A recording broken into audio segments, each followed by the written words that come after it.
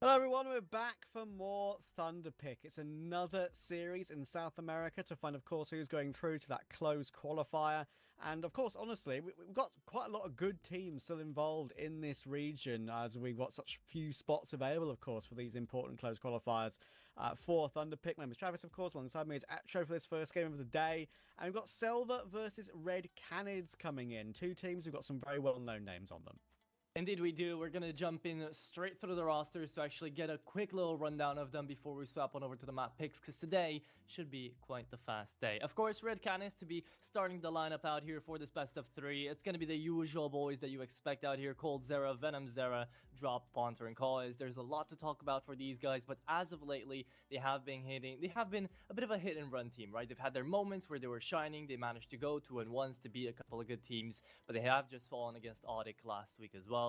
So still ups and downs, but it's still the RED Canids that we know, and the RED Canids that perhaps a lot of people again were expecting to perform a bit better, but didn't. On the other side of the spectrum, though, we do have SELVA coming into this one. The Lost Masters, sadly for them, ever since they swapped names from the ex-Solid roster out here, these five lads have not been having the greatest of runs under their new name, and maybe they're gonna have a better run under a new name. But right now we do have GBB, Nathan, Destiny, Tomate, and Slash apparently out here trying to join up into the roster. I don't know how to feel about these guys, because genuinely a couple of months ago I was looking at Team Solid and I was thinking that they were pretty decent. Now they're swapping things around, so I don't know. It's a weird one, isn't it? I mean, SELVA's roster, I'll get into more about RED Canids when we get into the game, because of course they're kind of the more known team. But, SELVA have got some very well-known players. I mean, Nithon, GBB, and Destiny, I think that core of three have been, like, really plying their trade pretty well over the course of, in sort of Tier 2 South America. But they've kind of reached the point where they're not really getting any results anymore. And you have to go back to earlier on in the year, a few months ago, before they actually had like a respectable win streak in ESL Challenge League in South America, where they're beating the likes of Fluxo and RED Canids with their old roster. So yeah, I think it's a weird place for them right now, and hopefully we'll see an improvement for them today. And RED Canids, as we get into the Veto to see where we are going to play, are certainly very beatable. That's without a shadow of a doubt. So yeah, we'll see how that goes for them. We've got an Ancient pick coming in from SELVA. We've got Nuke for RED Canids. We've got a Decider of Mirage if we need it. This is a map pool that is kind of pretty expected, I would say, between these two. The kind of middle ground maps, looking at the first and the third. But I do think RED Canids do certainly have an advantage on their pick of Nuke.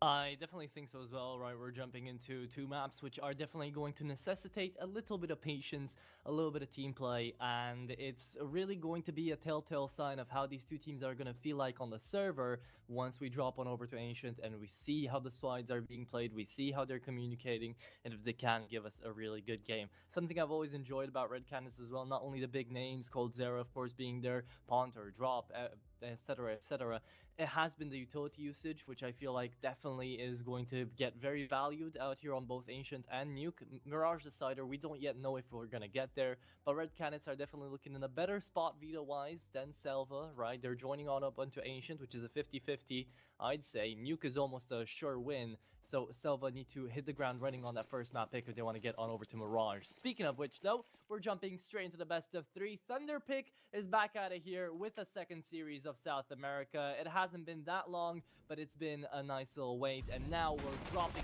straight into a lane pick and a drop dead. Yeah, drop is dropped, and GBB is going to try and force his way up. He actually got an HE to break that right side smoke. Cold is playing behind that, and there are two players not looking to retake. Venom Zera tagged up a little bit, so let's try and get the bomb planted. They will be allowed to do that. And then here, this is a very tough retake for RED Canids, but they have got one back, and we are kind of in the open right now with Tomato, of course, getting caught as well by Cold Zera, but GBB's got one more. Cowards is up with Nithon, though, and Destiny has to go aggressive. He's going to find one, and now he needs to find Cowards as well. These dualies are very dangerous. We know Cowards has done great work with his weapon on his previous rosters as well, and he gets a triple kill and the clutch to get RED Canids up and running. Brilliant to see a very nice start again. Kawes, if we did have a little bit of extra time, we would have gone to tell that he's actually the top performer in the entire lobby right now, not just in his team. He's got the best rating running on over at 1.18 in the past 3 months, and truth be told, it's definitely something that he's needed to jump into this team out here on RED Canids, even though he's technically on loan from Pain.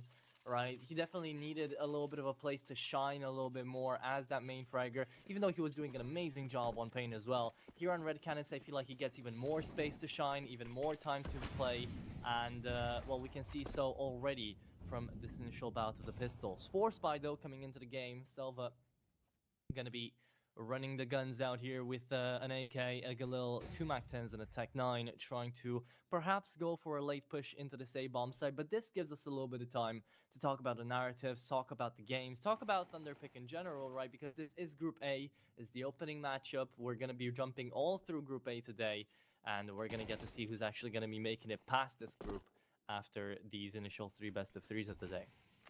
Indeed, and as I say, like, you know, a couple of slots available. We've already seen one Series B played out this year for Thunderpick South America. That was Imperial making their way through, deservedly so. They're going to go for a crushing position, I would say. They're going to go for a push through CT spawn here. SELVA. Again, they've managed to get the bomb planted. It's pretty good. They've got some aggressive positioning here for GBB, but he just didn't kill Drop cleanly enough to give him a chance at getting a second.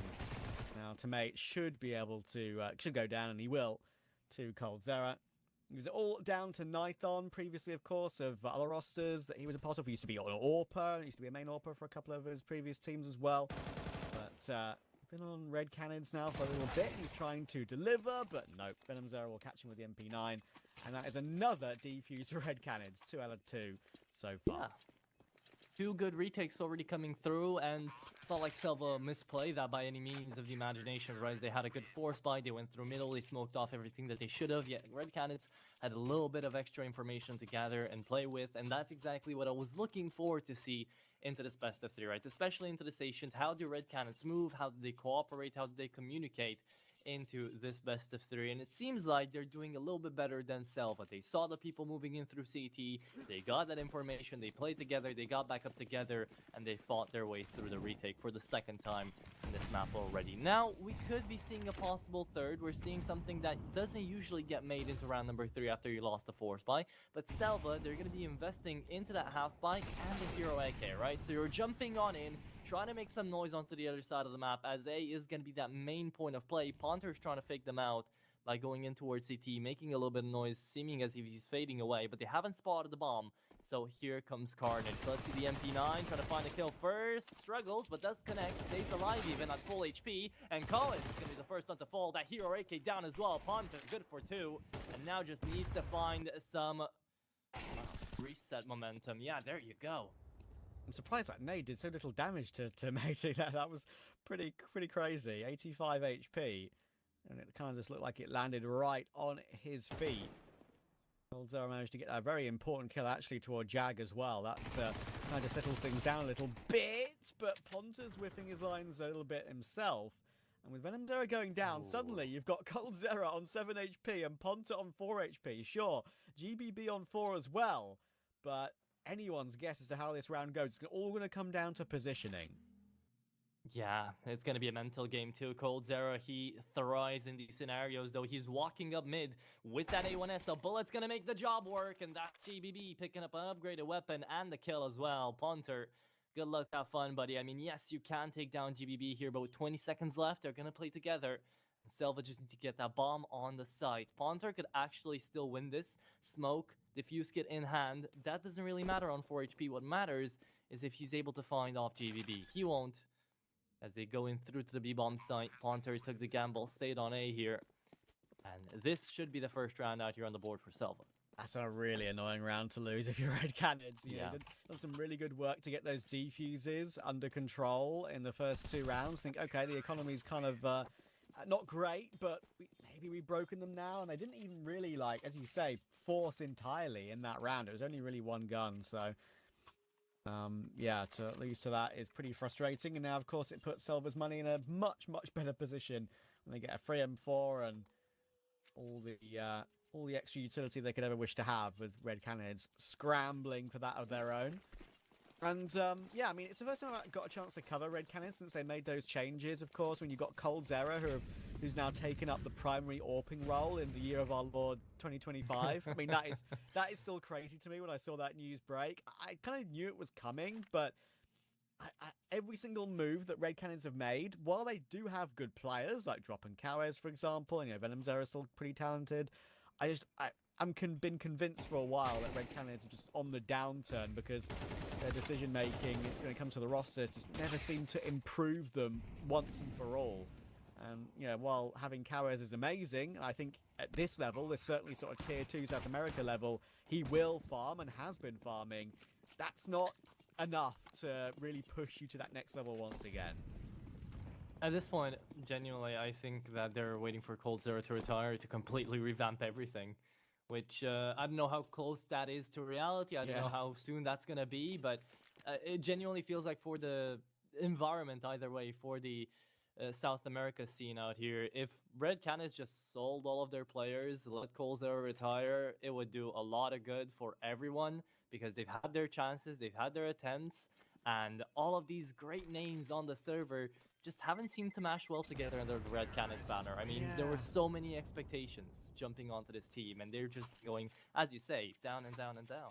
Don't get me wrong, coldzera is an absolute legend of Counter-Strike, but in the modern day, I do feel like, maybe this is wrong to say, maybe I'm completely off base with this one, but just from what I've watched, a lot of Red Canids, seeing their results, even keeping track of like qualifiers they've been playing and stuff like that, it just does feel like results have gotten worse the longer coldzera has been in the team, and he's almost dragging down some of the better, or what were better players with him on the team since he's been on it. So, getting slightly better recently, but again, it's against, like, as I was kind of mentioning, sort of tier 2 South America. It's against the likes of, Odic, Bounty Hunters, Game Hunters, rosters like, I think you could even say like 2Game as well. So they lost to that 2Game roster, and they lost to Odic too. So that's what I'm saying. That they, unfortunately, a roster that could have perhaps been, an organization that could have been at a major at one point when they had the likes of Davideus, for example.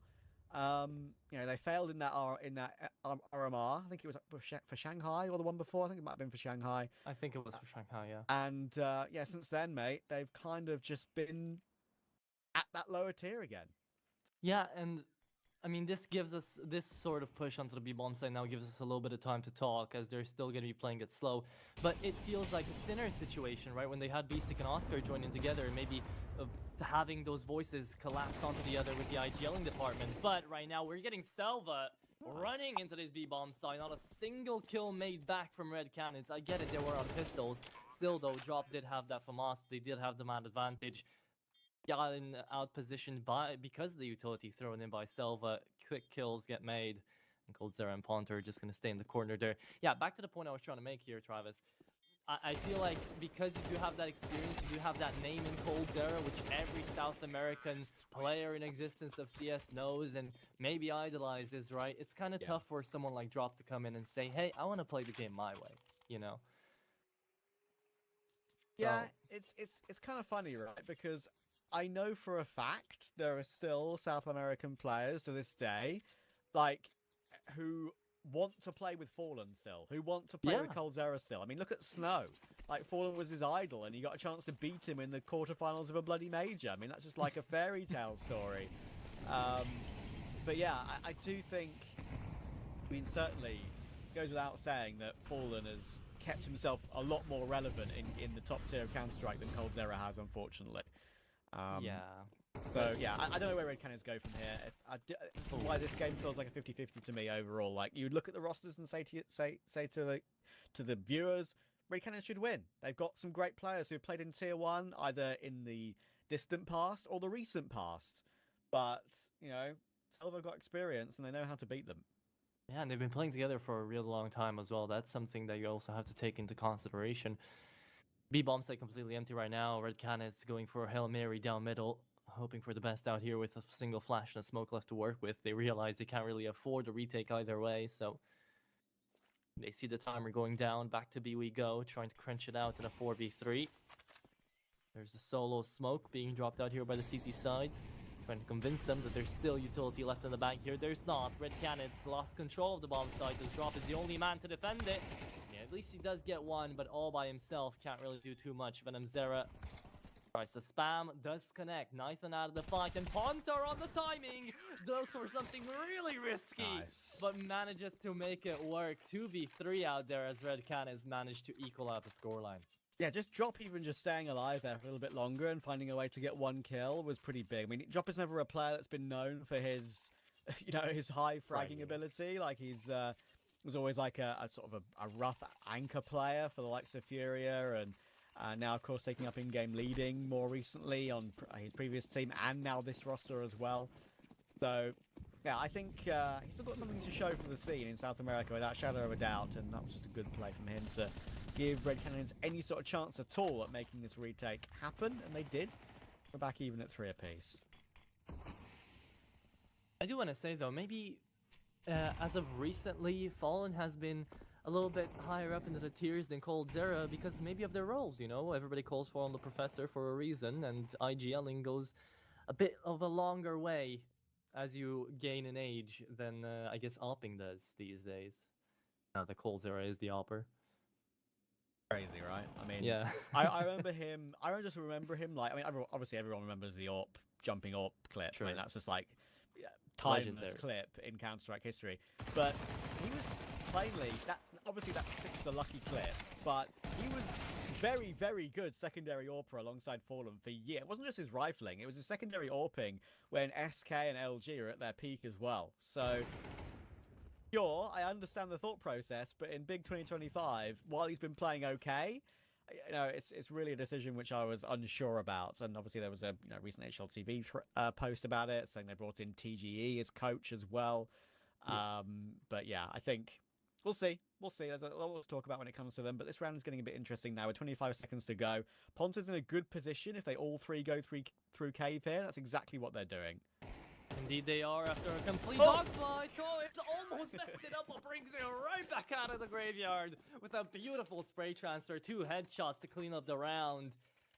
SELVA played a bit too slow for their own goods and got absolutely ran down. RED Canids up to 4 now, and SELVA economy's not that decent, is it? Yeah, it was awkward for Cowards. I had a moment like that the other day when I was playing a game on train. Like, I was flanking through Con behind B, the AWPer was on the train next to connector, and like my crosshair was in the perfect position to tap his head, and as soon as I clicked mouse 1, he crouched. It can feel so awkward when that happens, but yeah, Cowards actually recovered that pretty well. Not just to get 1, but get 2. That is why. Question is, did you recover it well? I got the 1 kill. Unfortunately, okay. The 1 kill was all I got because they realized I was flanking after that. So. Still something. You traded yourself out. It is what it is. Full Glocks coming in other than a couple of P250s here for SELVA, so RED Canids should get control of the game now. I'm going to say that we get a bomb plant here from SELVA. With the positioning that we're seeing, venomZera needs to find a lot of kills, and Pontar is dead! Never mind. Says, shut up, Atro, you don't know what you're talking about. That's just a rundown of a single mag. Taking down 4. Okay, I thought, they would storm out. Glocks would at least, maybe find one with a body bag. Guess not. I think also I understand RED Canids were also on bad form for a little bit, but like the players they've replaced they were amazing. Phelps and Henny, for goodness sake. Yeah. And I'm absolutely convinced that Henny in particular is a player that has still got something to show in South America in the next sort of stage of his career. I think he's still that good, but either way, we will see. It's a bit of a brawl toward the bottom of mid, back into a 3v3 straight away as they trade each other out with Slash, Destiny, Pontar, and venomZera. So, see if Drop wants to go aggressive here through Jag to try and recover 1 more kill. The bomb carrier is outside his position at the moment. 3v3. It's the AK pushing up GBB. Oh, such a beautiful flash from Canids. Drop only manages to get 1. Again, we're talking about that fragging possibility, but right now we need to see the pistol go huge. GBB takes down his own. Again, we're down to just absolute carnage out here onto Jag, and that is going to be coldzera cleaning it up 6-3. RED Canids. They're playing this really nicely. I like how they're actually communicating. You get to see it round after round as they're easing their way through the stations. They started off great. They dropped it off at a second. It was SELVA 3-2. Now 4 rounds in a row. It's been great flashes connecting. It's been good shutdowns coming in from individuals. Even Drop having his moments. This is what you're kind of expecting from a team like Red Canids. Let's see this though. That's a good hold. Doing pretty good at holding off the rushes so far. Oh, should have got that goal on that one. That's frustrating. Misses all his bullets. Plant is successful though. That would have been the goal of this sort of half by coming through, considering they failed it in the previous eco. Cowers will get another one to add to his tally. 10 on the board. Another plant, as I said, but Canids right now who are looking a lot more clean and confident. I'm not going crazy, right? We did just have a little bit of a mini HUD change, right? Like, we had the old HUD to begin with, and now we had the new HUD again. The HUD's different from the start of the game. It's new, refreshed.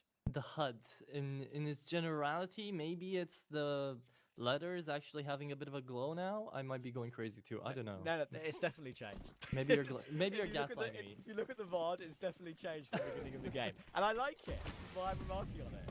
It's very clean. So yeah, I don't mind it either. Maybe I wasn't paying enough attention. Some people notice those things, some people don't. It is what it is.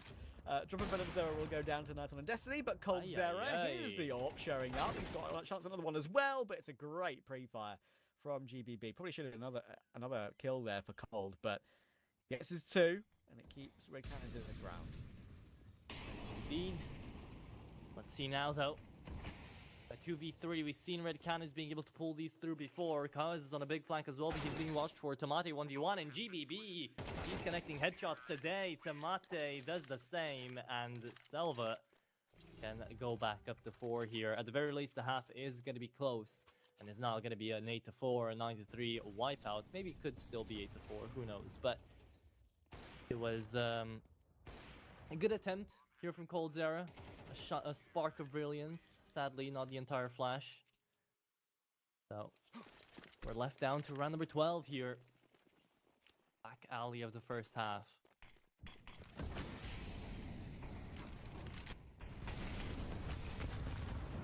Oh my goodness.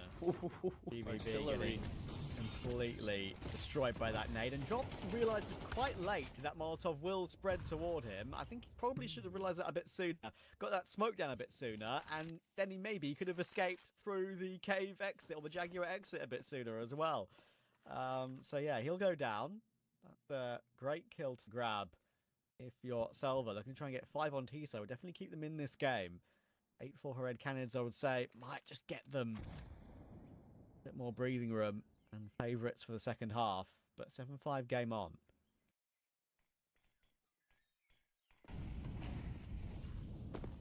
Right. Let's see it. Another push down towards B. The 4v5 is all too winnable as well, especially GBB turned back around. 12 HP as well, always going to fall. But a 4v4 on the retake. You do remember at the beginning of this game, Red Canids were connecting some really good retakes. Now let's see if they can do it again. Destiny, though, has got something else to say. Nice. AWP taken out as well, and Cold Zera still alive on the bomb site, looking to retake this now with a man advantage. Red Canids to move, though. A flash to be thrown into Mate, takes down the cave player. They know about one player, but where's the second? You always expect down ramp. You don't have a smoke to actually go to this bomb, though, so you need to tap it away. And you're being overlooked right now. You're being held for. As that is it. Slash is going to take down one, and that is the round. Cold Zera left to defuse this, and will at least get one more kill for his troubles. 7-5 will be the scoreline that we end off the first half with. SELVA will be quite happy with that. That's a good hold in that final round as well. One of the things that RED Canids have been doing quite well at throughout the course of the game so far is getting these flanks in pretty quickly and pretty successfully too. I mean, like, it's helped them with a couple of those retakes that you mentioned in the early portion of the half. And those flanks have been kind of burning SELVA quite badly, but in the end they managed to hold on. Had a couple of players in good positions to hold on to that B bomb site, and their Cold did everything, but not enough time for that defuse. So 7-5 is pretty good, and keeps the game in hot contention for sure. Indeed it does. Thing is, though, now, we saw upside SELVA on that pick, right? They might have a bit more of an idea of how to try to take RED Canids down on the CT side rather than on the T side. They were getting quite bombarded by utility. That was something that we could clearly see as soon as we got to see a plan being put in play here by SELVA, actually having those executes, having those ideas, GBB going out first. So we'll see if they can either strike the iron the same way Red Canids were and throw some really good utility to shut down this T side, or try to change something around. Maybe a little bit of aggression on Ancient. We rarely get to see that as well, because of the nature of the map, of course. But yeah, it'll be fun. We'll see. I think as well, it's important to mention that this core that's like part of SELVA did beat the old Red Canids twice in this Oceania League earlier this year. So interesting to see if they can still do that when Red Canids have a different roster. Nithon's burning, but he's still gotten 3 kills. How do you get away with that? That's pretty crazy. He's got 4 in the round. His ace will be stolen by GBB, but it doesn't matter. He's done his job, and that's a huge pistol. He's already got the Valor. No need for the entire ace. My lord, what a hold from Donut. Nithon, let's see that one more time. Thank you. In the incendiary as well. No bullets connecting him. Neo, who? It's Nithon. Here for SELVA. First kill was completely on the run as well. Like, that's how accurate that the pistols can be when you're full moving, obviously. Yeah, good composure there. Everybody's talking about the 5.7s and Tech 9s. They're still pistols, man. And the first bullet accuracy is still there. Yeah. We were talking also about the X-Solid core, right, coming through out here for SELVA. That's why I had a little bit of a moment looking at the SELVA roster and realizing, okay, yeah, it's not solid anymore, but you've got players like Slash. I think right in the opening game out here, I kind of had a moment where I looked and I said, we have Slash. Yeah. Because right, we have these players coming through, and you never quite know how it is, especially in Brazil, right, with the teams just interchanging players. It feels like a week after week, right? But it's not. It's like really like a 3-month affair. But you never know who to expect next. And for some reason, Slash, I feel like, does have his space out here into this X-Solid lineup. I feel like he has his place here. And so far, we are seeing that. It's not just him. It's Nithon as well, having a new home, having someone to, having the team to now listen to him entirely. Maybe some problems on the X-Solid roster, I don't know. But right now, SELVA are definitely looking like a pretty good product. They managed to equal out Canids. Yeah. That's a bit annoying for Ponta as well to have, unfortunately, team kill there as they look to try and swing together. Because obviously, that still gives you minus $300, I'm pretty certain, right? So that's one less nade if you wanted to buy an AK. So he's going to have to go into a Galil in this round to afford full utility.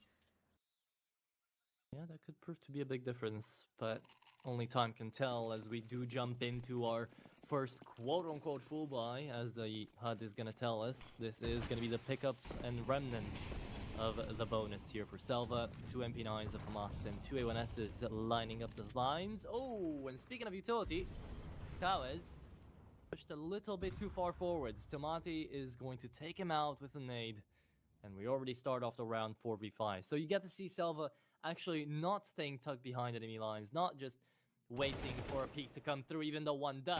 Ponter, oh my god, he expects Tomate. Amazing awareness here from Ponter to open up the A side. Now what do you do though? You've got Cold Zera in mid with the bomb, and a tough call to make here. Do you just go away off the back of the peaks, or is it already too late?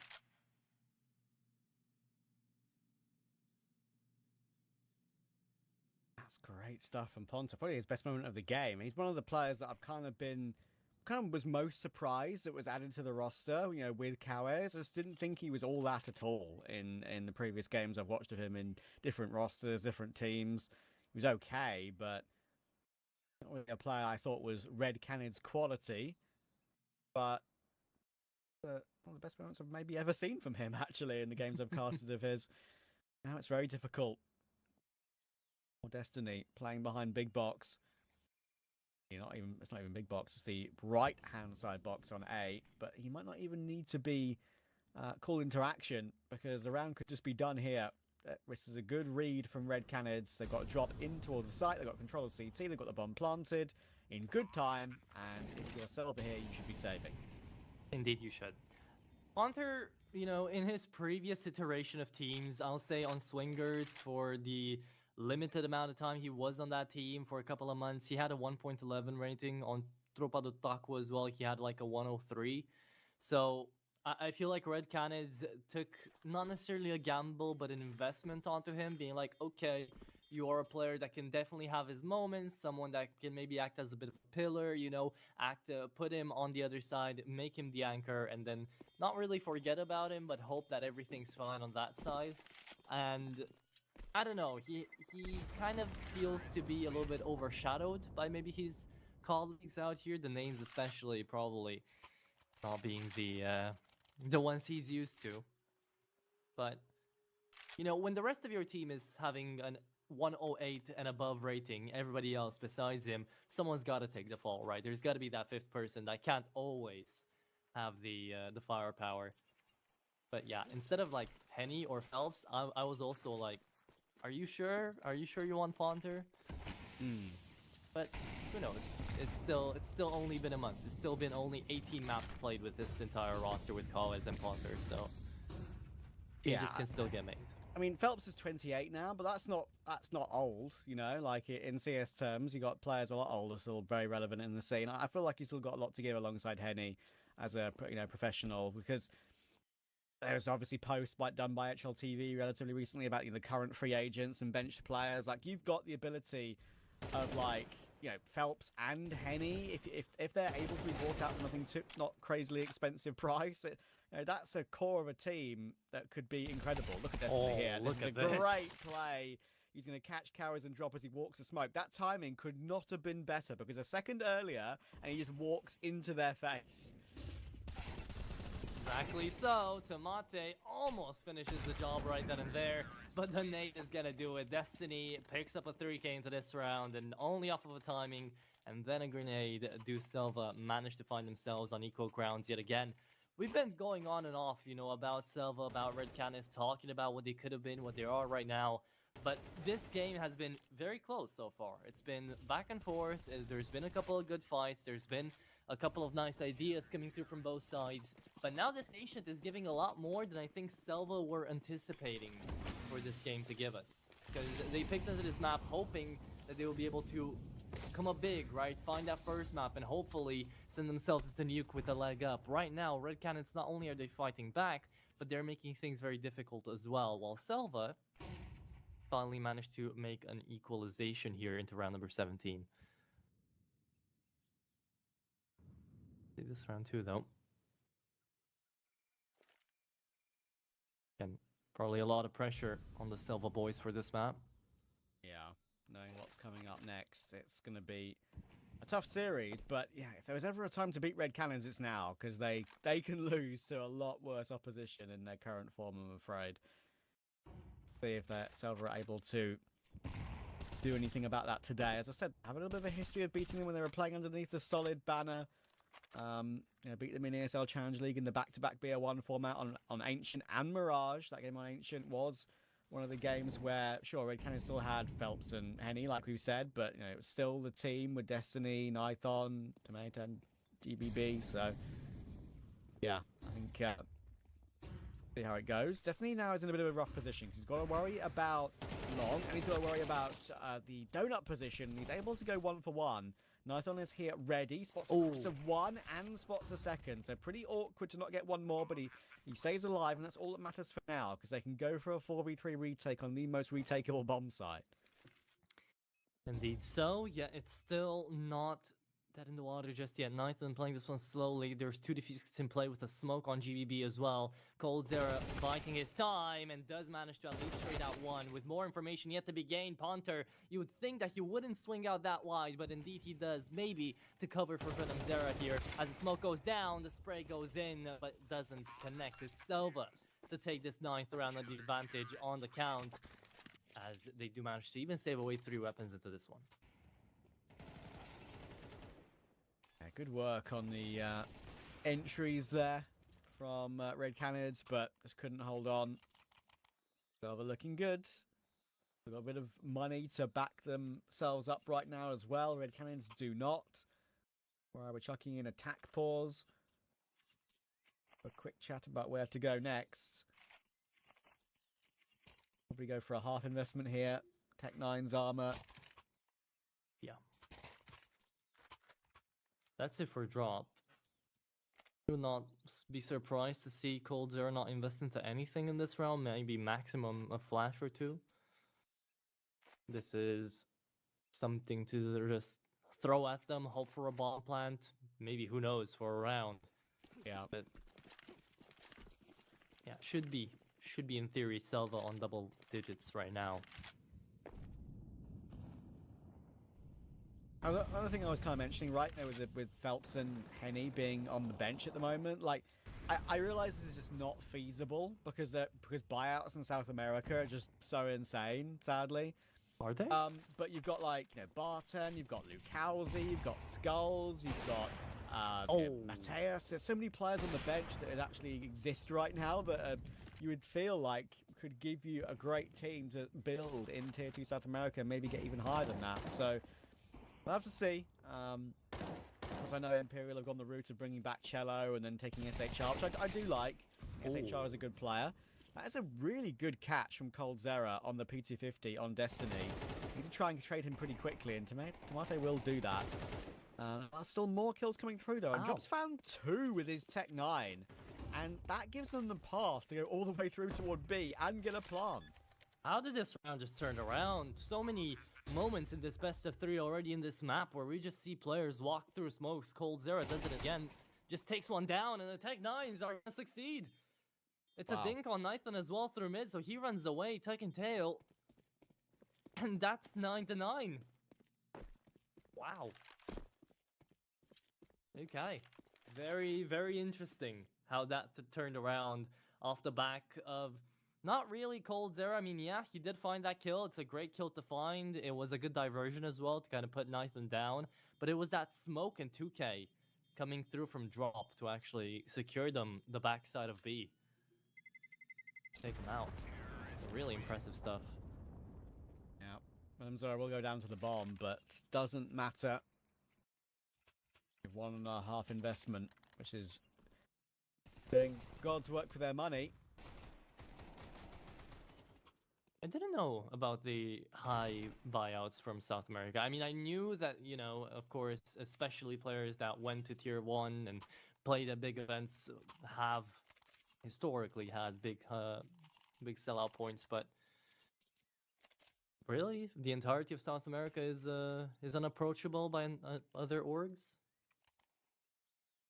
It's been a common theme for a couple of years now. Like, just there are some players that are just locked behind. I mean, listen, it happens in EU as well. Like, I mean, yes, there are multiple players. Like, look at Simple, for example. That's the most obvious example. Like, the only thing you can do is get loaned out at the moment. But, you know, in South America, there's just, I guess you could say, maybe some inflated buyouts, some long buyouts. I mean, I think Abel J, for example, if I remember, if you remember him, was still contracted to Furia for years after he was benched. So, yeah, I mean, it is long contracts are probably not the way to go unless you're absolutely certain. You know, you're just never gonna, you know, you're that player, like, you know, like a one club player like Keserato or something, for example. But yeah, some players who you think could be more like different org players just have these big buyouts and long contracts, which make it really tough for them to not lose years of their career, if that makes any sense. So yeah. Good bounce back here from SELVA in this round. They've managed to get themselves a 4v3. Make that 4v2 as GBB catches Ponta. That's a big one. Cold waiting to pull the trigger, and it's only a tag on the Jag position. That's super frustrating. That would have got them back into the round, and now Tomate has no reason to peek anymore. Yeah, that's the toughest, right? When you have him dead to right, he's even standing still, for God's sake, and you just flick at the last second as you pull the trigger, as a lot of us do, right? In the moment, in the heat, just trying to connect that shot. It's something that just happens. It's unfortunate, and it's SELVA's round to take here on double digits. You know, sooner rather than later, I'd say, because RED Canids already managed to find that eco round before. Should have been 10-8 anyways. 10-9 right now isn't going to be hurting them too bad, but it's definitely a big opening moment that doesn't really get capitalized upon here by RED Canids. And let's hope that with this, they're their momentum isn't going to shift, right? It's T side. They need to be aggressive. They need to be confident. And they're going to be attempting this 2v4. Okay. I think actually giving it a go. Yeah, I mean, obviously they got a bit of money in the bank from winning that previous round, but it's only on drop, and there's still 3 players here. It's impossible. This is not happening. Sash is playing the corner correctly, and now Drop needs to try and get out somehow, not die after time. He won't die after time, and that's because GBB finds him anyway. Very, very comfortable round for SELVA. They have the lead. Yeah, that's something I don't understand. I mean, we both were quite convinced that that was not going to be an attempt on the 2v4, right? Just stay on T-spawn and wait for your guns to get passed into the next round. Now with that, yeah, sure, Drop had an extra amount of cash, but what's a Hero AK going to do to you here? Oof. Interesting call here by RED Canids. One that could genuinely cost them the game, right? They lose this round, it's 11-9. If they mess up the next buy round, SELVA could run themselves over to that finish line. Let's see Tomate try to take Ponter's approach here into this A-bomb site. It's not going to happen. It only gets out with 1. As Destiny now forced to hold by himself, spamming away, doesn't connect. And we'll just wait for Nathan to make a big play. Tough, because he knows that smoke is really awkward. They could just be creeping up on him. He needs Destiny's support, but Destiny, oh, that's so...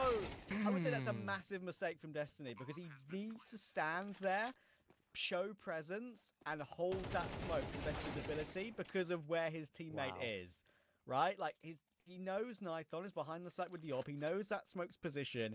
He knows that he's the person holding them at bay from running Nithon down. He chooses to put a few bullets through the smoke, makes has to go for a reload, and that reload is the sound cue that activates RED Canids to push through that smoke and take Nithon down. That is like just a lack of awareness, I think, for Destiny there. You can't afford to bail out of that position he was in.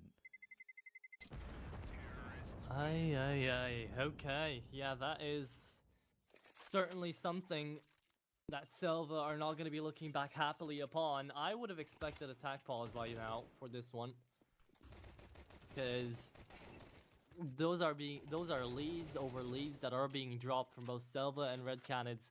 I loved how RED Canids played it afterwards, though, right? You got to see how they were trading each other out, how they were going in for it. They spotted that one mistake and they went all out. And now it's 10-10.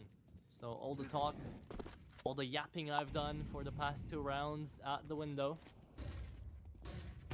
And into a close game we go.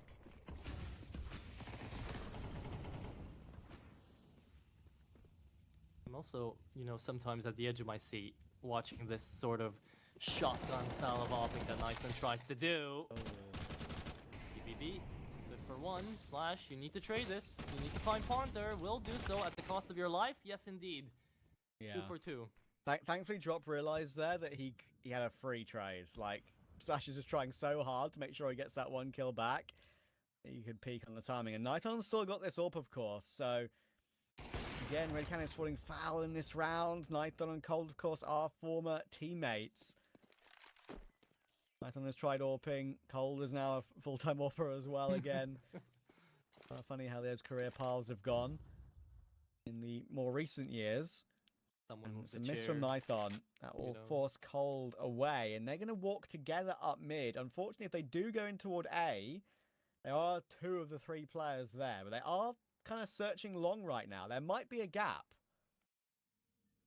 There will be. Yeah, it's Tomate, the one that is actually going to check down out here for Donut. So it's just about the timing. Coldzera, not the one to catch Tomate off, so he mauls him off, and they think he's just a single player on the bomb side. They need to check their corners, but no one here to deny them. In from CT, Nathan doesn't make the peak quick enough. Coldzera's got him on the angle now, takes them out as well. Brings us down to a 2v2 as Coldzera still plays together with Drop here. They've got to have this communication, but Coldzera just has the aim. It's raw, it's clean, and it's cold to take away that round. 11-10 as RED Canids will get closer and inch themselves into that finish line. Yeah, most important round of the game so far, without a shadow of a doubt. Cold getting multiple good positional kills here.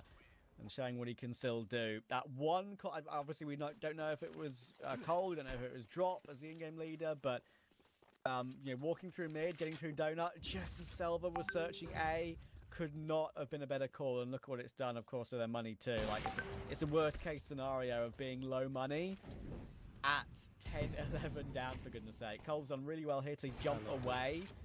He should go down because he's getting run down hard, but he's got support from Cowers. They've given up the AWP. There's no worries about that because they've got the B-bomb site. They're going to win the round.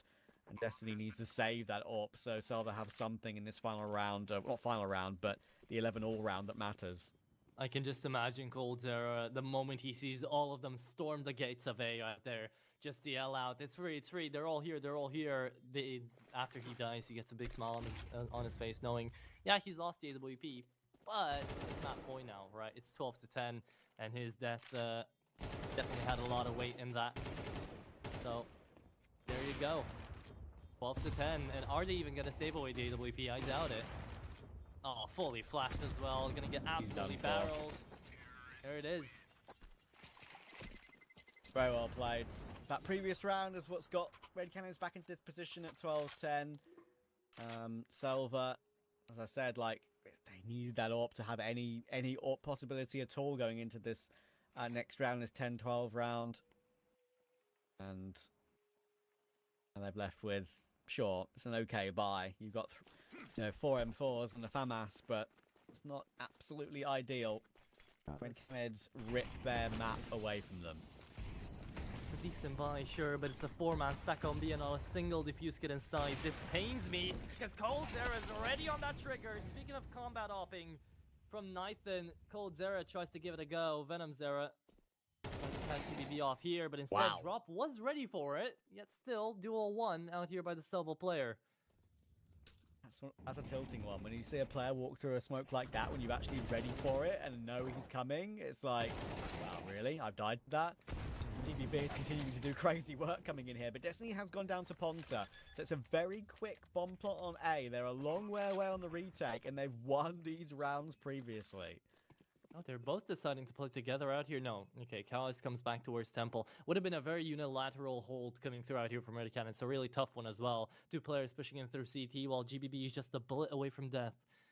Thing is, though, that Molotov on Ponter, if he manages to connect on this kill to Nathan, can just throw it out and they've won the round. No defuse kit. Remember, but the timing couldn't have been worse. Ponter falls, and it's Cowis to go down as well. Still a chance here for SELVA in the game, as even with this no defuse kit, it is going to be a retake successful. Yeah, like, kind of strange positioning decisions there in that 2v3. I mean, I understand maybe you have to be unpredictable to win a 2v3 like that when it's such a retakeable bomb site, but Ponta's put himself in a position where he has to worry about getting pushed from the site itself because of where Cowes is. And because of that, his internal clock is worried about that and then exposes himself to the big flank after he waited for it for another, 10 seconds or so. So he gets timing there, and then Cowes is left in an impossible situation. So, yeah, weird little mini setup there. Yeah, I think that's actually caused his mistake for a little bit, right? Because maybe it's not communicated. Maybe even if it is, he goes in way too deep on Temple. Could have just held the line in from Temple to hold over Ponter, so he doesn't need to look that direction, and he can just focus on the flank, right, until they come into the bomb site. So, yeah, I don't know, but it's still 12 to 11. It's still a single chance left here in regulation for RED Canids to close it out on their enemy's map pick and to send themselves the big leg up onto Nuke, which, again, we've been talking time and time again that it should be RED Canids is to take. So, SELVA, you know they're sweating bullets right now. You know they're needing this round. So, let's see. SELVA, with the pressure on, what can they cook? Arte going for a very aggressive push, looking to put bullets through the smoke. He's got support coming in from Slash, and that's a great clear drop. Unfortunate not to get that one being cleared properly, and this feels like it smells like the possibility of overtime. They've blocked Venomzera, who's the bomb carrier outside B. They've got full control of that lane position. Is so much of the map. Very explosive early game out here this round, only to amount to RED Canids not getting any space. So SELVA did a good job in using a lot of their utility to send them back. Now RED Canids, they've got to formulate a plan. it's Cold Zera's carry performance out here that's managed to put them into 12 in the first place. Now it's got to be him again to try to find that opening. And it's just not going to come for free. Slash is never going to peek this. He's just shoulder info peeking out this. Throw the utility and run away. Well, I've been given the time to retake that position now. Probably the only thing that gets RED Canids a say back into this round to win it in regulation. Tomate doing the right thing by jiggling Jaguar and immediately puts the incendiary down. Doesn't get caught either. Gets away with his life. Now with 25 seconds here. RED Canids are just so stalled. Yeah. It's a voluntary decision, though. They're trying to get out of this B-bomb site as soon as they can. The flash is wonderful, though. Oh my god! Flop like fish. They still get the kill in the end, but 10 seconds left to go, and the flashes just keep coming. Where's the bomb plant? Where is it? 5, turning down to 4. You got it just in time. No one's gonna deny him. It's a 4v3 on the retake. As the CT side about to get overwhelmed by the lineup. Koi is only good for 1, though. The nade should clear out the last one. 2v2 now. Ponter left in a really hard scenario. He's down to 29 HP and he will be overrun. A defuse kit onto Mate and Cold Zera, the man that has been doing all of this so far, has got to close it out as well. The peak comes untimely though, and it is overtime to figure out this first map. Oh, what a round from GBB. He was pretty critical in the previous round as well. And they're able to drag it back to overtime. Pretty crazy. That final round was actually recoverable in the end there for RED Canids. I have no idea how. The comedic position there, all 3 players being blind in cave. Kawes, if he gets that second kill on the spray down, he might have just won the game for his team. It was that close. But then, of course, Ponter is stuck, even after getting the nade kill, of course, stuck behind the site. On 29 HP, got wall banged. They knew he was there. There was no way out. And then Cold had to hit a crazy flick. Once he heard the running of his opponents, tried to look for that second player. Couldn't flick back to the first player. It was too difficult for him. And SELVA getting deserved overtime, honestly. Yeah, they do, but with this, right, you gotta imagine what RED Canids are thinking as well. Cold Zera probably a little bit annoyed at this point, right? He's had so many good moments. He was left all alone. 1v2 couldn't do it. And it's just him and Ponta right now putting up the big numbers as everybody else struggling to find their rhythm. You don't expect it out of Draw, but you do expect it out of Venom Zera. And where has he been all this game? It's been 24 rounds. 9 kills are not going to be enough to cut it.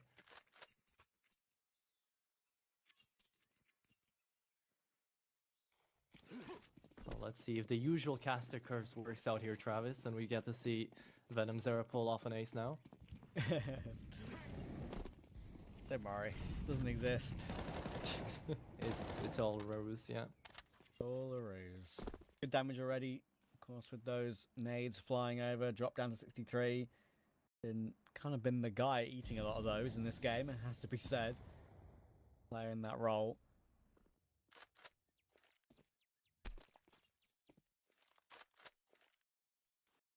How interesting this is as well on the odds department. 3.4 out there for SELVA, even though they've brought it back to overtime. Alright, so Shadow Attack is huge here for Nightham. The flash gets out of dodge, and Ponter, what a connect onto Destiny through mid. GBB could meet the same fate if he's not careful. Ponter walks back up with the rest of his friends out here in towards Jag. And B is just a kill away. Slash is also falling back, and yeah, GBB gets the same treatment in from Red Room as Kawes just takes him out. Flash is going to die. Yeah, Ponto was creeping up towards his position. Could afford to take that risk on 20 HP when they had a big advantage anyway, and the site taken. Nighthon and Tomate are pretty screwed. Tomate might be able to save the M4 if he's lucky, but the AWP's got on Nighthon. Because it's not like the major, where I believe we had, what, 10k OT still in the major rules, which is still, I think, crazy. That's what we've got. Of course, forcing like ecos and, well, not ecos, like sort of half by forces in the final round of the overtime halves. I believe we've got 12.5k overtime here, so a little bit more comfortable. They can get that all back out.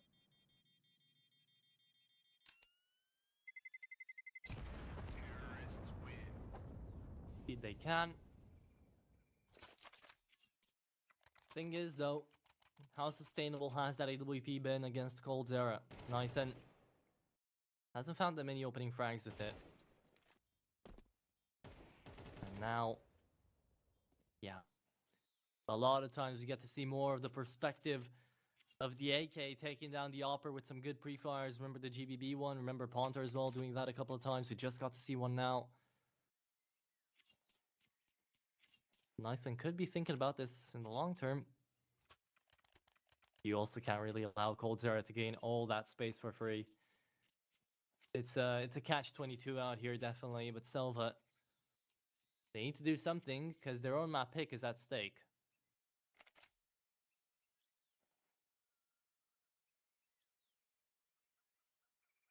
Do have a technical pause though. Not too long. Hopefully not. Calder's having a good game. 24 and 17. I think there's a couple of rounds where he got some exit kills and some ecos and some kills. I think end of the first half, right, got like 3 kills, which didn't actually win his team the round without the bomb defuse. But he's still been looking okay. It's my first real time keeping an eye on how his second stint in his career is going as an AWPer. Pretty crazy. It's taking me back a little bit to the old days. Yeah, doing fine. I think at this level he'll always do fine, honestly. Maybe even in 5 years' time. But if he truly believes like he can sort of bring a team alongside Drop as sort of the younger in-game leader back to like a major qualification position again, that would be crazy. I think current situation for Red Canids is nowhere near that. They're more tier 2 South America now, I'm afraid. They were so close before to really asserting themselves alongside the likes of maybe like an Imperial and a Pain, for example, but they are by far and away a different tier now. Yeah, sadly. Again, a lot of people weren't expecting this to be the case, but it was. And that's where we're really left to. 13-12. Red Canids versus SELVA. Red Canids, I mean, honestly, I'm still waiting for them to have that big break moment. I'm still waiting for them to have like 7 best of 3s, 1 in a row, 2 good tournaments out here into the South American scene to propel their rankings and to, show the world that all these changes weren't for nothing and that they were just cooking up a really big storm. But that's just me trying to be optimistic, which is definitely a rare sight to see, especially for my eyes. So, oh, Kawes dead. Really Smoke betrayed him. Yeah, not really gauging the timing of that smoke fading there. Been a bit more aware of that one, maybe. Good catch for Nython. And now, got 2 over toward B. The aggressive push forward and toward A long from Tomate, which I think positioning right now for the CT side is really good. The only site which is a bit open is B, and that's because they're kind of playing retake in a way. They've got 3 players here, but they're all behind the site. They do have Drop here, Red Canids, pushed up into a more advanced position. Hunter and Cold are with him. The bomb carrier is Cold, so he'll be there ready to pounce for a plot if they get an entry. Drop will get that smoke down. It will block off the entirety of that left-hand side, but they've got, as I say, 3 players here to try and catch one, but Nython has been caught by Cold, put down to 17 HP, and the plant now can come through. Oh, but the flank, there it is. Tomate able to take down the pillar of this take. coldzera, no more op in hand, so now they won't have to worry about quick flicks anymore. Venomzera at the fight, already managed to take down one. Remember, Nython's leg shot away by that coldzera op, but it doesn't matter because he's running the scope, and it's Venomzera, last man standing, to go down as well. SELVA, off the back of that flank from Tomate, managed to pull through this 13th round as well. As we keep the game close. Yeah, they did read it. But it was a nice... I didn't necessarily see that on the minimap until a little bit too late, actually, there. That was a great flank from Tomate. Got himself that 1 kill. And that was honestly all he really needed because it removed Drop. Actually, it was GBB who removed Drop, but he removed the first player to make that flank a threat, an annoying threat, and have to force drop into the open. And in the end, Red Canids all just kind of peaked one by one, which is kind of the main rule of what not to do. But they were forced to do that by SELVA's good positioning. And once again, they're going aggressive here, trying to keep them out of the round. But Venom Zero this time will hold them at bay. Destiny going in for more though, and maybe to do some damage, but it's not going to be on Venom Zero, who's managed to escape on 6 HP. Interesting call here for Red Canids to pull the plug when they had that much space already. 2 kills made. Just trying to pull a quick one over their eyes and go back to A, but instead it's not even quick. It's going to be letting SELVA simmer in their mistakes. Got to figure out where this round is going to go. Red Canids shifting towards A. And that's a drop coming through. Nathan finds Kawes and forces Red Canids now to move. Flashes kitchen sink with all their utility down towards the back of the bomb site. A is taking over as Nathan is waiting for the cavalry to help him. Post plan scenario as well. Since this is overtime, we've got plenty of defuse kits to work with as well. GBB pushing in through CT, takes down Venom Zero, leaves us in the 3v3, and this is interesting positioning because Drop is actually playing on box. Well, you do have a player on the temple as well. Should be the double P coming through. Drop does manage to find one at the end, but that shouldn't have been Red Canids' round, but with good kills coming through from Drop, it will be. Yeah, Drop does really well in that round to get 2, but the kind of miss on that from that big box position was worrying me slightly for a second, but he recovered it thankfully. And considering the positioning of his teammate Coldzera and Ponta, I think there was kind of no way back in there for SELVA, honestly. There was good crossfires in position. Venom Zero, good reactions. A bit of a slow opening map to this series as Venom Zero. We know him to be quite explosive and very talented, but probably his best moment of the game, and most important moment of the game, actually.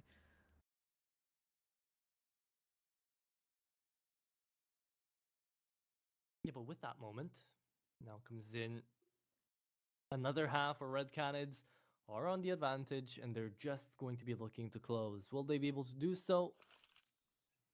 We're going to find out. 14-13. It feels really like the game is going to be decided off this map, so I'm glad it went into overtime. Because this gives SELVA the fighting chance of having this best of 3 still maybe in the bag, while Red Canids coming into this one as the favorites. If they're going to be able to take Ancient away, not only is their morale going to be up through the roof, but again, that nuke shouldn't prove to be too tough to deal with.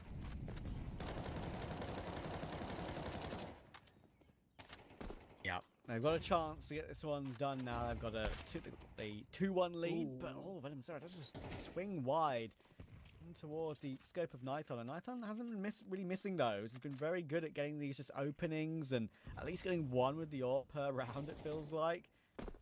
He's been in a position to do so anyway. That's an annoying one for Venom Zero to lose. Bit of chip damage to GBB through the wood, but Marte will know that there's Kawes in toward Donut. And right now, the only A defender is Kawes. So honestly say this is a pretty well set out positioning to be a SELVA round. Does look like it. Up to Kawes only, and yeah, he's never gonna check behind him. All of them shifting through. It's an easy kill for Destiny. And that is the round. That is 14-14. Of course, Red Canids will be attempting this, right?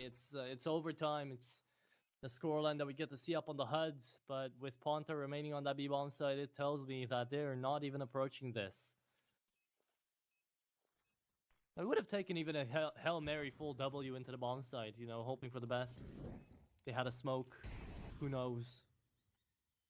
Give them that even 1% chance, but Red Canids decide against it.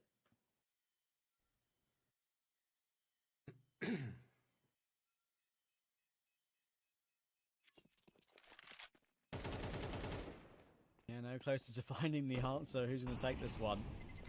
DB can obviously afford to hunt in overtime, but it's not going too hard on it. Wants to preserve that 25-17 KD.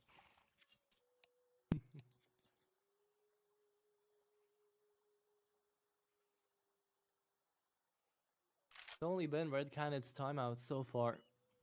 Courtesy maybe of that new addition on the coaching role. EGE. Correct me if I'm wrong, but he was the one that got 9Z to a major, right? Which player, sorry? TGE, the coach. Oh, here yes. for Red Canids. I believe he was formerly 9Z. Yes, you're right. Yes. So, you know, he's managed to make one big roster, make a move out of South America into the world stage, but He actually played a couple, just double checked. He played IEM Rio. No, actually, no, that's the wrong Rio. Never mind. He played the Perfect World Shanghai Major, though. You are right. yeah. Coached, obviously.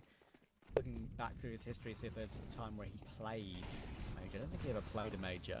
I think he only coached for most of the time. Pick from Nithon again, man. Doing really, really well with these.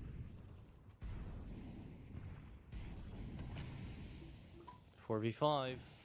Red Canids on the CT side now having no control. SELVA sending bullets back through the wall, connecting on a dink drop. Can't really do too much here, and his CT counterparts are being quite slow about approaching this. Again, fading through smokes though. It's Destiny to do it one more time. Takes down Kawes and brings SELVA up to map point. Yes, had full control of the site and the map really there for quite a long period of the round. The Canids couldn't hold on.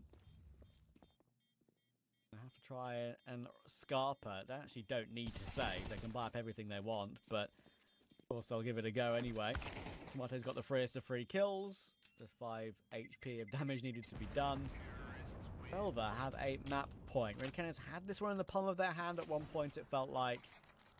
But SELVA have fought well. I just double checked. I think the tournament I'm thinking of, which was obviously like a major cycle, TGE did coach 9Z back at the Blast Paris RMR. Not the major itself, but the RMR. So that's the one I was thinking of. Yeah. Kind of makes sense. Makes sense. I've been on the side here looking as well on TGE and where he's been playing and stuff, and I was like, oh wow, he actually played on Imperial. No, he had 4 maps together with Imperial. Ooh, this is exciting though. Venom Zero decided to put a stop to all of this. Doesn't want the game to end just yet.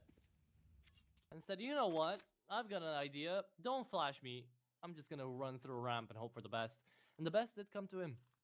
Well, Atro, I have been obviously casting a little bit for the player break during the major. I mean, obviously there's not many casts to be had around the scene with the player break coming through. And what a better way to come straight back into the action than a double OT. Let's see if we can get it done here. Tomate should be walking through the smoke and should go down, but actually Drop gets timing somewhat. It's pretty impossible for him to win this one. Great shot on Ponta, but he's not going to be expecting the flank. And that will get us to double overtime. Is there any better way to reintegrate your voice back into casting than double overtime on Ancient? Of course, of course. Well, with that being the case though, right, at some point it's gonna come down to who's gonna lose team first. Who is gonna be the one team to drop not even 2 or 3 in a row. You can even drop even more if you stop paying attention to the game. So overtime 2, we don't know if it's the last one. We don't know if it's the first start of many.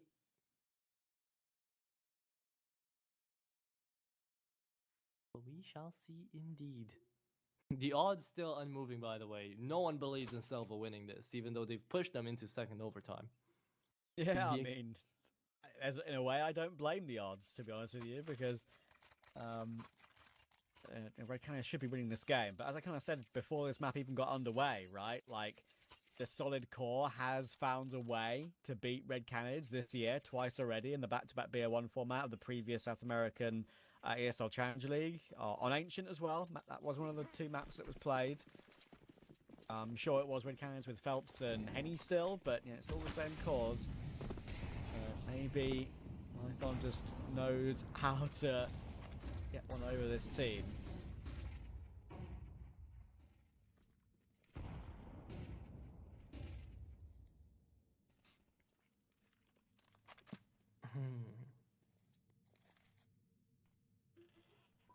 GBB still alive. RED Canids trying to make their way through middle, but as Nathan makes a step, Xera makes a kill. That was nice. SELVA.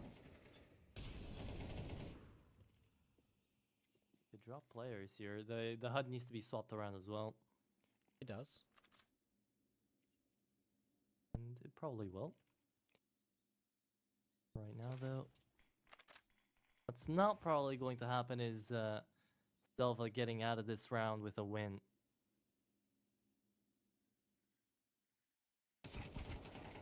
Oh. Almost, but no cigar yet. Drop is singing that staying alive. And SELVA, yeah, again, left without too many answers, right? Can't do a lot in this scenario. 3v5, no space taken. You're just hoping for a lucky shot, and there it was. Tomate takes drop down, Slash comes into the B-bomb site, and now, seemingly, from a 5v3 that was almost unwinnable, we turn into a retake scenario. Bomb planted. That's so low HP, though, and now it's only GBB with the AWP. Cowers has done well to get two. I believe that second one was just through the corner of the cave wall there, or maybe through the wood. Great work from him. And GBB is forced to play this defensive line. Reminder, of course, it is RED Canids on CT side. Look at the names rather than the team names. Wallbang? Unlucky. She's gonna try. he had to try it once at least, and then hope for the best. But it is cleaned up by RED Canids, and they'll be back into the lead again. Would have been crazy if he connected it though. He left it down to the last second as well, you know, just in case there was someone else to defuse after him. Respect it, but it's still RED Canids on 16.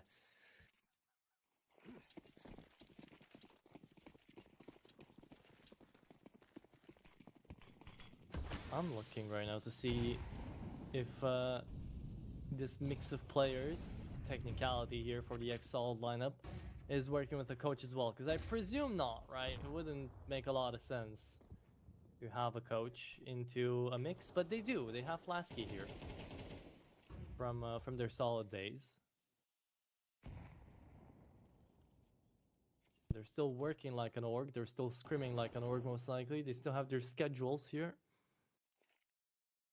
That's why we get to see them put up such a good fight, yet we haven't seen the tactical pauses being called out at all. Maybe they don't need them. Xera overrun, the flashes forcing it towards the back of the bomb site. Still moves through with the reload. Drop connects the flash and allows Xera to get out with one, but it's Koez to actually come in and clean up alongside Drop. And suddenly, SELVA have messed it up big time. That's a great hold from RED Canids. They just tried to push through there on a timing, but the counter flashes from RED Canids were really, really good. And, you know, sure, the ONS spray only got one and a bit of damage. You know, with an M4A4 there with a higher fire rate, maybe you get more than the one. But it didn't matter. They just had so many players there ready to defend the site. And if they can get a 3-0 in overtime, that might prove to be the difference.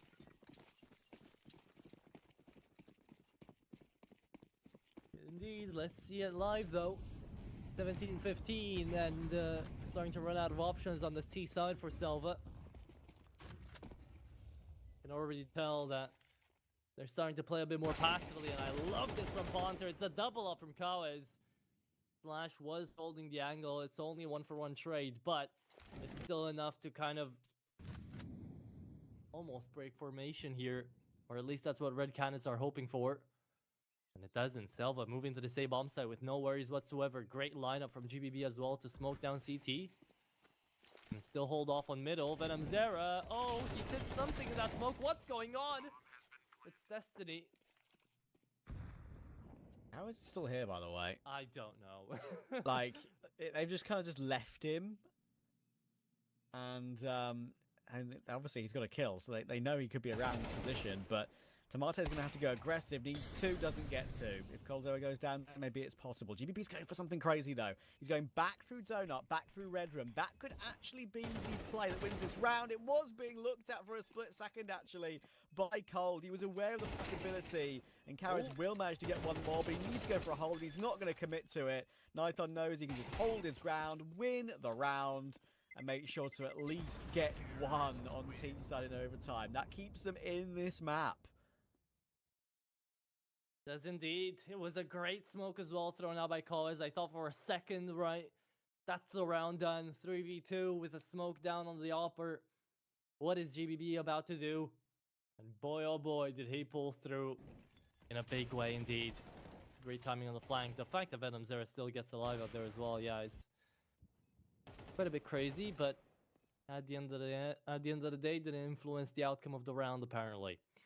17-16, and we swap halves, maybe for one last time out here on Ancient. As it will be Red Canids on T side.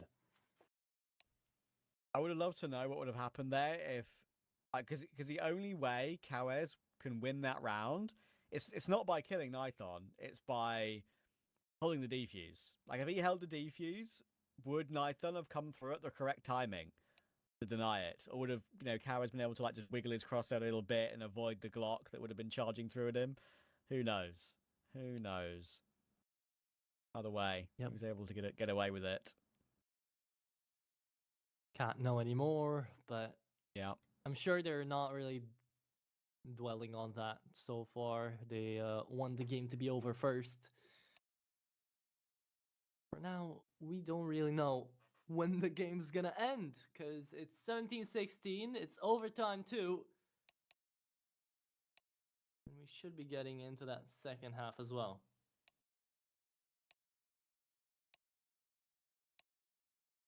Hearing a lot of movement in chat though. Hopefully just a small delay. I think some of the ticks are like the chat bot, like updating how many seconds it is until the game gets back underway again. I'm pretty sure. Yeah. I don't know why we have such a long gap between like every single half in CCT and Thunderpick though. I don't know why there's like, it's obviously like just a server setting that we have in like the config that takes a very long time to reset between the end of the first half, the beginning of overtime, each overtime half. It does take quite a while. I'm not sure why. I think it might be to offset like the bathroom breaks, the like eating breaks. So many players were just sending out because someone needed to go to the bathroom, right? You can't really do too much about that. So they were like, okay, you guys are gonna have to do that. Well, we're gonna have to throw in like a halftime quick break. I do wish it was transmitted to us as well, though. Well, I'm sure they'll be speaking in Portuguese, right? So we wouldn't be able to understand it anyway, unfortunately. Well, not them specifically. I was talking about the admins, but yeah. Oh, sorry. Okay, GBB, you're still standing in the flames, buddy. Even if you're up on top of there, still went down to 5 HP. That's how Venom Zero takes him out. Slash too scared to actually push through in that instance. And it's just up to Tomate to hold up the line here. Very weird encounter down towards Speedway. I've managed to get away with the 5v4, but Ponto obviously 2 HP now. These rounds have gotten away from Red Canids a couple of times in this opening map already. Drop gonna force his way possibly into a donut, but Slash is ahead of the Molotov. Is he ready for that? Oh, he wasn't. Slash has done okay in this game. He's in a couple of big moments. He's up to 20 kills. It's all right, but the aim has been a bit shaky on a couple of occasions. That gifts Red Canids a 5v3. Again, just need to be so careful though with 2 players, pretty wounded. M0's 1 bullet from an M4 away from dying as well. How is he going to search the A bomb site? There are 2 players here. If he realizes it, okay, he's only seen 1. Does that send them in toward B now? It should. The site is open, but they are, of course, wary of at least 1 player being here. Oh, it's a good incendiary as well. Nithon sees nothing to allow him to correct his shot. Still gets out with a frag, though, and alive. That's the crazy part. GBB out of the fight and is just dropped now here alongside Ponter. The only ones that are semi-healthy. Cold Zero is the only one healthy.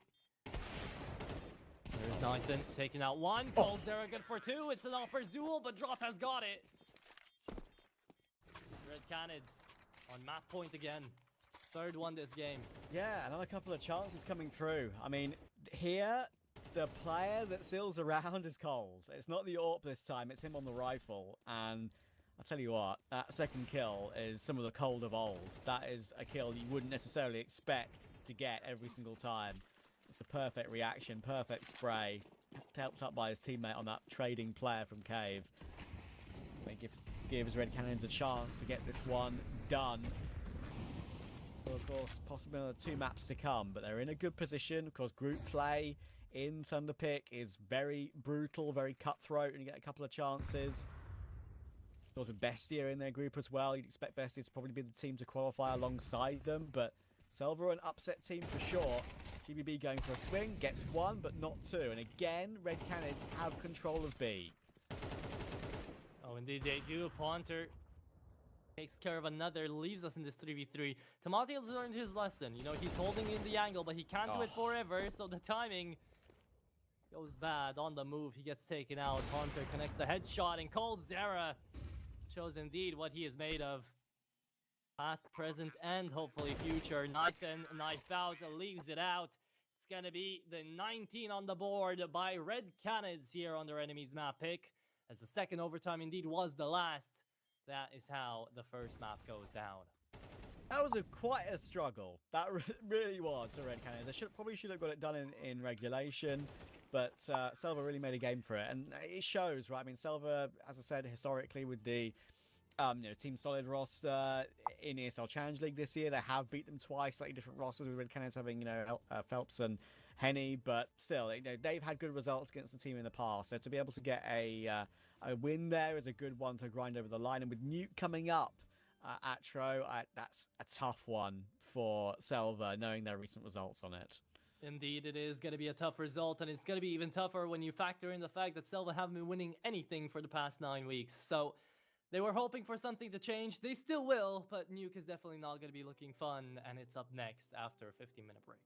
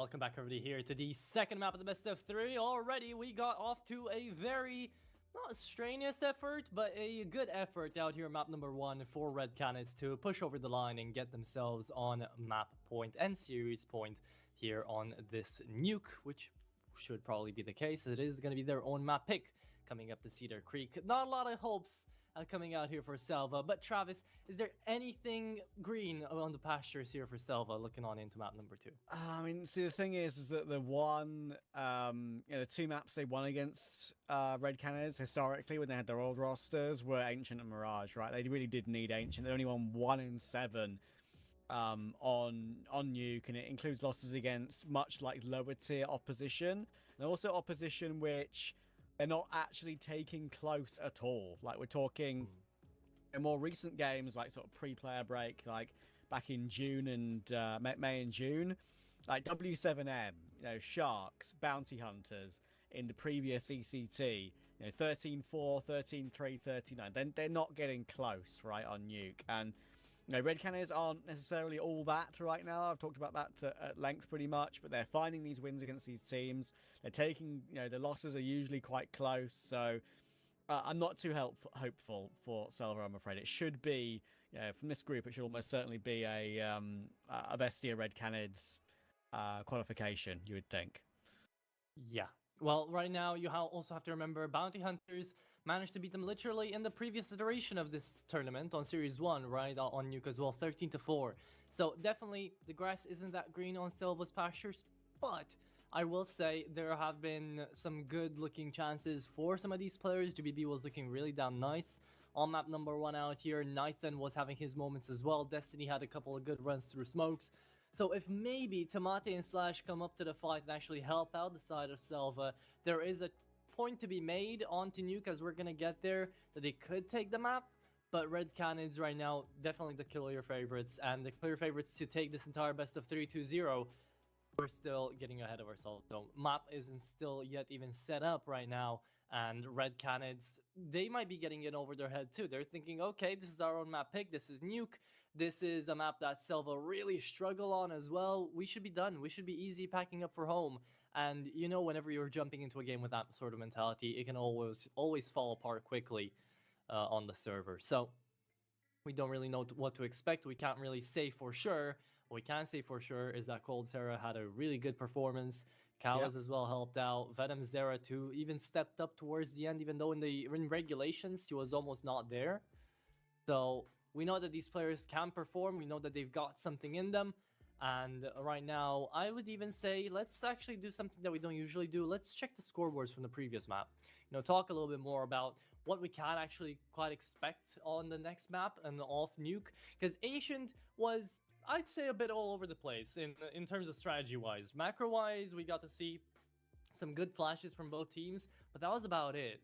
Team and play-wise, we got to see some decent pushes, some quick rotates coming through were missing. I'd say we didn't get to see that many quick rotates. And just overall, I feel like the team structure was a little bit better for Red Canids, but it was still not anything to make us go, wow, they actually thought of that, or wow, they played that well. Yeah, I mean, there's a couple of things that I think were quite noticeable for Red Canids. It was mostly their good flanks in the first half, but it didn't really get them a clean half at all. It was still a 7-5. It was pretty close. I think as we can see with the numbers here, I think GBB had a good game, which is not necessarily always the player that steps up for this SELVA and solid roster. I think GBB is okay, but often it can be Tomate and Nithon. That's the one main thing that SELVA don't have compared to Red Canids right now, is they don't necessarily have the consistent firepower that Red Canids have been showing. Kawes is an obvious example of someone coming from playing lots of tier 1 events with Pain, dropping down a tier. You expect him to look really good, especially in South America still, and he does look really good. You've got Cold actually looking good on the AWP and the rifle. He had one particularly really important round at the end in overtime where he, I think Ponta was like 2 HP, dropped the AWP to Ponta, took the AK, and he got 2 really, really nice kills playing on the corner of the brickwork on B in the afterplant. So yeah, I think that probably was one of the biggest rounds of the game for him. And Drop, he wasn't, as I say, he's not necessarily always the guy you look to for frags in this team. You kind of expected maybe a little bit more from Venom Zera, but Drop actually was pretty solid overall as the in-game leader, and they had that one really important call. I think it was it toward the end of regulation? I think it was, where they walked through mid with him and coldzera in a 2v3 and managed to win out that 2v3 on toward A when they went through Donut and perfectly split the defense. So it's things like that which make the difference over the course of a series, and just being able to edge out SELVA on Ancient is a good start, and it really should be easier on Nuke, but I've seen crazier things happen. We have seen crazier things happen, and I do want to shift our attention as well towards the early game of that first map as well to prepare us for Nuke, which was a lot of retakes, right? It was very heavy on that for RED Canids when they were playing that CT side. So knowing that they're going to start off T side, whatever the first half will be, if it's anywhere close to an 8-4, 7-5, 6-6 split, RED Canids are going to be very confident moving on into that second side of the map onto Nuke to say, okay, we can completely take these guys over if we just play our own damn game. And right now, as we jump into this Nuke, we're going to get to see what's going to happen out here. First half could dictate the entirety of this best of 3 for SELVA. It could indeed. We need to see if they can get a good start, especially on CT Nuke, as you kind of touched on as well. So let's see what we've got for them. Venom Zera, coldzera, Kawes, Ponta, and Drop on RED Canids should be getting this game done in 2, but we shall see. Odds, of course, have widened a lot as well after that win for RED Canids on map 1 eventually. Yeah, what we do have for SELVA are really high odds, and it's moments like these where a team is really tested. It's not just about the best of 3, it's about the entirety of the system here for SELVA. They've been dropped, the core has been dropped on over from Solid. We don't know what's going on with that organization.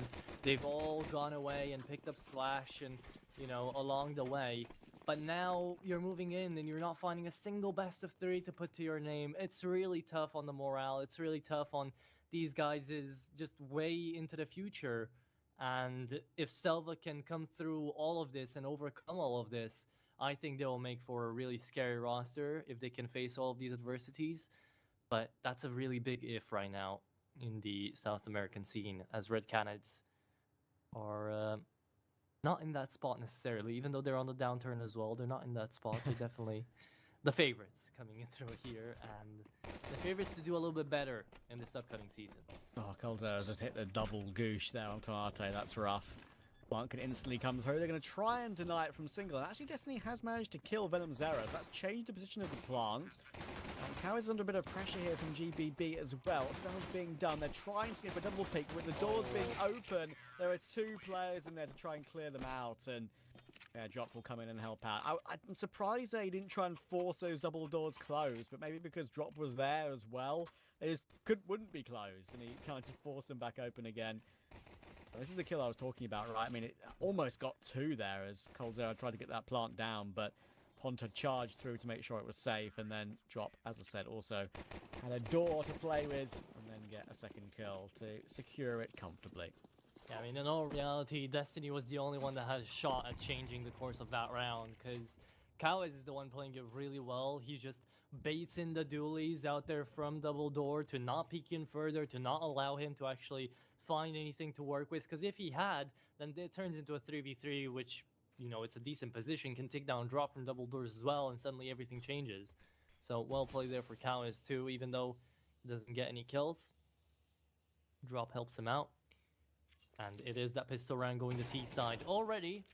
Not off to an amazing start. SELVA have to grit their teeth and see that 2-0 on the screen already with the map down. The full buy should be the ones they're going to be fighting for.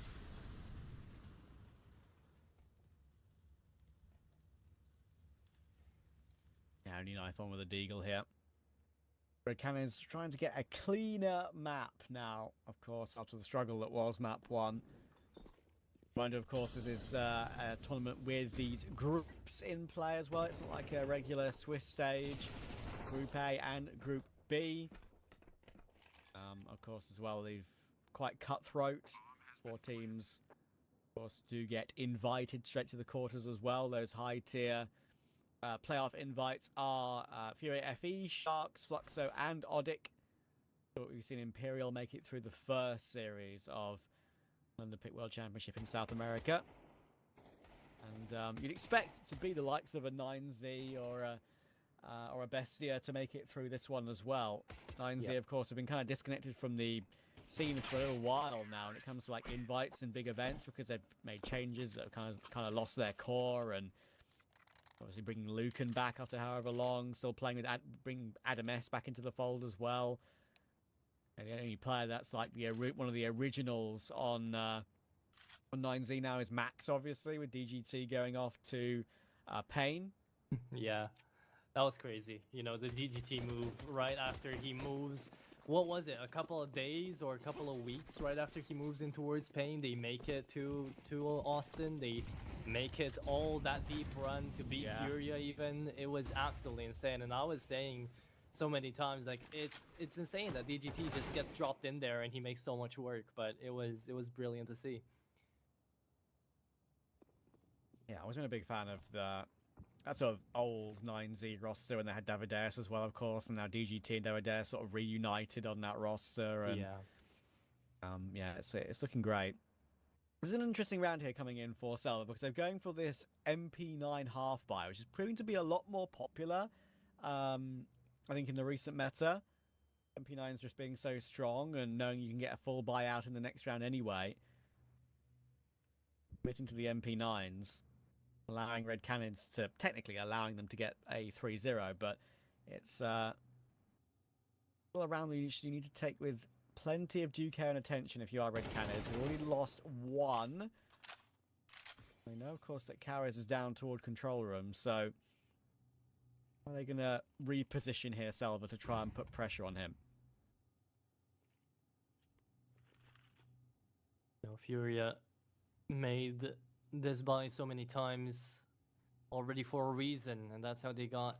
That's not the only reason they got so far up as they did, but the good reason as to why they did. They influenced the meta with the MP9's buys, and now let's see if SELVA have got something to show for it. GBB already takes care of 2 in from single door, which is huge right now for SELVA. That allows Red Canids to force their way in and to try to get that bomb plant, and they're just walking in one by one towards these MP9s. 5 seconds left to go, and Kawes is just chasing a goose that is not going to give him the satisfaction of the kill. There it is, SELVA up to the first on their eco, right? Yeah, the MP9 half buy works again, and yeah, Red Canids here, they actually do a pretty good job in the round overall of clearing out the site here. Coldzera gets that kill, they get a good trade on Slash, but it's the fact there were 2 more here. Why would you ever expect there still to be 2 more on B? One in the corner and GBB getting a cheeky kill, and then Destiny lurking in late towards single, and that caught off the next. That made the difference.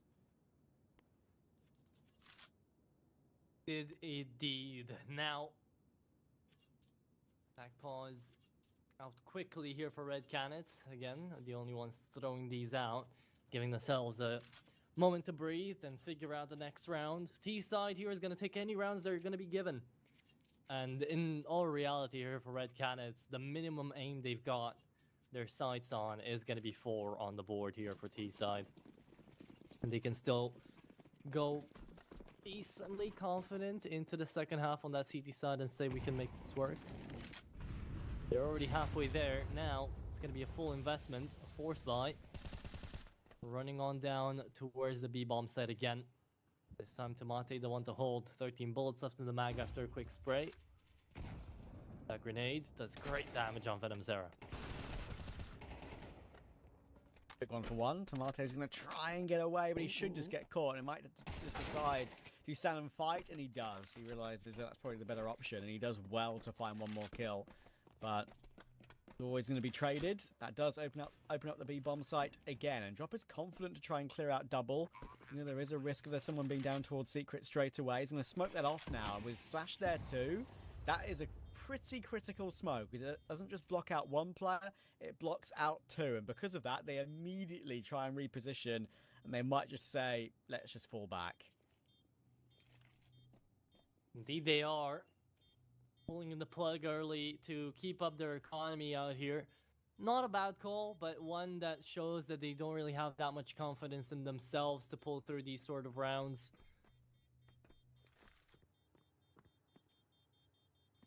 One that might still overall give them a good chance for success in the next though. 3-1, Red Canids already amassing a bit of a lead.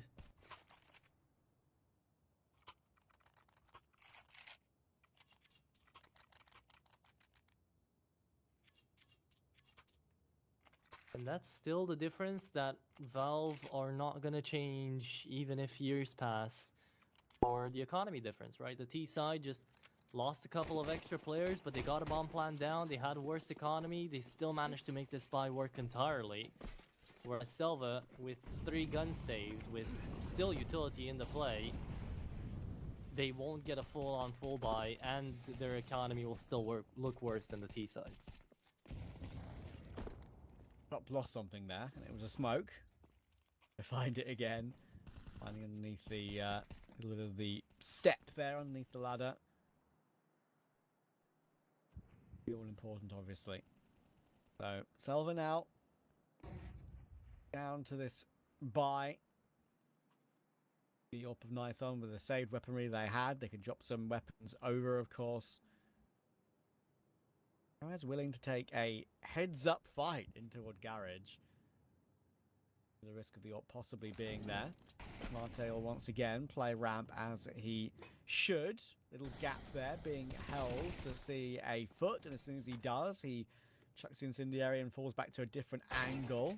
Properly cleared by Venom Zero though. What a shot. He's not going to overpeek into toward Hell straight away either, knowing that Nithon could be there. So recovery into the 4v4 after Canids did get caught outside.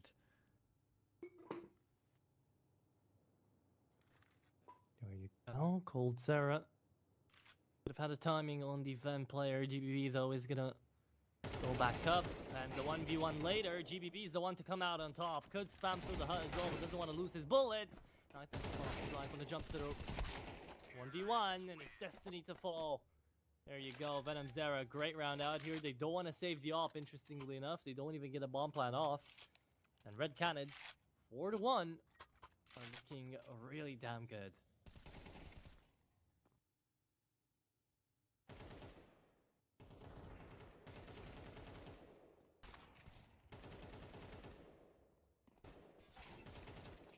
Good spacing there at the end to guarantee those trades and a good recovery in the round. Unfortunately, Slash has dropped from the server, so hopefully we'll get him back ASAP. Quick pause before we get back underway. Okay. Then let's talk some CS outside of the South American scene, shall we? How do you feel about Zwei? I feel about Zwei. Very good player. Probably one of the main shining lights of Nemiga and during his time on that team. Nemiga definitely fell off, so it was a surprise when they made the Austin Major for me. I think that they're actually on better form online before Shanghai than they were before Austin. But clearly, when they got on LAN and got confidence and knew how to play around each other, they looked really, really good. And Leah was just being a troll, and it was all hilarious and brilliant, right? But it was obvious that at some point Zwei was gonna probably have to be moved on. Because of how good we know he can be. Spirit is a big jump up, I will say. It's sad that obviously Magix has to be moved on, but there's no way he doesn't get another chance in the scene, being only 22, obviously. He spent 5 or 6 years on Spirit, and still only 22, just a long-time servant of that team. Great to see new blood in the team with Zwei, but I am, of course, a little bit sad for Magix. But it was time. I think it was time. And bringing in a player like Zwei, who Donk himself has touted as a player to watch for the future, probably one of the better options. Will it make them on par with Vitality and make them win things again? That is another step, and I'm not sure they've got that step even with the change. So we'll see, but I like Zwei a lot, and I think he's going to be probably in a top team for a good while. I don't think he's going to crumble at all. Okay. It's a really well thought out answer that I feel like a lot of people aren't really trying to take your side on, because again, of course, tier 2, tier 3 player coming through, what is he doing at Spirit? Well, it's true, yes, it's a big step up. I also think that Zwei can pull through and show himself, not necessarily in a Donk fashion, but maybe in a Zontex fashion, where he comes through and a lot of people are saying, well, okay, he's picked up because of the role, he's picked up because there were no other better players. I feel like there were players up to his degree, but with the role that he actually fills out here instead of Magic's, it's going to be interesting. I also don't know, even though I've casted Amigo quite a couple of times, I don't think I've cast him enough with on playoffs or on moments that I could see them in LAN, or how they actually react to a team environment. So I don't know if Zwei is that sort of, not necessarily charismatic, but outspoken player to lift up the spirits for Spirit, because that's definitely needed. Chopper is pulling through a lot of the heavyweight by himself these days, so it would be nice to have another voice to kind of be that player to lift up a couple of spirits. Yeah, I mean, Donk does interviews, but doesn't really say much. Zontix usually gives the best answers in interviews. Other than that, it was Magic's, right, who was the big interviewee, I suppose. So, yeah, we'll see how that works. But either way, I think it's a cool pickup, and it's good to see a player like that get an upgrade to one of the S tier teams in the scene. So, not the first time Spirit have done it. Obviously, they took all the players from their academy originally. We know that. When they still had the Art Frost, Zontix, Donk core to join up with Chopper and Magic's. Kind of have to go and pick up Shiro when he's on the market after that, right? I mean, even though Art Frost got an MVP from a tournament they won, you have to kind of make that call pretty much every time. Art Frost is getting another chance coming in toward Fissure as well, isn't he? Being called up by BetBoom on loan from Paravision. So good opportunity to see him, see if he's still got what it takes to perform at a good level again. Looking forward to that. We're back underway. Slash is back in the server. We can start waffling about the game instead rather than the ecosystem. Some changes in the scene. Yeah. Here we are, 4-1. It's a big step up here for T-side RED Canids, but Nathan says no more, please. Half investment coming through from SELVA. It's going to be proving to be a bit aggressive here at the beginning of the round. We'll see how it continues. It's 5-7s and SMGs to hold on the line. Hold off the line. RED Canids walking through, trying to find them bit by bit. You'll never expect Nathan to be the second player here. Yeah, there you go. Brings a lot of damage, runs out of bullets before he can find the second. Cold leaves himself in this 2v3 where drop is quite a ways back. It's really just Cold playing by himself here. Yeah, I really appreciate the double up there from SELVA. That's one thing you just never expect in a month of Sundays. There's going to be two playing off each other in that corner. And it was very rough for Nithon, but thankfully the second player swung and he was low HP, so one bullet was enough to take him down. Did do enough damage to Cold to make him a bit squishier though, so it's okay. Got himself 2 in the end overall. GBB's in a really good position as well here to catch one player off guard. If they go through the right-hand side as GBB looks here, he shouldn't get a kill. If he picks on timing like that, it should be totally fine. coldzera will not be able to get that one, and he's held onto the line toward B perfectly. It couldn't have been worse for RED Canids there, as coldzera, I think, ran out of bullets, if I'm not mistaken. So it's a great round to win if you're SELVA. They've won 2 rounds in this game so far. One was with MP9s, and the second one with MP9s and 5-7s. For SELVA, just invest in those MP9s and hope for the best, because so far that's what's been working. And you also have to wonder, you know, why has that been working? I would have loved to have seen a SELVA tackle timeout after that win to be like, okay guys, why did this work again? Because it wasn't an overplay from RED Canids' side. It was that double up, as you say, in towards Ram that allowed them to find the advantage and then keep it up with the pistols as well. So they got to go for more plays like that. They've got to keep RED Canids guessing. Not necessarily into a round like this. A round like this is just going to be something for RED Canids to hope for an extra kill or 2, maybe even a bomb plant if they get lucky. That's around about it. Should still be SELVA up to 3.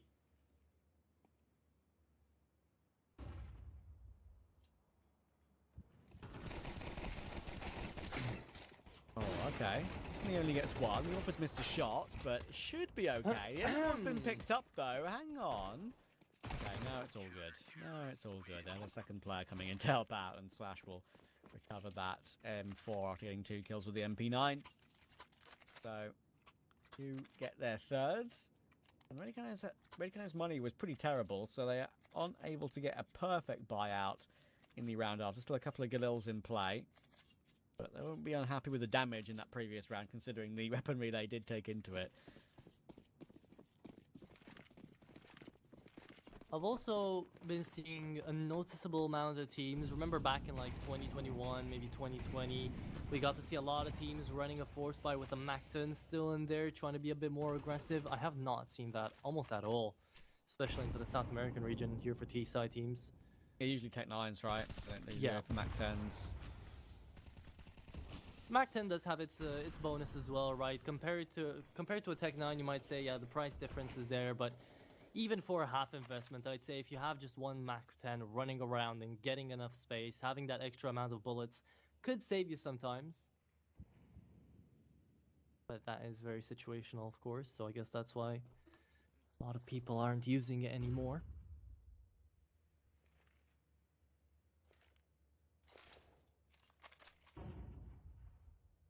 Important round for RED Canids here. 4 on T-side is okay, but to start the way they did and only get 4 or 5, they'd be pretty disappointed with. And the chance SELVA could take complete control of the economy coming in here.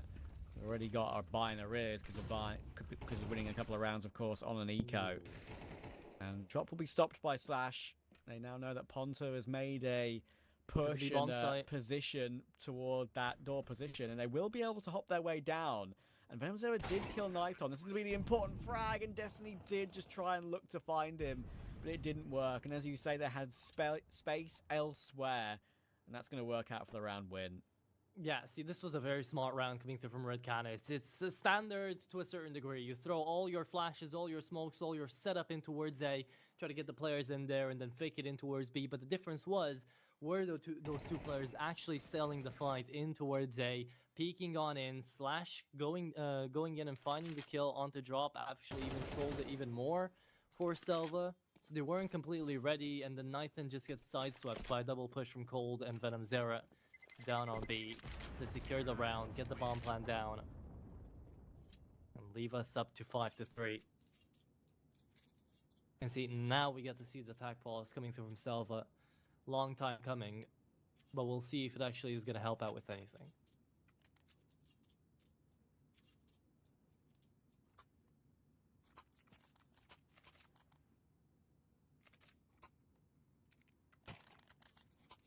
Really big round for RED Canids. I think it's always awkward when you're Destiny, right? In that situation where you feel like you're forced to make a play in toward lobby and you're forced to try and go for a push, knowing that your space has been taken by your opponents elsewhere and you need a kill back to get a retake possibility at all. But knowing your opponent is still probably there, like holding for that possibility, and Ponto was ready for it. So decision for RED Canids to be in now. 5-3, chance to break the money on the CT side again. Yeah, it's scary for Nighton to invest into the AWP here, especially knowing that he is going to play this ramp angle. So far, whenever RED Canids have wanted to go there, it's been quite explosive, quite quick.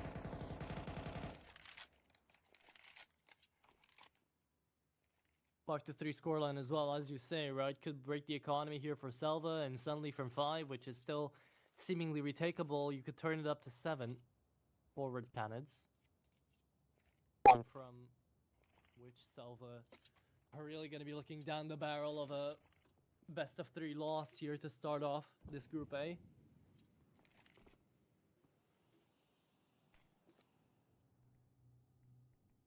He did push though. Got himself into secret. Could find a lineup even. Oh, does even get 1! Wow. How? That's, I mean, pretty crazy that he missed it like that, honestly. No, but how are they both alive? They've both been tagged by DWP. Yeah. Did the guys get shot in the leg and drop right behind him in the chest? That's the only possible outcome, right? Because so often collaterals, chest through chest, are 2 kills, right? Yeah. So, yeah, that's feels bad if you're Nighton. Wow. Yeah, Gaben really against him today. Destiny's gonna pick up the AWP though. GBB trades it out though. Good for 2 through the smoke. And that might have just saved a round. Looks like it. Cold trying to make his way back. 10 seconds left to plan, but look at their HP values. That's not a lot to work with. They're dropping down on B though. They've got the entire bomb site. There is time as well. 5 seconds for the plant. Just about got it. So this health is crazy. You haven't even got really a 50 health player barely. between 3 players. Drop still found one more kill, and No! Cowards is in a position that Tomate doesn't expect whatsoever. So far up toward ramp, knowing it was a late rotate down toward B. Why would you expect that? And now Slash is like, oh my god, I have to save. And we know that we've done so much damage to them. That is a round that Selva will look back on and say, well, what did we do to deserve that? That should be ours every day of the week. Not only would Nathan cry looking back at the VOD, but I feel like the entirety of Selva indeed would as well. And oh my god, you know, this is just the extra disrespect on top, because Drop knows that he's got cash for this. He wants the frag. He doesn't want to leave Slash to save away that AWP. At the end of the day, he does. Yeah, it's the only logical conclusion. He got leg shotted, and somehow Kawaz doesn't go down either. Drop doesn't go down either. 6-3, man. Out of a round which we didn't really expect to get up there. Now RED Canids are putting our theory to reality. From 5-3, now could turn up to 7. And from that point onwards, Selva will just be working for scraps. I'm just about to watch the replay of that Nighton shot on the stream again. That's pretty crazy. Yeah.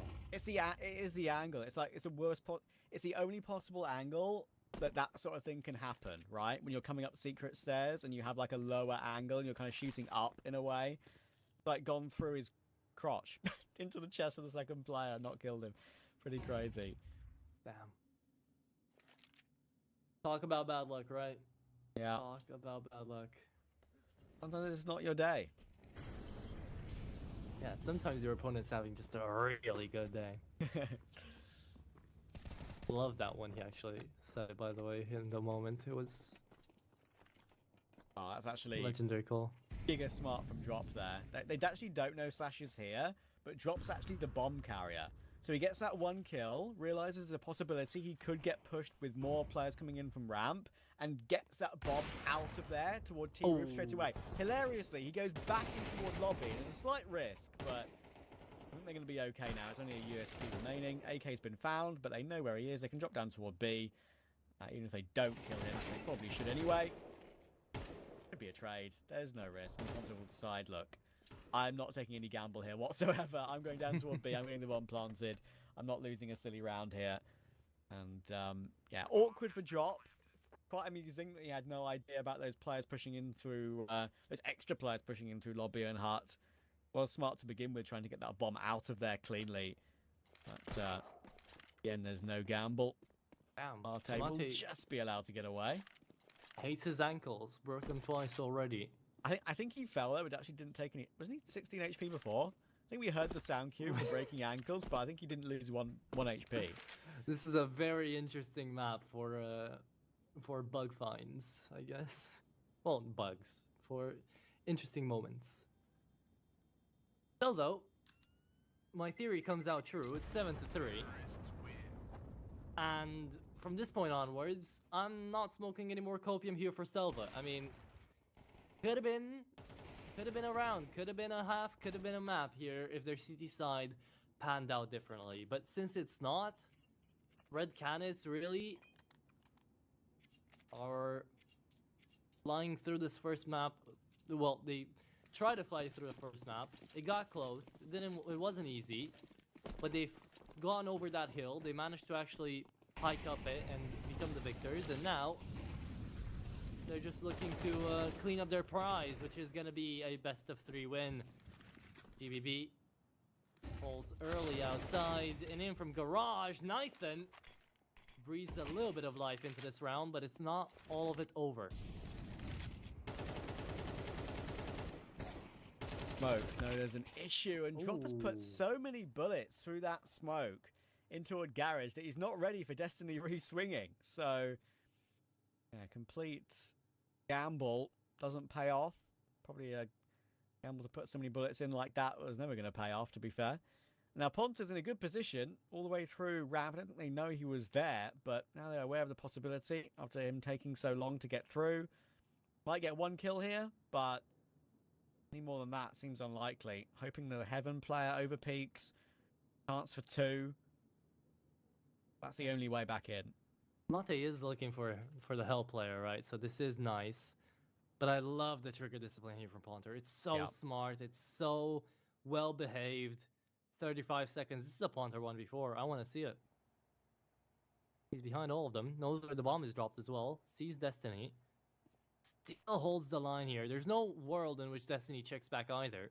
He just needs 2 somehow, and he needs maybe a possibility at 3 even. Destiny did just look back for a split second there. Now I think with 18 seconds, there's no chance of winning the round. It's just about damage to the CT economy going into the final round of the half, maybe. Oh. Here's 2 running away. No need to save the AK. He should go for a kill. There we go. Destiny probably be like, what? How? What? Where? How'd he find me? What are you doing to Mate? Trolling me, bro. He was in fact not. 7-4. And we go into the last round of the first half yet again with sort of the same lineup. Well, with sort of the same conclusion to the first half as we did on Ancient, right? 7-5 for the T side. If it turns 7-5, of course. Sorry, I'm looking ahead in the script. Can't help it. That's fine. We've all done it. Yeah. Let's see. 7 on T is still good, but 8 would be even better.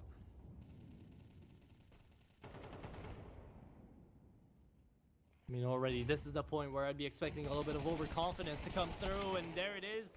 Good wide peaks coming out here from RED Canids, focusing just on the flashes to get them by. And it looks like my script was wrong. It's a 4v2 into a retake here.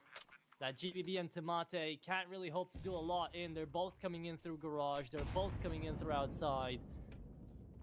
The main is not that easy to retake from. You don't have eyes at the back of your head either.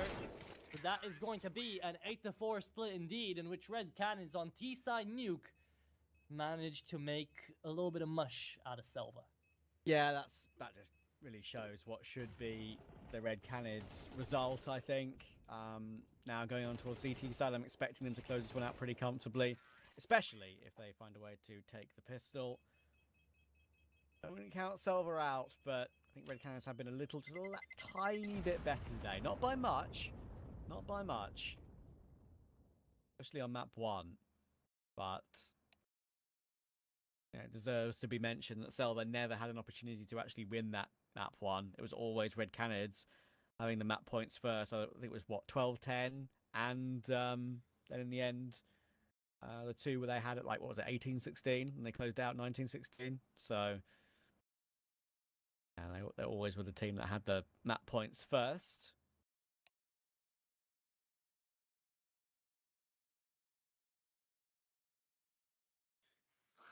And here is our complimentary halftime break. As, yeah, the only real world in which I could see SELVA making a comeback would be where RED Canids become overconfident, but I just don't see it under drop right now. Like, yes, he's a young, aggressive IGL, but he's been seeing how the pace of the game has been going. He's been seeing the game's not just been given away to them. And SELVA did put up a really good fight onto the first map. I don't feel like that's going to be enough to get them overconfident. Should just be a normal by-the-book walk towards the finish line here for RED Canids.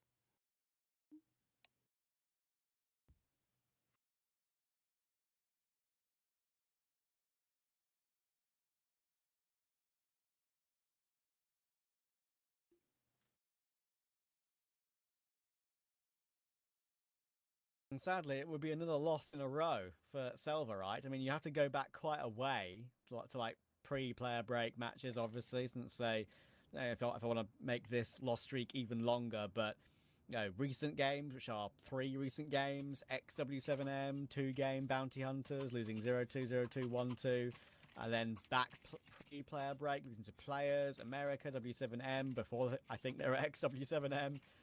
And then Fluxo in a BO5 final in ESL Challenge League. I think I had a chance to cover that game, and that was obviously Fluxo coming through the upper bracket with a map advantage, and Fluxo made no mistake in the next 2 maps of Mirage and Ancient. It was a 13-6, 13-7.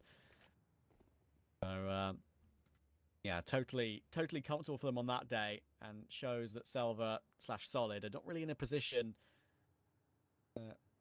perform against these sort of rosters at the moment. Red Canids win this pistol.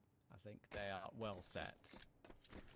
I think so indeed. Let's just see it live in front of our very eyes.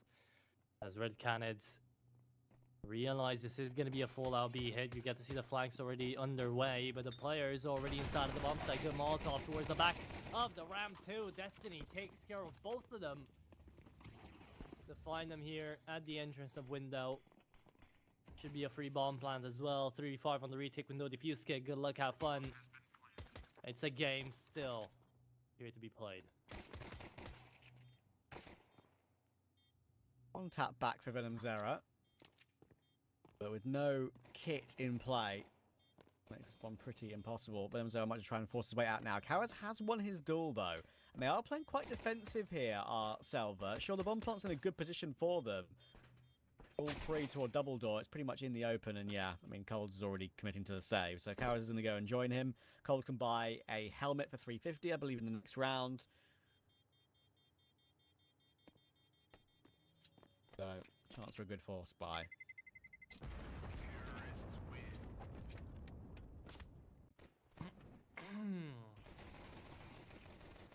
Okay.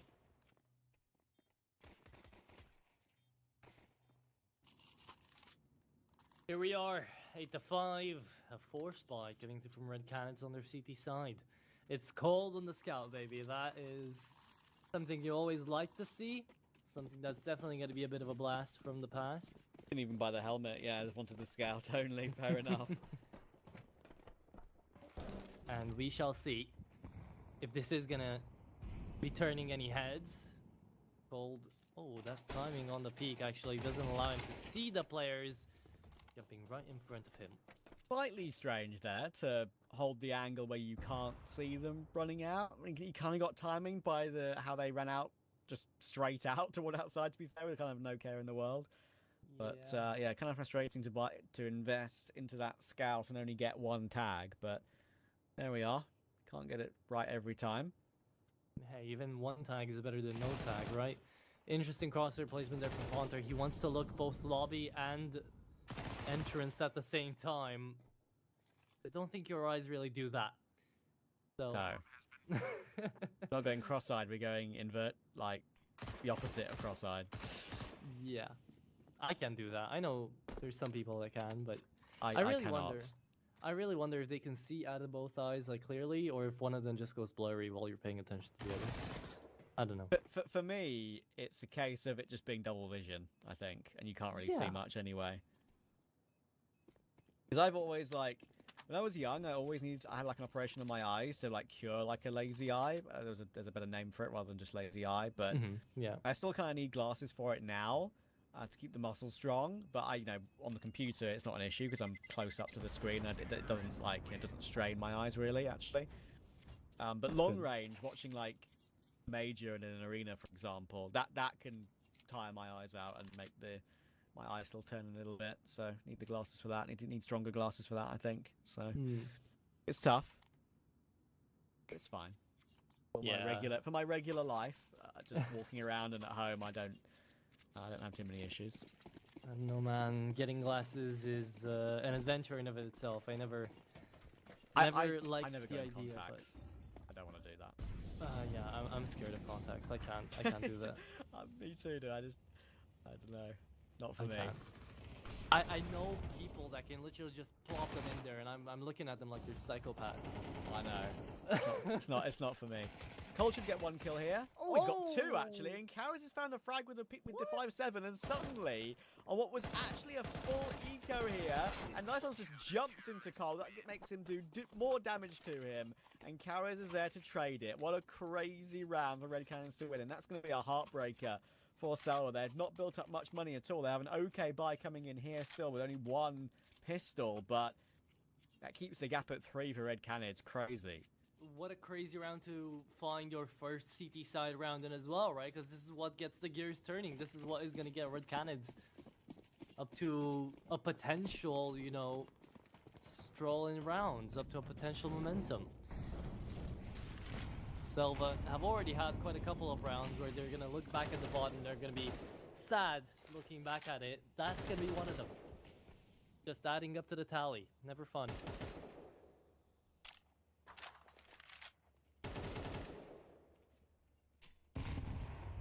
Drop on outside duty now. This is interesting.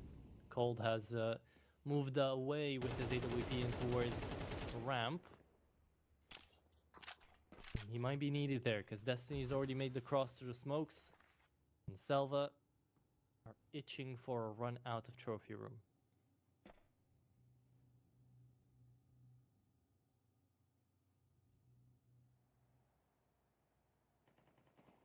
The round that matters, and Cold's gone down to GBB. That's pretty big. Look at the damage done to drop in toward Hell. He can't get away.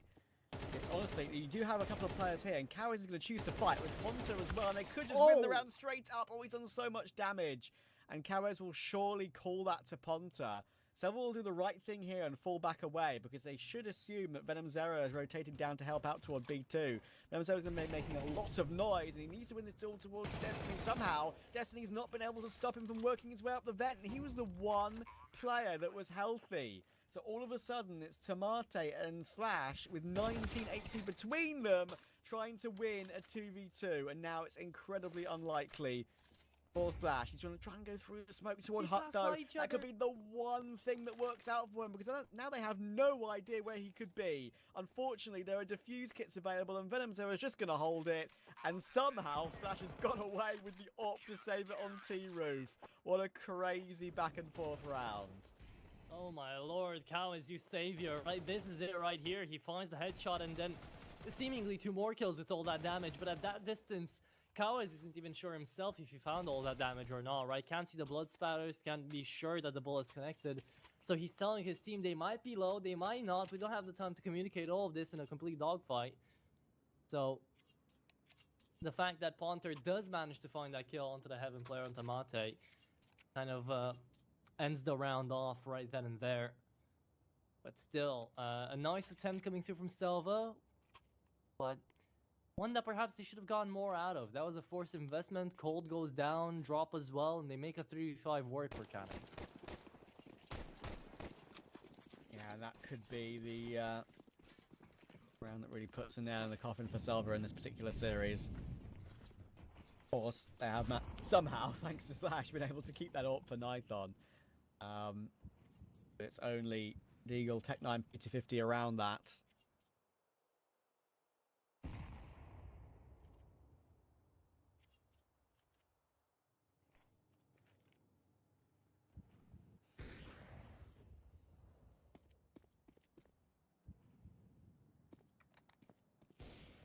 You know, eco rounds is where SELVA have made their little bit of magic work before.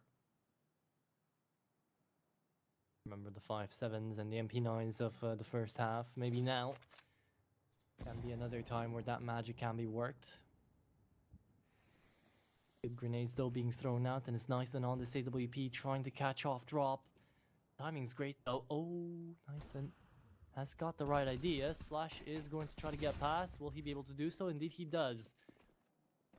Canids not yet up to a kill, but good on the information gathering there. Ponter only takes out 1 as GBB trades him out. 4v3 now. And a great grenade leaves Tomate down to 1.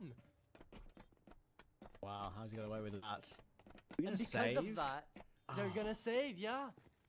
They think it's not really approachable. They don't know about how much damage they've dealt. Wow. My oh my.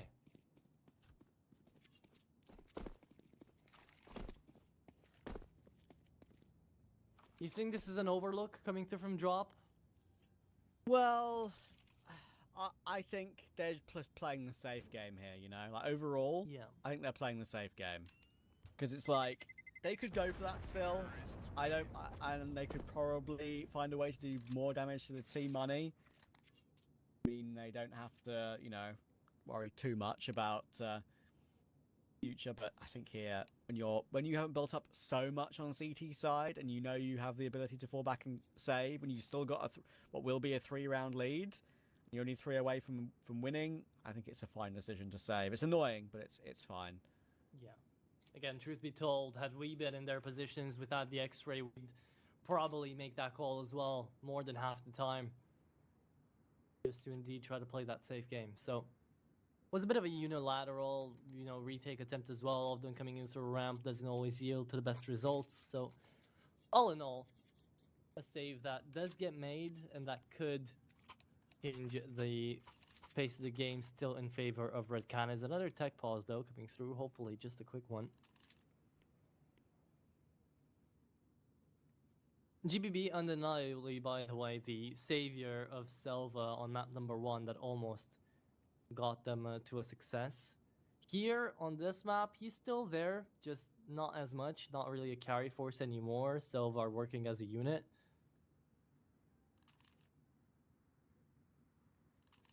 But it is interesting how he's the one being thrown into the fight. He's the one that is entry fragging more than half the time.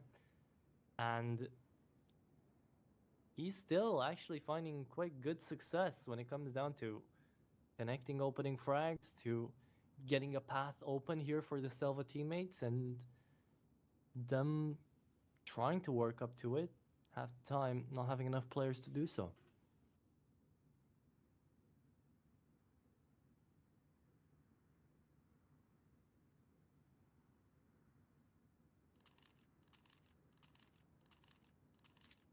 Frustrating timing for a tech pause here, because it's big round coming through. If Red Canids win it, I feel like the game's kind of done. But if SELVA win it and hurt that CT money causing an eco, suddenly it could be 10-9 and it could be game on.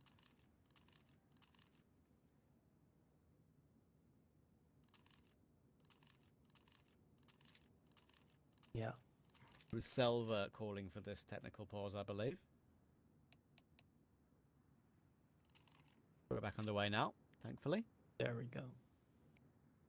Should be just fine right now. Round number 18. Definitely got a little bit closer here for SELVA, but they're still a ways away from connecting any copium here for me to believe in a comeback attempt here. Red Canids should still have it under lock and key. Let's just see how they'll be playing these upcoming rounds. In all reality, there is no need to get over aggressive. There is no need to try anything experimental here for if you're Red Canids. A good standard game, and you'll win at the end of the day. Oh, look at this again! Drop, ambitious. He's gonna nab himself a spot in the graveyard. Oh. Now it's rough. Now it's very rough. Like Ponta, like just rotating back down to a B, quite clearly like in conversation with the team there. Where do I rotate to? Do we bother rotating at all? Do we just try and hope that one of our players goes above and beyond in a certain position? Is SELVA doing the right thing here by just pausing outside, right? Don't need to go into a push anywhere. Don't want to take any one-by-one gambles. Don't even need to go as a group anywhere. Just wait to see what Red Canids do. Wait to see what they search for. Ponta's found their M4 to upgrade his MP9. Now, Venom Zero knows where one player is at least defaulting, but there's so much control of the map they've got now. Cold might have got Tomate locked in, but it would only be one kill back in response. He's missed it anyway. Thankfully made up for it, but good information of where Cold is, and now SELVA should be able to maneuver into a site.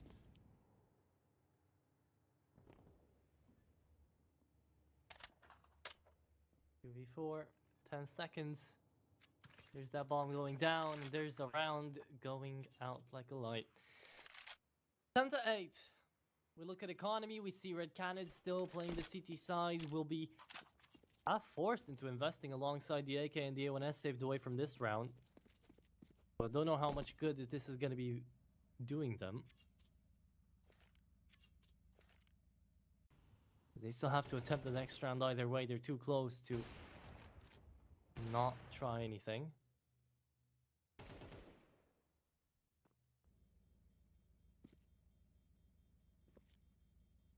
We'll go into the next round looking at SELVA on a really good save. Not having to worry about economy, playing that T side up as well. If this drags on for a little bit longer, Travis, we could see the same thing that happened on Ancient happen here as well. I really think so too. That's not beyond the realms of possibility. SELVA again making a game close that should not be. RED Canids just not able to win the important rounds. It just put SELVA out of the game. You keep giving them a sniff.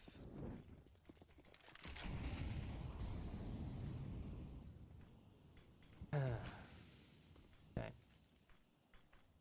Well, I do respect the approach here, being called out by Drop, no force investment coming through. Playing with the AK and with the A1S, but now that Venom Zero finds a kill, maybe you wish you did, right? Nathan being taken out, it's a 4v5, and yet RED Canids can't really act on that. They've gotten information, people are outside, and Drop just has to wait to connect on a cheeky kill. Just die for information.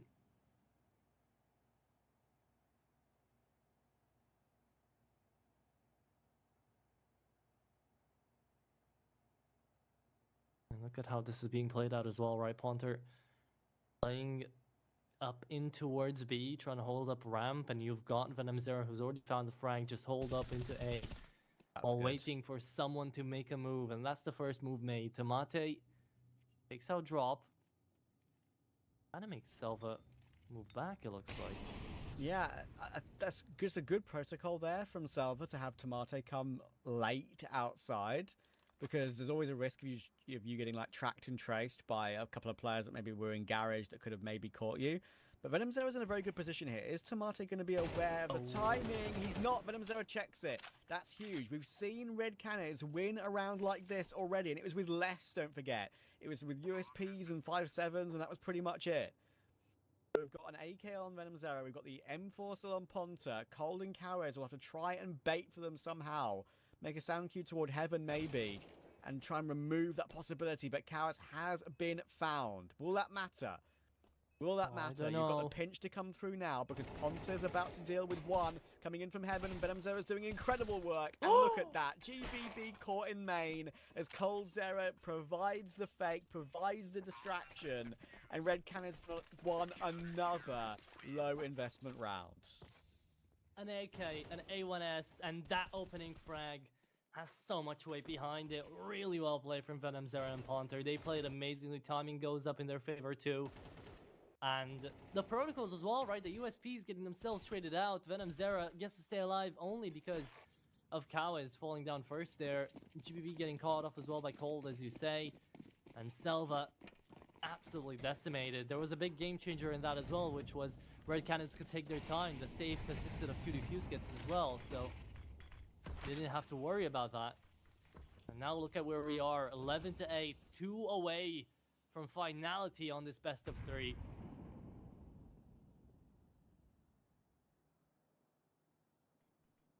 And SELVA look to be spread out.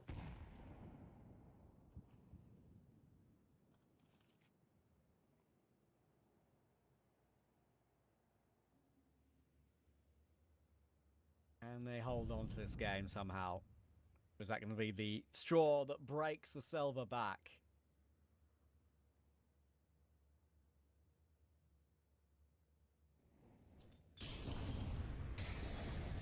Could be. Here's the good information being taken out. GBB. How call is there close to Hut as he continues, goes for more. Big grenade on top of Hold and Drop. As Ponter's the one coming up the vent, he needs to find at least one. There's really just no way. This is a tight-knit setup on the defense of this bomb. They need to get out of heaven some way, somehow. Tomate might be caught unexpectedly out here from vent, but he does expect the player to push up. He held up just enough bullets for the deny. And there it is. 11-9. The game still goes on. That was I'm going to be honest with you, that was a really, really bad A defense from RED Canids. Like, it felt like they didn't know where to position themselves. Like, Cowes, when obviously he had an idea of where he wanted to play, and that Molotov kind of ruined his plan. But before that, he looked like he didn't know whether he wanted to play near door, play near the corner of hut, play behind the site silo. Like, look really, really uncomfortable, Cowers. I'll be honest with you, I don't know if he's changed role from Pain as to where he would play on this map. Maybe he has. Maybe that's why he looks a bit more uncomfortable. But, yeah, that was not a good look. They just didn't have any proper crossfires or any player peeking off each other properly there to hold on to the site. And SELVA exploited it. Whether they're aware they could do that more or not, we'll see. They are within 2 rounds again. Yeah, see, that's the thing. Even if it was just about Canids swapping roles out there, it wouldn't make any sense for the second player that fell to GBB as well to have been in the position that he was, right? So it was a moment where they overlooked their protocols, maybe, where they're in a bit of disarray, lost the first one, lost the second way too quick. Now we're into round number 21. A round that can definitely change the tide of this entire game for one team or the other. Hunter. What are we doing here, really King? Big gamble. He's playing with Cold, sure, but surely you just get punished there, and he will. Hang on, GBB's disconnected. That could be a nightmare. Because Cold's been able to trade him, so that actually gives RED Canids a 4v3. But wait, he's disconnected before any damage was taken, so is this round going to be replayed? I doubt it. I doubt it now, yeah. Because they would have had to call it, right? And you can't call it because a kill just came through immediately after it happened. So, yeah.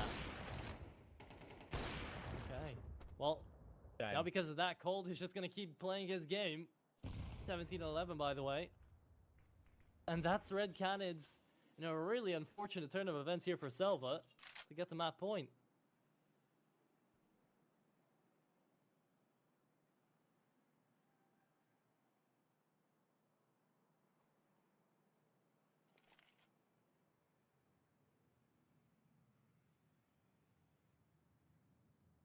Damn. That's a real shame because GBB, you know, like, not have the best of games, but just being alive in that scenario makes a big difference. Maybe Cold would have won the round anyway with how he traded that first kill and then checked outside for the second. But, yeah, I think, you know, Venom Zero, maybe they don't feel forced to push in toward Hut and give Venom Zero a free kill if that disconnection didn't happen. So, very unfortunate. Here is his trade kill I was talking about, by the way. He's able to reposition for another. Here's that kill from Venom Zero that kind of just puts a nail in the coffin. Was able to react for the second. And, yeah, GBB's not even back in the server yet either. So, gives RED Canids a chance at 12-9 to close this one out 2-0. Right. Well. 12-9. And another 3 extra map points this time, though. Best of 3 points as well. Series points here for RED Canids. It looks like the favorites were a favorite for a reason. Who would have thought?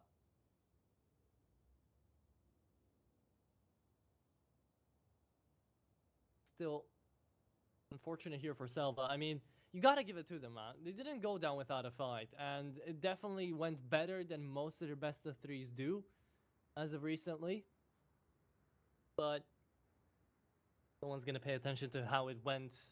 They're all gonna pay attention to, did they win? And the answer is probably gonna be no. The loss streak might continue here, which is, again, another big hit here to SELVA's morale. They've got good players. I can't deny that. I mean, like, you know, Nython, Tomate, Destiny, GBB. I mean, that core 4, you know, they played together for a very long time. Especially Nython and, you know, Destiny know each other for a very long time. Nython, of course, was a teammate of Cold Zero for a little while on RED Canids. And this current RED Canids is by no means all that at all. But Cold's playing okay at this level on the AWP. I think he's doing what's necessary of him. You've got Drop, who's got, you know, obviously tier 1 in-game leading experience. You've got Cowes, who's got even more recent playing experience in tier 1 from Pain. You've got Venom Zero, who is a talented player, just maybe not on great form right now. And Ponta, slotting in okay. I will give him that. And it's proving to be an okay sort of composition right now. But it's just not the composition that's will get them results against the next level in South America, right? Because if you look at the VRS, for example, in South America overall, and the Americas overall, I must know that kind of the regions have been changing and everything. No, they're not in a great position. They're behind Marsborn, for goodness sake, right? Like, they're behind lots of American teams. Boss, Sharks, Fluxo, Bestia, all ahead of them. Odic are ahead of them by quite a long way, by 10 positions. So they've got a long way to go to get back anywhere near that. There's a reason why Odic are a playoff invite over Red Canids, right? So there's a lot to figure out. I don't think they're anywhere near yet, but at least they've got the pieces that have experience necessary. Yeah. Here we are, though. SELVA trying something a bit different, running through their own incendiary to get there. Ramp is going to be opened up at some point after Ponter takes care of 2 on that FAMAS. We're going back to B, and it's Venom Zera here to hold. Alongside him, of course, Cold. Here to play together. And let's see that Cold Venom in play. Nathan has got the angle, misses the shot. Nathan, you're not allowed to do that. It's too dangerous, too late in the game. Oh, here comes the smoke to deny an entire position. And a spam through a smoke, sure, it might pull Venom Zero off the bomb plant and buff defuse for just a little bit. But drop is an unknown factor right now. And he's taking his sweet time. Red Canids, they're one step away from pulling the plug. They are now. Just looking to try and kill them. Yeah, just go for the exit kills. Try and make no one survive to the bomb. No, drop is going. Yeah, no chance, I'm afraid. They're going to get all the kills, though. No one's going to survive in this round. All 10 players are going to die. And that's... I don't think that's better for either team, honestly. Red Canids, if, like, doing damage to the T side is fine, but they've overall got worse money than SELVA. So... honestly, once they got smoked off there in double door, their smoke was okay to block off Nithon, but so much damage was done to Venom Zera. Once they got smoked off by Slash, I believe it was, on site, it probably should have just fallen back and committed to saving with 3. Because they've got, look at the buy they have in this round. They're going to have 2 terrible buys in a row to end off this regulation. Unless they win this one, obviously, which they've won a few before. But, like, you know what I mean? This is... yeah. This is really rough. It is. It is really rough, but it's also something that's testing both Red Canids and SELVA round after round, and so far, it's been giving us some really good results. So I want to see it in perpetuity here for this map to see how it's going to continue. And which team is going to break first. For now, it still looks like that's going to be SELVA. But you don't know where the game can take you. And as you say, the low buy coming through right now for Red Canids. The forced investment could still prove to be quite challenging here for SELVA. And Cold's back to his scout. Let's see if this time he holds an angle where he can actually see the enemy. True. SELVA, if they lose this one as well, they're going to be just beating themselves up. Because if you really think about it, in their minds, they'll be thinking to themselves, oh god, we've actually should have just won this map in regulation. We've lost to like 2 really bad buys from Red Canids. That would be a real painful one for them. And they are taking their time here, rightfully so, just trying to gauge what Red Canids are doing, seeing if they go aggressive somewhere. But it's making me nervous again, knowing what's gone before. Okay, 1-for-1 trade. That's going to be the second coming through out here for SELVA, but Cold does manage to find one. Well, his ulti was good for it, but Drop is still left alive. It's a 2v2. It's still very doable here as Ponter on the flank. He's all the way out here on Hut, and it's the timing around about there for the Galoo player. Nathan falls. So 1v2, and Slash has not been having a good time at all in his best of 3. He's left here. That's the last man to stand, and Drop puts him in the grave. That's Red Canids on 13. And that is how the ball keeps rolling in favor of Red Canids' side. And how SELVA are sadly not going to break through from the curse of these losses. Well, look, it wasn't... I'll be honest with you, it wasn't the cleanest win in the world for Red Canids. There were some real rough-looking rounds from them. And, you know, maybe that's be expected when you're playing a team that has beaten you a couple of times in the past. It was rough either way, but SELVA will be so upset. 3 rounds against low investment purchases. The 2 previously were worse than that last one. That round was actually quite, a difficult round somewhat. FAMAS MP9s, they're losable, those ones. But previously they had, 1 rifle and USPs. The other one was 2 5.7s and 3 USPs. It was not a great look, I'm afraid. And it's an important win for RED Canids overall. They needed that one desperately, considering their recent form, and knowing that SELVA's form is not a team they should be losing to in any stretch of the imagination. So, big win for them. It wasn't pretty, but they got over the line, and they'll have stuff to learn from it. Indeed so, but this is how the best of 3 is in fact going to end. It's a best of... It's only the second map being played out here. We didn't get all the way to the decider, but it definitely feels like we have, because it was a long fight, and it was one that we definitely went all the way with 2 overtimes, and then out here to end off to 13-10. But with that being said, I hope you guys have enjoyed. Me and Travis are going to pass the baton to the next set of casters out here for the rest of the day, because there's still more best of 3s to be played up, because next is going to be Bestia up against the X roster of W7M, which we have been talking about as well during the course of this best of 3. So we'll see what those guys are going to have to pull through, and I hope, again, that you guys have enjoyed.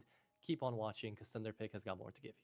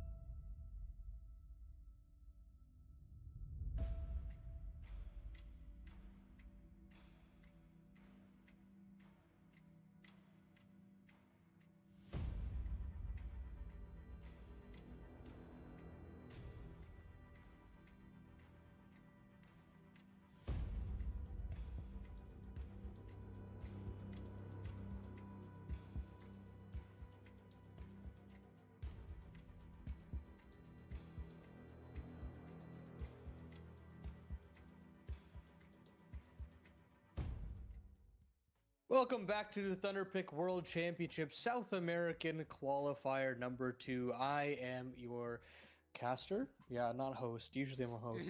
But caster here today for you alongside Why Not. And we got honestly some fun games on the down the pipeline right here. Bestia taking on XW7M, and then the winner of that going on to play RED Canids. Tony, I'm actually pretty excited for a couple of these, just to see kind of a litmus test of where these teams are at. Now we're getting closer and closer to the reinvigoration of Counter-Strike post-major. Yeah, I was going to say there's a lot of truths that need to be told for some of these guys, and that's kind of been the case for a while now in, at least the camp of RED Canids. But as far as, Bestia now are concerned, they're the guys who have kind of pushed themselves into the front lines of South American Counter-Strike, while a lot of teams fall back. Obviously, the missing of the major to which they had qualified for would have been a great step in that direction. So, again, not really to, doubt them in that capacity to take on better and bigger competition internationally, but also that they can remain one of the top dogs as far as Tier 2 South American Counter-Strike is concerned. Yeah, now the thing is they can't scrape by. They don't have the MRQ to kind of rest on their laurels. They're going to have to do it via the invite. So whatever kind of gymnastics that they caused in the kind of before times, they're going to have to do even more so this time around. And this is the bracket that you have for us. We have a different format this time around for the qualifiers. It's GSL groups all the way through. And as you see on your screens, RED Canids taking down SELVA in that opening match not too long ago, and they await the winner of Bestia, and I'm going to call him XW7M. I don't know if that, because frankly, I don't know if I can pronounce that completely. Well, listen, we were doing a little bit of research on the name because we just barely had realized it before the pre-show had gone live, and maybe we'll slip in unemployed somewhere down the line because that's what it is meant to directly translate to. But these guys are unemployed. They found themselves now orgless. They find themselves still competing in a top 4 finish at this tournament in Thunderpick, and that's a pretty big place to be, I would say, if they are going to be on the hunt for whether it be a team together again as all 5, or maybe try to find themselves homes and organizations elsewhere separately. But either way, this would be probably the biggest win for them in recent history to say that that is a culpable reality that they may be able to achieve. These W7M guys, especially I would say a name like Joda, definitely have enough left in the tank individually to be able to find themselves in competition with higher levels of, again, regional play and maybe international. I mean, there was that really weird rumor that Joda was on the shortlist for Wildcard at a time. So right. It's a little wacky in the current state of CS across the board. But if these guys can continue to put themselves as names individually on the map, then I don't foresee that they can't find another little wacky offer down the line. Yeah, they nabbed a win not too long ago against Imperial. This was yesterday, a 13-5, 16-13 win against that new look Imperial, who obviously were our champions of the first close qualifier here at Thunderpick. And that alone gives me a little bit of excitement about this team. And as you mentioned, you look down the line of these players that you have here. Joda obviously having a little bit left in the tank. Barton, a guy that I thought was criminally underrated in those initial legacy rosters when he was brought back. I was actually very excited, especially with how much he was able to do with how little he was provided from both Lux and or Nekis. And I think Urbano, I think SHG, these guys have shown that they have flashes of good rounds here and there, but I need more consistency out of them, and that'll be, I think, where I kind of rest my expectations from this team, is how am I going to get more out of the rest of this squad beyond the more tenured names when I look at Joda and Barton, and that's really the crux of this roster and their ceiling, I'd say. Yeah, sure. I think that when we discuss a player like Barton, who is, I guess, effectively the second, and depending on how you look at Joda's career, maybe even the first most experienced player on this team, it's a guy who's spoken to probably so many players and names and so many different legendary Counter-Strike figures that hasn't really translated a whole lot of that knowledge or potential. And I would say that it's still definitely there, as you say. The criminally underrated I can get along with, but also, credit where credit is due, but also criticism where it's the same. He's a player who's been given the resources and been given the time and been given the core players that surrounded him to where he hasn't really necessarily needed to be the one to step up in a way as far as getting kills would be concerned. When he's at his peak, you can tell. But when he's at his floor, you can also very, very well tell. And that's something I think that he's going to look to have to shake off if he finds himself falling down a rung from a legacy to an XW7M and onward. Absolutely, and I mean the last thing I have to mention is the fact that Horvey is the coach of this team, ex Wildcard coach. So that's actually pretty exciting to kind of see if he can push this team's development a little bit quicker down the track. But we'll go and take a look at our opponents of this best of three, and that is Bestia on the other end. And we've spoken about the narratives of this team. I guess now we can kind of get into the nitty-gritty of who we're actually excited about. And you know, they're running back the exact 5-man roster that quote unquote qualified towards that Austin major. And honestly, I liked what I saw from as far as the team composition goes. Taking a chance on Kassin and basically getting rid of that Noxy AWP was one that I think fairly wasn't necessarily the most successful project in the world, but you could definitely see an uptick in firepower in that sense. And I still felt as though Toma and Luchov had the impact that they've shown in multiple seasons now. For me, I still feel a little concerned about Timo. I feel as though I've seen some good stuff out of him in flashes, but of course with the roles that he's been dealt, I'm not exactly sure where I land on him just yet. And I think this season is that kind of catalyst for where we land on him, personally at least. Yeah, to kind of take like a zoom out as well before I zone in on your points, is that the options that this team would have if they were to want to make any sort of bold or brazen move is practically just looking sideways at 9Z and Bounty Hunters and hoping that you can find a player as a roll for roll or firepower upgrade even further beyond. And I think that it's pretty good to see that they're trying to build something of their own before maybe, you know, throwing it out the window in the formula now to where Noxy going onto the rifle, like you say, honestly opens up a lot of opportunities for them to where you can kind of tell they're a little more focused in the mid to late round. I think that's a really big plus, having him in a rifler role, as well as having a player in Kaysen who can pick up the AWP and make up for maybe a lack in individualism from Noxy, which frankly, I don't really think has been the case. I don't think Noxy has been, you know, any more of a liability rifle or IGL that you could probably have hoped for as far as his calling is concerned. He's not like a loose style IGL, you know, he's experienced, he knows his pieces, he knows the game, and he's also going to be trying to put a focus on crunching his opponents without just letting things run free. And I hope that in due time, this roster can work. And at its core, I think it definitely can. Again, looking towards those sideways pieces down the line, though, who are also maybe a little bit struggling or a little bit uneasy on how their formulas are. This would be the team in Bestia to say, again, yes, we are better than you. Yes, if we do want your players, we will come knocking on your door to get them. And yes, you will give them to us. But right now, the name of the game is to win, and the name of the game is to win with this 5. And so far, so good. Yeah, I mean, I think the clear MO for them is that they want to be at the tippy top of South America, and they're not going to necessarily settle for second best or fourth best or however many spots South America has this time around.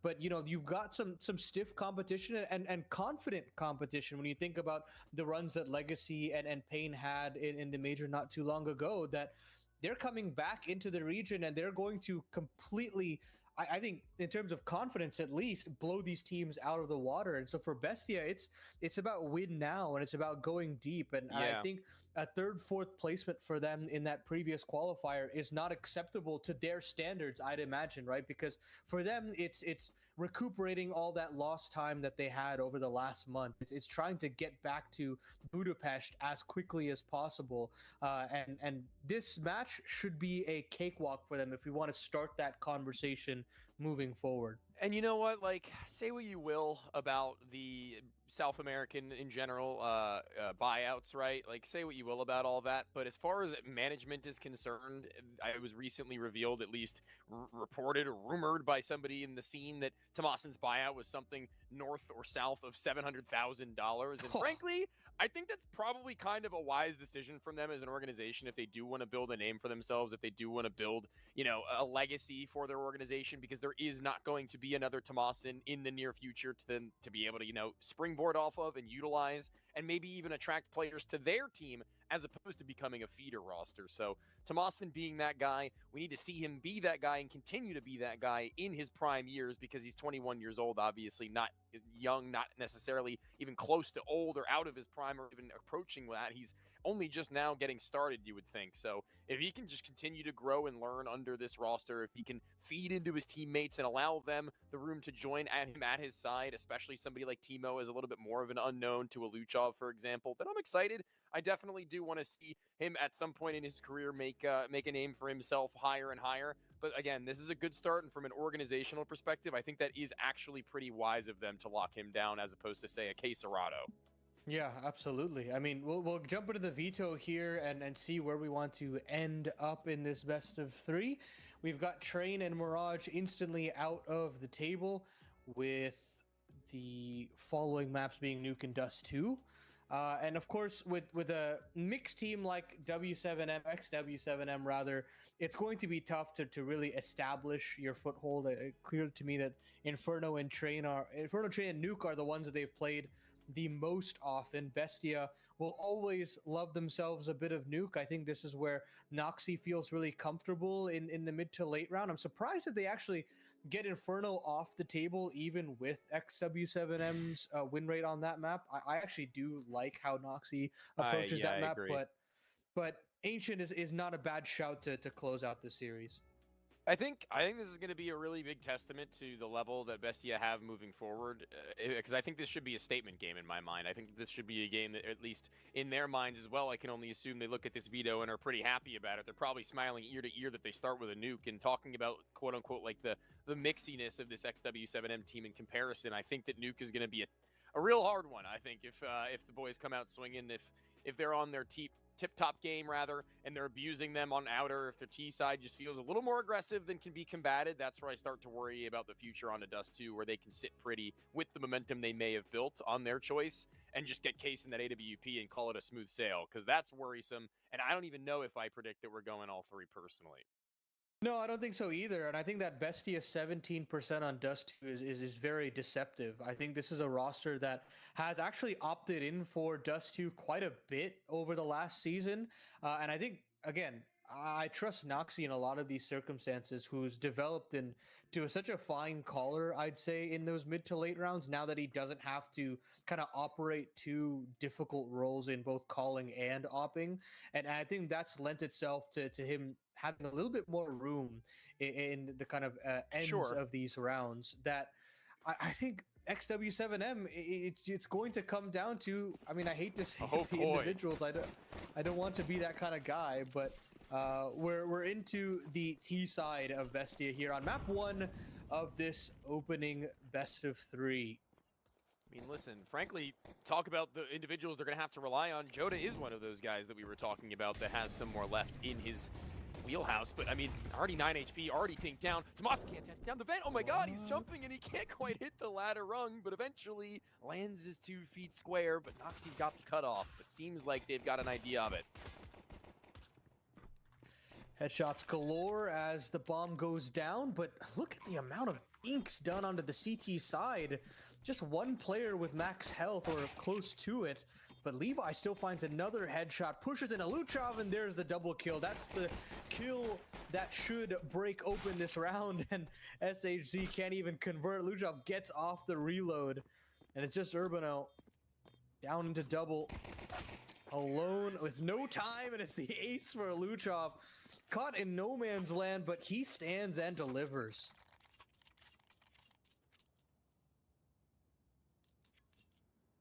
That first round, feel good moment, talking about the unbridled aggression. If one guy is able to do it like that, then maybe, just maybe, they may be able to just walk through unscathed. Levy, the only one to frag, is seen and said. They're going to need someone else to step up by his side. This AK-47 given over to Kaysen, of all players, is an interesting prospect. Saving up for the AWP, not quite willing to take himself onto the fully automatic rifle first and foremost to try and crack open a sight and use these SMGs in order to make the space behind and in front as well. I think his rifling is fairly okay. That's pretty good. On this T side, just having that mobility would be nice. 4 Mac 10s to supplement this. But it's a completely turtled approach from the T side. A couple players on top of Marshmallow and just a hunkering down in the lobby in case of a late round crunch. But no such thing from the CT side. And with that, time for Bestia to start making some moves. Timo start moving into the mini position, or at least trying to. And Joda actually capitalizes. That's the go button down ramp side. And this B bomb side should be open for business. Noxy may get a couple extra bucks here. Seen actually in recent games that Noxy is willing to go for the double AWP setup and call that, knowing that he's proficient on the weapon more so than the rifle. There are instances where that can be reliable, but unreliable. Tucked position from the IGL. Finds him dead to the floor and finds maybe this round dead to rights for the unemployed, who can now run them through. They can use their numbers game, and a flashbang goes a little wider than Yuchov. Payson also only minimally blinded, but everyone will fall as the entrance from the top side of the ramp is also sublime. Everybody gets the kills required, and they lose honest and truthfully minimal numbers to what could very well have come down to a 1v1 wire, but no, the only wires are being cut, and the round is over with a defusal, and it's 1-1. A bit odd there from Bestie because, I mean, theoretically, they play that mid round pretty well. You put a feeler outside, you let him play around the outside smokes. If he does get into mini, you have the A split available since you have lobby control, and yet still, after the go button is pushed onto the ramp side, that's that clear from Urbano to get rid of the lurking Noxy. And from there on out, it's just solid fundamentals, making sure that trades are available when they clear the control stairs. And just making sure that they can isolate these players one by one. That's just good, solid Counter-Strike there from the unemployed. And there's one thing it comes down to for me, though, at the end of all that, is that, yes, it all was well and good, but Noxy can't be falling asleep at the wheel like that. Like, that kill alone pretty much locks them out for at least another 10 seconds, in addition to the fact that they already came down to about 3 in the defuse. That stinks, but you're right. No, you're absolutely right on every point you hit. And now Bestia have to suffer the consequences. They do get the bomb down, so it's definitely a bit more of a potent buy. Oh, that's a knife to the back of Timo, and you don't like to see that. Another bit? Never seen that before, but either way, it's a 4-man rush into the ram side, trying to push off Levi on this scout, and he absolutely will, but Barton still gets a fadeaway shot in, and Levi gets a fadeaway P250 shot as well. As long as he stays alive, things look pretty good. It's still a 3v4. Bomb will hit the dirt, but still a favorable retake situation for XW7M.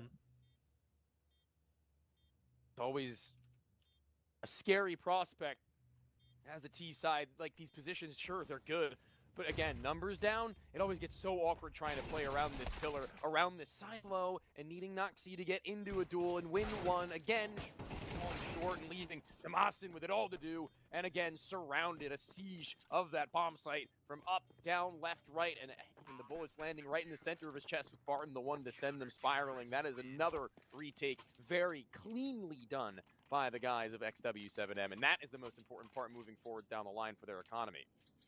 It's very interesting to see how willing they are to give up ramp control and just play the B-bomb side retakes effectively. I mean, they're able to get a player down vent regularly. They're able to take care of secret stairs. And more importantly, they're able to retain or retake ramp control in those post-plant situations that you're converging on all ends. There's just 1v1s all across the shop, and Bestia are not able to win their duels, especially with the undermanned weaponry on that end. And now it's another awkward purchase for Bestia. Luchov does get rid of Levi on the ramp side, and AWP is recoverable, which does throw this round into disarray. But Urbano is getting a little bit more information. Perhaps an early rotation downstairs could come of this.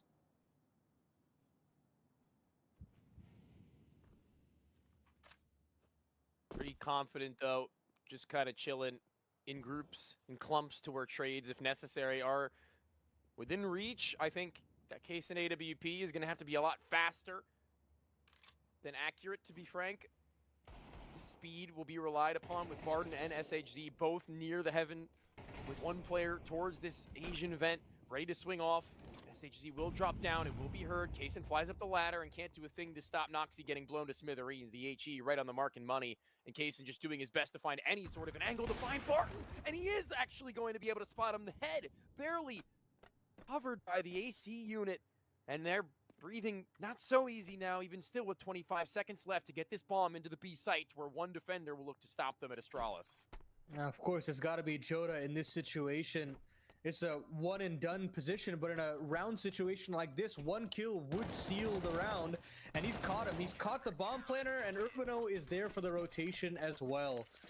Wonderful work there from the CT side, and it just does feel like BESTIA in these mid rounds shockingly don't look as comfortable as you'd expect. Kassan taking just a little too much time, as you mentioned, had to be a little bit pacier in that situation, but just doesn't take an engagement, is more of a lurking player in that circumstance, which you never really want to see on a sniper rifle in that kind of circumstance. And instead you've got these players trying to inch their way out of the hut side, giving a free kill over to SHC.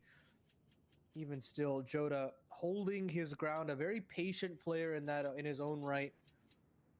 Has seen a lot of Counter-Strike in his day, and with that, an instant tac timeout being called after guns purchased for BESTIA, and rightfully so, because it doesn't necessarily feel like they've found the avenue in. I mean, if they want to maintain ramp control in these kinds of situations, they've got to find a way to actually do something with it. Be able to hold into it on kind of 40-second, 30-second marks. But I feel as though XW7M have the idea as to what to do if they do lose ramp control, which is a bigger issue for BESTIA.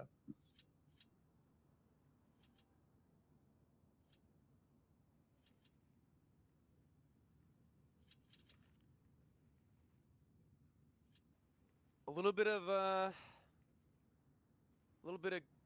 time now to at least talk things over, perhaps. T-side now once again without the most beautiful of buys, and that's gotta hurt after winning a pistol round on a map specifically like Nuke, where that is supposed to open up, you know, avenues of opportunity to just be the thumb hold right over the top of your defensive counterparts, whose decisions heavily rely on being able to, say, get an AWP in or have a Molotov in order to stop a rush, a smoke in order to enact a retake, a flash for early to mid-round aggressions. And now, given all of those resources, you can see that they're just stuffing them with their utility for the time being, almost inviting them to go for a late-round execution without any map control outer.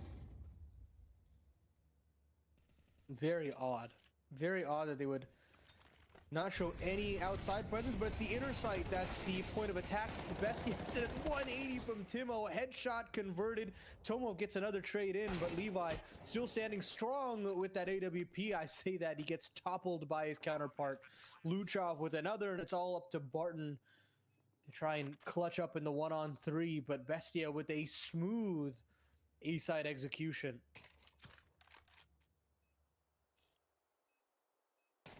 One for the books, perhaps, as far as Nuke is concerned. Get themselves an upgrade or two here and there. Everyone with AKs by the finish. And this is kind of what I was talking about, actually, literally seconds ago, is that it's the CTs who are usually the ones who have to make the most awkward decisions as far as buys are concerned to get what they need. Do you give in to the AWP this round? Yes, they do. It's a glass cannon. Utility looking decent enough with that being the case. The spread of fully automatic rifles also efficient. SMG at the lead. Tomasin, the man, the myth. Fire burns him, flash misses the wall, and it'll actually potentially have gotten one of these players killed because the op has full vision. The rifle can swing off the side of the silo, and Kaysen, that one missed flash costs you not only your teammate's life, but the chance at playing for a clutch as the numbers overwhelm, and BESTIA fall flat once more. A little bit of a ring rust situation there for BESTIA. Some botched utility, but some stellar shooting there from Urbano. Couple of very impactful kills. Levi standing the test of time in the back of silo, getting those shots off. He looks fairly decent here to start things off. And with that, BESTIA not showing that same level of poise that they kind of ended their first half of the season with. Having to battle back here, scrounging up a buy, lackluster utility, outside smokes available, and guns found, but this first phase is going to have to be impactful. Otherwise, they'll be essentially just stranded in no man's land here.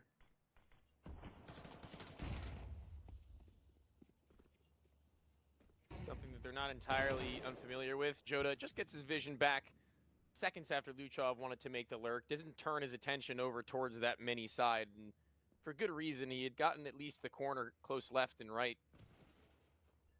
And Joda walks in a little later on, doubles up, and may actually look to get boosted towards heaven or send his teammate. Alternatively, no, he'll take that responsibility. SHZ, his token spot atop the silo in the site. A lot of elevation to which Bestia need to be in tune with. But speaking of which, that also sets them so much higher on the bomb site to rotation to be. So maybe split seconds that could come to really haunt them, with Barton only having an SMG. Levy not that far off with the entirely opposite spectrum of weapon, AWP, to take the range duels, but they're already out. They're already in, and the sight holder and anchor has been dispatched of as Levy looks to activate it. Kaysen, who's posted on his angle, and this is about as good as it'll get following an early round kill from Joda. They've gotten themselves a bomb plant and should be a save forced. I'm liking these entries from Timo, very fearless in these opening gambits, and once he does get that kill, if he does get that kill, it feels like smooth sailing when you've got some prime traders in Toma and Luchov that can really kind of knock out, blow their opponents in some of these situations. And now in a man advantage situation for Bestia, XW7M will tuck tail. Great response there from the T side. They're still dead set on this B bomb side. They're dead set on getting downstairs as many times as possible and really putting pressure in those retake scenarios. It's up to XW7M to see if they have a response in that sense. Do you send an extra player down in rotation? Do you fall for the bait after you lose potential ramp or secret stairs control? We'll take a timeout to discuss.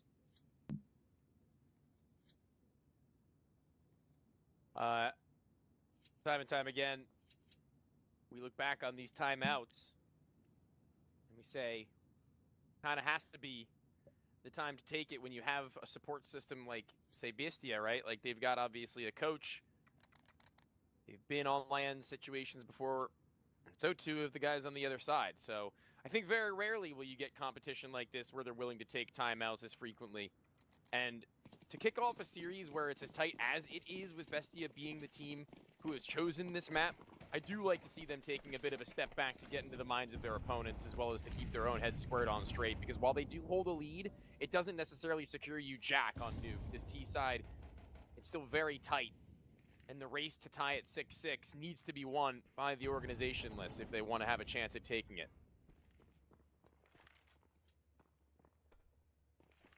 Nothing really to speak of as far as the CT side is concerned here to start things out. No deep outside control being shown. Levi still showing some pressure outside in the CT spawn position. And a feign of ramp pressure there from Bestia, but honestly kind of lackluster. Nobody really biting. And with that, they turn their attention back to this A bomb site. A little bit of utility being tossed in, and SHZ going to have to be up to bat here on this top side anchor position. Oh, speaking... Oh! Needing to be solid and stable. Urbano with a triple. What a hold. Kaysen spiraling down into the lower bomb site, not in panic, but in desperation. I can't believe a 4K in total. Urbano does it all. Kaysen will escape the line of sights of the ramp player as well as from single, and they now need to know that surely he's not in this direction. The audio crew has been hurt, or you would have thought the bomb is being stuck. Oh. Joda, he's losing teammates left and right, but he's got coverage, and not bodies, but in infrastructure. An ace for Kaysen, but even so, it'll matter not. As far as the round win is concerned, they'll take that, but the money's still very much so down in the dumps for both teams. Little bit of an overcook there from Bestia. I feel like you have that upper execution coming through. You have no real information of what's going on downstairs. You go into the waiting arms of Urbano, but Cassin nearly makes a round out of it, man. I mean, I think he's assuming that once he gets those 2 kills, he scares Joda off the defuse. Doesn't actually take the bite, but it's this upper execution once again, just an upper pop. what have you, with a couple of flashes. Well placed trades are solid, and Cassin will confirm the 2-on-2. Another player stuck in mini here, and Joe to the spams just off the mark. And Barton will make his appearance in heaven. It's just a matter of timing as Cassin turns away. And the bomb still doesn't hit the dirt. Re-smoke up in the mini, so again, it's on to Barton to see if he can kind of open things up here, but these fake bomb plants are causing a little bit of concern for me, but Cassin will still find his man. And Barton manages to get down safely, but Cassin has a chance to reorient his crosshair, and Bestia will scrap their way to a 4. The roles have been reversed a little bit there. Kaysen, you're off flash duty. Go kill. Join the pack. Noxy, whilst not having a frag, becomes a support piece that actually does escalate the situation inside the site. And it works to perfection. I like to see that, and I like to see the fact that Kaysen is 13-4 without even opping. His rifling is really what's gotten them the most work done. I mean, his mid-round trades and posts, those are impactful, sure, but that round there, all the more so. 5-7s across the board. The CTs are feeling the pressure now in knowing that their money is unlikely to recover on the double. They force themselves down. Levy budgeting enough to where that next save round, should they logically lose out here, he'll get that sniper rifle. Oh, no! Levy! Tomasin, they traded places. Tomasin turns around, about faces the footsteps, but he's being encroached upon. Everyone is launched into his angle, and the AK-47 is procured. It's Noxy who looks to sniff things out, but spacing a little awkward. Doesn't want to lose his head here, but one elevates themselves. Noxy pumps the brakes, and Levy now exits lobby entirely. A little bit of risky here to retake lobby in this circumstance, but they won't actually be punished. I say that Levi swings out of the hut and finds himself a quick double. Completely tosses this round into chaos, and Urbano will find one more with the scooped up AK. Dink found on a Timo makes this clutch nigh impossible. How the tables have turned here, Tony. You say that the round is unwinnable, or less than ideally winnable. Yeah. And it just gets flipped on its head. Timo will abscond to the CT spawn, and 2 AKs. I'm assuming a third can also be recovered for Joda eventually. And this completely flips the script of what this half was looking out to be. That's my bad, chat. I apologize. Timo, 14 HP. Again, being that low HP players, gotta stink. They do no wrong as far as getting themselves that control. I think Luchov a little overzealous there, following Noxy being caught off, and Kaysen being nowhere even in sight for what I thought he was going to be on his teammate's rear end as far as trades were concerned. He kind of needed to be, so not everybody necessarily fully on the same page in that moment, and you can see what it does. No need to save for the AWP. He'll take an AK-47 and knowing that his opponents are going to be down in the dumps, and that Timo's got nada to be able to drop over. What do you possibly have cooked up for that last round of the half, your Bestia? Because I think an 8-4 is ideal, like really ideal for XW7M, and I think anything less is actually really scary. I think that's kind of a worry for me, knowing what Kaysen's been capable of on both the rifle and the AWP. That's usually momentum. He does not let up, and honest and truthfully, very much so specific to Nuke sometimes. Is that especially true? A double eco scenario for Bestia. They're gonna have to get real scrappy, like they've won in a couple of rounds in this first half, but Noxy already going down spells a little bit of doom and gloom. The spam is pretty solid there from Barton, and Levi's there with the rotation. Toma gets 2 kills, but still feels a bit like a consolation prize at the end of the day. An ace clutch required, and he's being encroached upon from all avenues. Cut off to return back into the lobby. I believe you still have a player on the A side, Joda, to defend this B bomb site. And at this point, damage is more so the priority here for Toma. You can get this fake plan, maybe goad out a rotation, goad out a fight. That would be nice, but Joda will actually face forward. Toma gonna try to get this down, and he does, which will be good for the finances moving forward, but either way, XW7M get themselves that 7th round, and they get closer and closer to that ideal 8-4 half finish.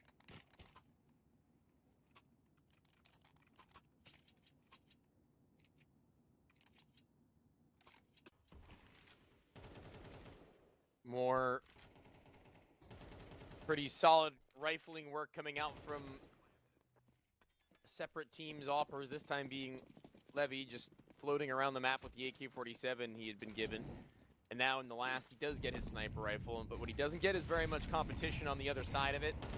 He's going to love that. And Joda's going to love the fact that he's being so very accurate in these moments where there is a split second where the players are being seen, a smoke that he can spam through on a feeling and on a timing. If you give it to Joda, he'll take it and he'll run with it. A 3rd kill, and the outside is his today because this half is looking to be finished off even if they do get down with that bomb. He still got that swagger, Tony. He still has the dog in him. Oof.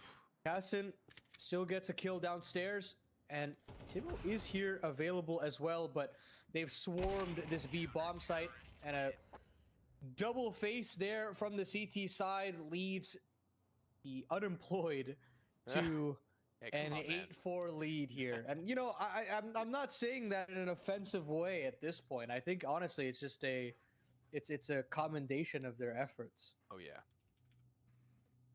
Sign these guys, they're saying. Making a bit of a ruckus in the first map. And honest and truthfully, maybe I'm definitely in the minority of people who, when I read that report about Wildcard and I saw Joda's name, I was actually kind of happy or kind of excited. Not that Stanislaw got benched. I think that was inherently a womp womp. But when I saw Joda's name being brought into the conversation, I was like, yeah, he's back. And I do think this guy, he's got to get scooped up at some point by some roster. I still think about how solid he was with Imperial and having to be told you got to be the IGL at some point and not being able to do that and then being discarded like that. It's a bummer that he couldn't claw his way back, but maybe this is the time to showcase that he can do that. And clearly with his performance here on the defense, you start to see those flashes of brilliance from the days of yesterday. Now, the hard part. Can they close out this solid defensive half and steal away Bestia's map pick? Shock the Thunderpick scene with the map victory.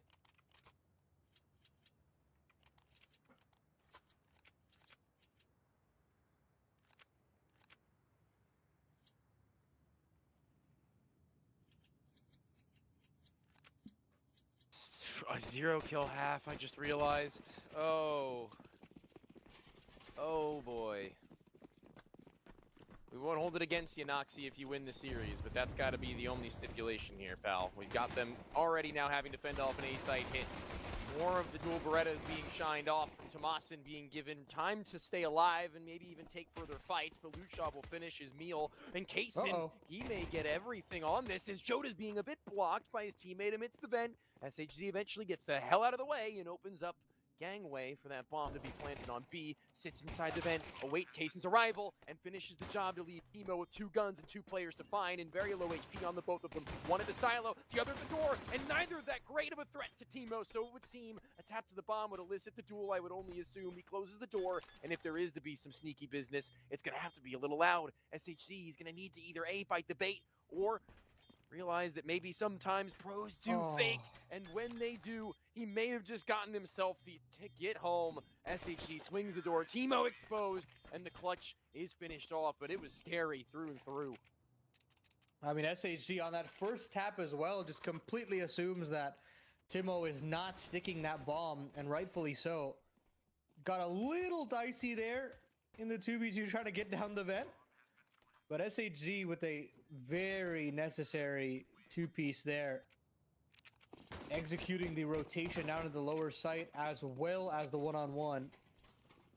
And now, as you can see with the Thunderpick odds, things get a little interesting. A force buy up from Bestia to potentially balloon this lead up to 11 rounds. If, of course, the T-side can capitalize on this situation. But Bestia are well and truly on the ropes at this point, Tony.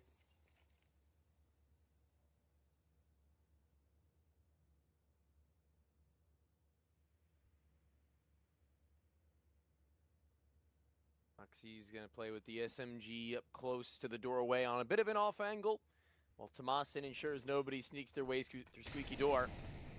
A Molotov to top hut, no utility whatsoever for the defenders to lock them out. So Molly after Molly, sound Q after sound Q.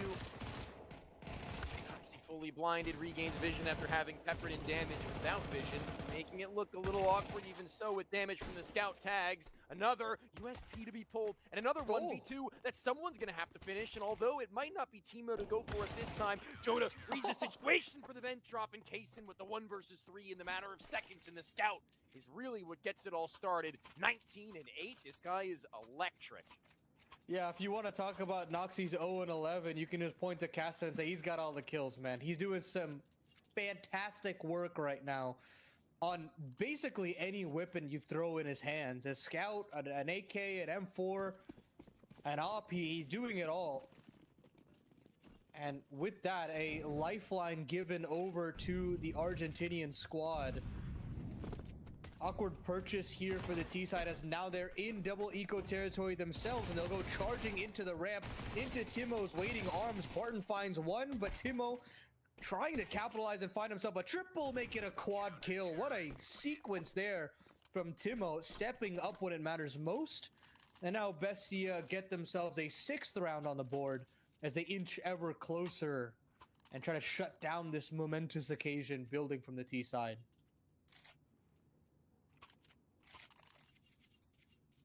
Ooh, I need to breathe for a second even.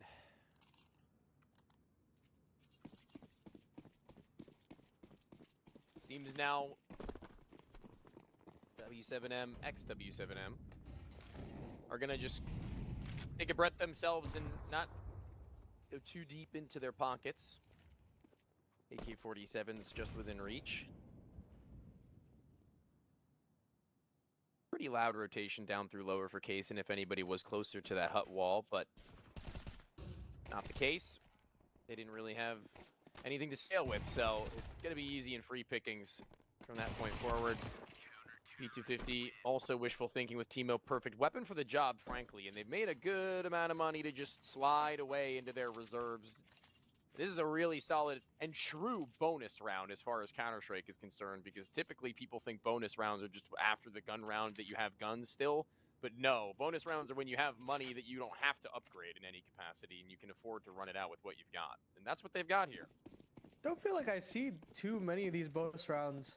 No. All too often with the nature of MR12, but Bestia have got themselves a little bit of a cushion in the sense that the deficit is not that big anymore.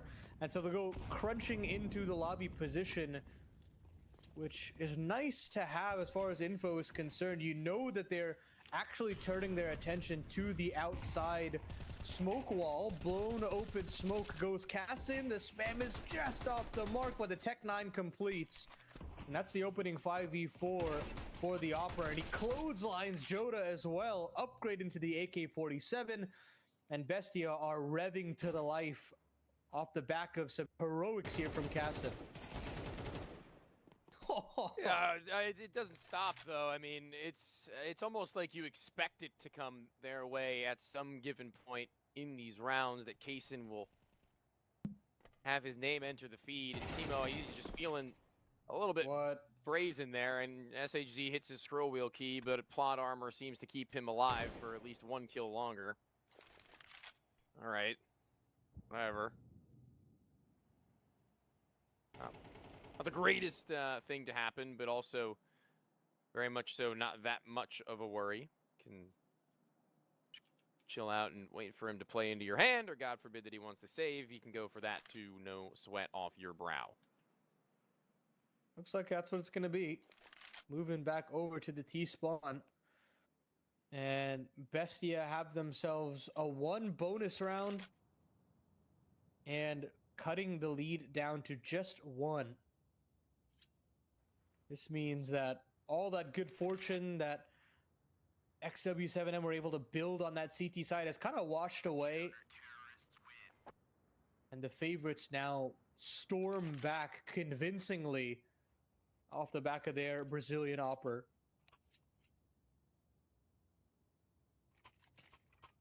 Look at that, man. All those upgrades as well. Truly a nightmare scenario for the offense.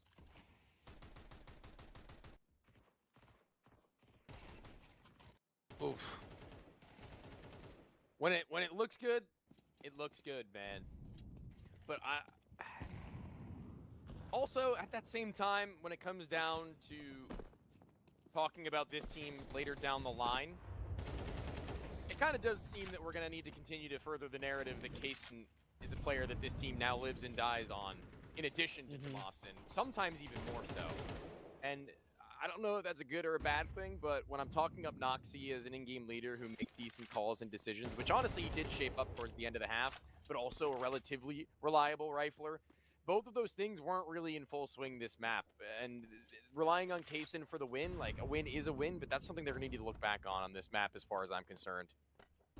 Yeah, I'm completely with you there. There he is. There's got to be extra win conditions, and that is an extra one right there. Toma, who's been fairly quiet as far as this map is concerned, trying to rev up towards the tail end here. SHG finds an entry over into this upper bomb site, and he gets another one, tries to push Toma to the back of the site, and now it's just SHG who's gonna have to step up massively as to swing back over to heaven and can't convert. Bestia still hold on. They retain 2 AKs, and as you can see at the top of your screen, we are very close to a full-blown storm for Bestia. And blink and you miss it. Thunderpick odds very swiftly tilting back over to that CT side.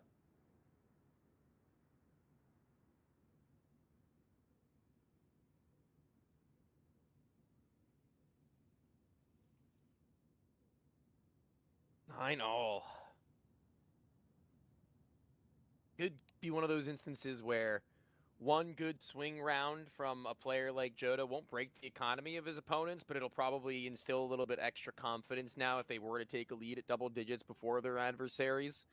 That almost feels like a win condition in this moment from somebody on W7M, given that they have given everything in order to remain competitive in this round. SHZ obviously taking a little bit of a hit as far as the AK2 Galil relegation is concerned. Not really that big of a deal in my opinion. I think the Galil is actually pretty good. But hey, I'm with you. But when your opponents have AKs, that's when.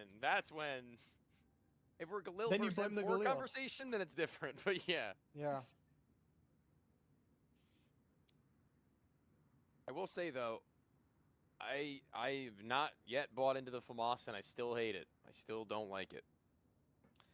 I've not been using it as much as I usually do, and then I picked it back up and I got a decent clip with it, and now I'm like, yeah, it's unfortunate. It's unfortunate that I've bought into it. No, it's okay. Just because of one clip, you know. No, it's all right. As an anchor, times are hard. Oh yeah. Times are hard. As an anchor, I could really use a Galil. I'd kill for a Galil as an anchor player sometimes. That extra I'm 5 tossing that every any time, other weapon, unfortunately. dude, I'd kill. But either way, we're back in. FAMAS, not a question. Galil put to the test. And we walk it up towards the upper bomb site with the AWP, perhaps. See where Kaysen looks to go, because his rifling, again, is really what's been doing it for me. But now he's being given that big green. Noxy's on the board, baby. Is that a good omen? You'd like to Holy think, but crap! yeah, Luchov has just been eviscerated, and Joda goes storming down the secret stairs. Kassin's still there for the rotation, but I think you'll hear Joda leaving, and they'll try to rotate back upstairs quickly as the T side want to execute onto this upper bomb site. But yeah, 3 players have gotten back in time. And they should be able to deal with this if they want to go through with this execution. And Cassin's getting frisky. He's getting curious into the lobby. This is a matter of mere moments, and Toma has found himself one. Once that execution comes down, he catches a player on the ladder but doesn't pull the trigger. Cassin instead has to pick up the pieces. And as he falls, Toma has to rise. 2v2, flash in his face, but he still takes out Urbano, switches over to the AWP, and Tomazin's got himself a quad. There's the highlight that you wanted, Tony. Oh my god, it's so good, man. This guy's so good. We've been missing offers that can even enter the conversation in, well, Brazil primarily, but, you know, I guess to a grander scheme, South America, that can bridge the gap between the top and everything beneath at a tier 2 level. I think Kaysen may just be that guy at some point. The fast shots, Tomasin hitting multi-frags in moments like that. Teemo's there sometimes. That's all we can ask of bro. And actually needing probably now to be here more than ever. An HE lob deep. Great on him to get that much damage, but again, it's Kaysen to find his one. Timo has a little bit of a farm simulator here. Gets himself a double. Gun trying to be recovered, and that smoke will obscure Cassin's vision. SHZ will take more damage than he'd like, and Levi just gets blown out of the server through the smoke, and it's just SHZ, 2 HP to his name, but still fragging. 1v4 required. All 5 kills in the round necessary. And unfortunately, I don't think he'll be able to find it. Smoked off of the lobby end. Has to go downstairs. Or up heaven. Or up heaven. This is an option. It's an option that he will take. Jump, I think, goes unheard. Noxie only periodically turning about face to see what's going on, and he might have just missed it. Nope, he caught the question mark probably on his radar after the fact, maybe not seeing him with his eyes. 9 to 11. He did what they could with what they had. Looks at least okay to get a kill or two here and there. What could have been a complete shutdown at the ramp, frankly. Third kill would have been very, very nice for them, but they're still all good. Things you don't want to see. They're not all on good. a Mac 10. Yeah, I was just going to say, I thought they had 5 AKs. Not what you want to see, but they're going to have to make do with what they've got. Outside smokes coming through. And Noxie all of a sudden on 2 kills now, Tony. And he's nading for himself. He's nading the smokes open to fight. Look at him. Heck yeah, dude. I'm with it. He's one of the players that you'd probably poke at to have outlier games that really do set your team ablaze. This time he hasn't really even been called upon once. I mean, as far as like needing Luchov to do anything, I feel like that hasn't been the case. I don't really think there's been a time where I could point the finger at him and be like, what are you doing, man? Noxie goes down though here. Luchov now actually kind of have to be the man. What a fadeaway shot! An absolute dinger onto the only outside player without an AK-47 in Joda, and then Levy immediately following Kaysen as quick as you'd like. Second, I thought was on the mark and the money, but he and Tomasin shoulder to shoulder should be enough to finish this round and put them on the map point. Oh my lord, Luchov. Yeah, that's the swagger that you're trying to look for from Bestia. You got players hitting some incredible shots all across the shop. Luchov to start things off, but I mean, it's that fadeaway shot that was brilliant. This flick over from Cassin, a necessary one, and then playing off the contact for Toma. Brilliant work there, securing map point in style. And yes, you've got guns out for the T side, but it's a little too late at this point. Especially now that Luchov is getting kills completely blind. That'll do it. Everybody being given a bit of the action. Everybody giving their time to shine and taking it on top of it. But now, very little options remain with only one smoke, one flash, and one molly. Maybe a pop through the smoke for Barton with the rest of his teammates heading through the secret steps. They want to converge onto B in some capacity, but Barton, I feel like the round really hinges on his ability to get a kill and maybe even get out and try to poke and prod in other directions. These three now grouped up have only Kaysen to deal with in a really weird spot for him to stick, and there's Barton's kill. It's Mawson's the back, though. Yeah, and then they're gonna take that map control right back. It's off the cast and a rare miss from him though, and that might cost them the round. I mean, he's had a hell of a game. That could have been kill number 30, but to no avail. Thomas are gonna be ahead of this and only finds one. 2v2 to ensue. And this fight here on the double doors could be everything. Damage going back both ways, but damn, bullets not connecting. Finally, Timo will strike. He knows where Urbano is, and he nails the shot on 1 HP. And that'll do it, folks. BESTIA with a come-from-behind win here on their own map pick of Nuke. It gave them a little bit of time to really rev things up here, Tony, but after they actually did rev up, they looked like a force to be reckoned with here on Nuke. Dude, I mean, it was necessary, wasn't it? There was no other way that BESTIA could do this without everyone pulling out all of the stops. So many moments of individuals hitting shots, not necessarily in succession of 3 or 4 kills, other than Kaysen, but 2 kills at a clip that are absolutely stunning. Beautifully done from the guys who need to step up in moments required in order to make up from some of the slack on the bottom sides. But honest and truthfully, has to be a bit of a stinger for the boys of XW7M. With that having been the case, it feels like every time that they were dying in those scenarios, you're like, what was I to do? Yeah, I mean, look, I think fundamentally they still had some solid pack plays. I mean, they were getting into these right positions, but I think just the cohesiveness of BESTIA showcases why they were in that conversation of going to the Austin Major in the first place. It's the chemistry between these 5-man units that they have. It's from the good work that Kaysen can show you, and you know, these late round situations from players like Tomazin. So all in all, very exciting work there on the back half from BESTIA. And now they've put themselves in pole position to have a meeting with Cold Zero and crew with RED Canids on that upper bracket Group A meeting. But we're going to take a little bit of a short break, and when we come back, we have Dust 2 waiting in the wings here for our opening best of 3 between BESTIA and XW7M.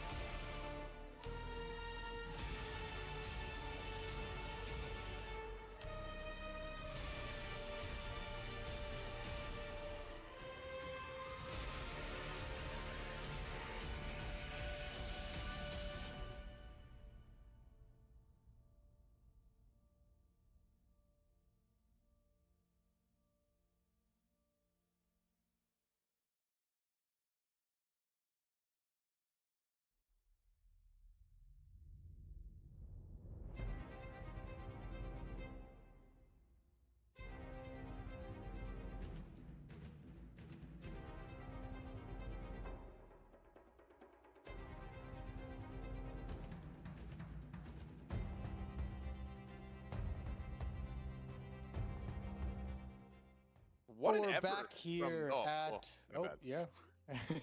Sorry, chat.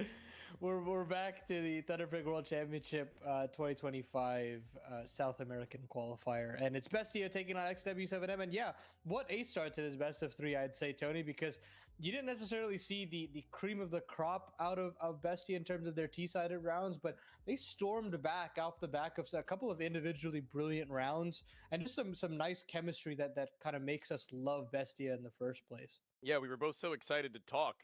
We just got into it as quick as possible. So, I mean, like looking at what they'd been able to deliver over on Nuke, their map pick, it was getting a little bit dicey there in the first half. Like you said, that T side wasn't exactly what it needed to be to instill hope within us, but there were, plans in place clearly in order to rectify that with guys like Kaysen dragging them from positions where maybe otherwise they wouldn't have been able to even come close to a victory, even pulling away with a 1 versus 3 clutch on a lesser buy round towards the ends of the entirety of that map. That one, probably one of the most important, if not maybe the most important to securing that win from the back foot, as you would say, in my opinion.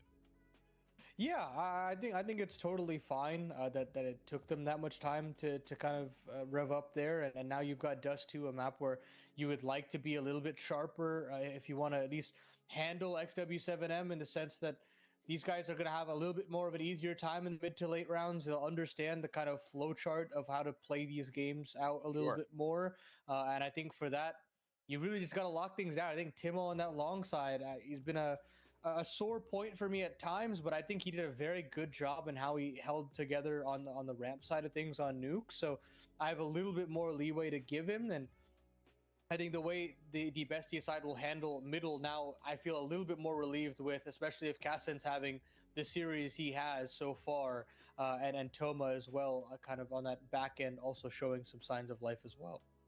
Yeah, signs of life, finger on the pulse and trying to ensure that they're still in this game with us here and giving a couple of guys some opportunities. You can see that they actually were able to walk away with them without all too much panic. I mean, not the most difficult 4K spray in the world for Urbano and the vents on that CT side. It was a matter of just looking up and holding mouse 1 effectively. But for everybody else, it felt like we were getting snappy Joda, somebody that we really, really need to be online for a map like Dust 2, where a lot of these angles are reliant on you taking and committing to your fights. And also in the mid-round, ensuring that Bestia aren't going to maybe feel a little bit, welcomed to make their mid-round aggressions, welcomed to walk through long doors or try and go for a push-up through count walker down through mid.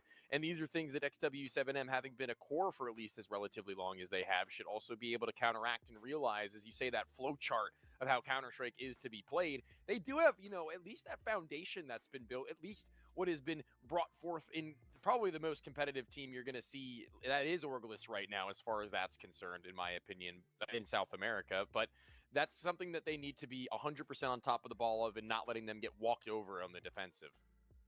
I look at this roster and I don't necessarily know who I'd point fingers at with the loss there.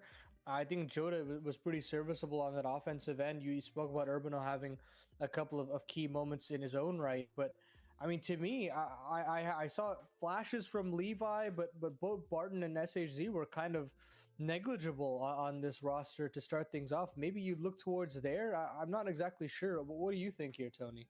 I think a lot of their issues on the T side really did come when it very, very heavily leaned and relied on the fact that somebody was going to be able to bypass lines of sight. And I think that in that game plan and in that game structure, you can rely on somebody like Joda to probably snatch a good kill. And you could probably rely on Olivia to at least post on a good angle and Urbano to be supportive enough. But SHZ and Barton being those kind of in-betweeners, kind of being the players that aren't really forced into openings. The tradability wasn't 100% there when it needed to be most. And when they weren't getting opening kills, falling upon a Barton or an SHZ, again, didn't really feel like they can combat Kaysen's speed on his AWP. Or, honestly, the positioning of the other players of Bestia. Not even necessarily that they were hitting the most wicked shots in the world, but when they were hitting those wicked shots, a lot of the time, it was the same people being hit by them, it felt like, to almost no fault of their own. I also think that there were moments in that map of Nuke, where on the T side specifically, where I saw that they had small windows to actually capitalize on open sites, but they would take just a tad too long to actually commit to those site hits. I'm talking like the upper execution where Toma is basically on an island and Kassen is still trying to charge up the ladder there. you still should be able to get into mini fast enough. You still should be able to get into that hut position as fast as possible. And I do think they were just slightly off kilter just a little bit against a roster like Bestia, where you know you have a defense that can get together. Yeah, I definitely think that there's a little bit of that fear that kind of settles in, and that was the biggest issue that I had when Jota was calling way back when. I'm not sure if he's the caller on this roster specifically, but I'm starting to see a lot of those like lingering ideas still be there for this roster specifically. We'll see what they can do here though on Dust 2 as they kickstart things off on this offense. Yeah, I do wonder if that is by design. I wonder if that fear or that willingness to, or that unwillingness to be the one to make a potential mistake is in their minds. And right now, topside mid, oh my god, just creamed. There's not even a second between the kills, it feels like, between SHC finding he's just thrown the smoke and then realizing that he's amidst the 1 versus 5. An insurmountable one at that. Lovely work from Timo, man. This is exactly what I was talking about with them just feeling no fear to run them down on CT. I don't like to see it this early for the sake of XW7M, but I do like to see it. No, not at all. Yeah, I mean, it's fun for us as viewers when you get to see Luchov just thrown Train off and said, go get your kills in lower. Yeah. Collected those easy. Timo off the catwalk, a long-range dual Beretta kill. Don't see that every day, but Bestia get basically the dream start that they're looking for and automatically put the hurt onto XW7M. 5-player lean over to that B bomb site, and they'll go with that conga line down into the lower position as well.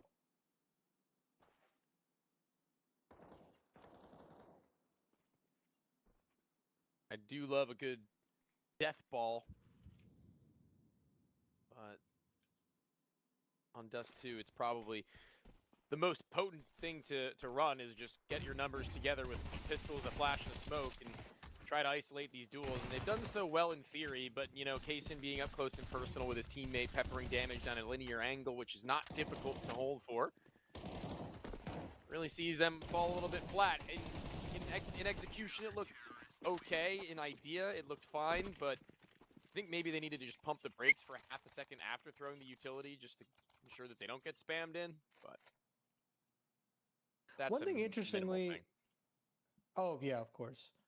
One thing interestingly enough that I don't necessarily know if I love on this map from Bestia CT side is that they like to put Toma on the B bomb site as an anchor. It does feel like it limits his playmaking potential, and it puts a lot of onus on Luchov to kind of be that aggro rifler to kind of break open spaces. But we'll see how much of an impact he's able to have in this map as a whole. I wish that we could have like maybe a swap between Timo and him on long and the B bomb site, but so far so good for them. But just keep an eye on that as far as that role clash goes. As this game continues to develop. I do wonder though if that's almost like a necessity for him to be as proficient of a player and aimer as he is to kind of like completely shut them out of that side of the map, because I think that the give and take of that is that you can lean on somebody like Kaysen to really fill that as far as impact is concerned, right? Like he's an upper who you can rely on to get 2, maybe even 3 kills in dangerous scenarios. Like that's kind of his bread and butter. But I don't disagree with you inherently. I just think that should that switch actually happen, I would actually probably have used that B site a little more, knowing that it's not Tomas in there. Yeah, that's fair. I mean, that is inherently just the push and pull of this map as a whole. And now we get Kassan out on that AWP straight away, going toe-to-toe with Levi. Nothing shown just yet. Cat control established for that T side as Kassan moves back over to the middle position. It's an undermanned A bomb site in this position.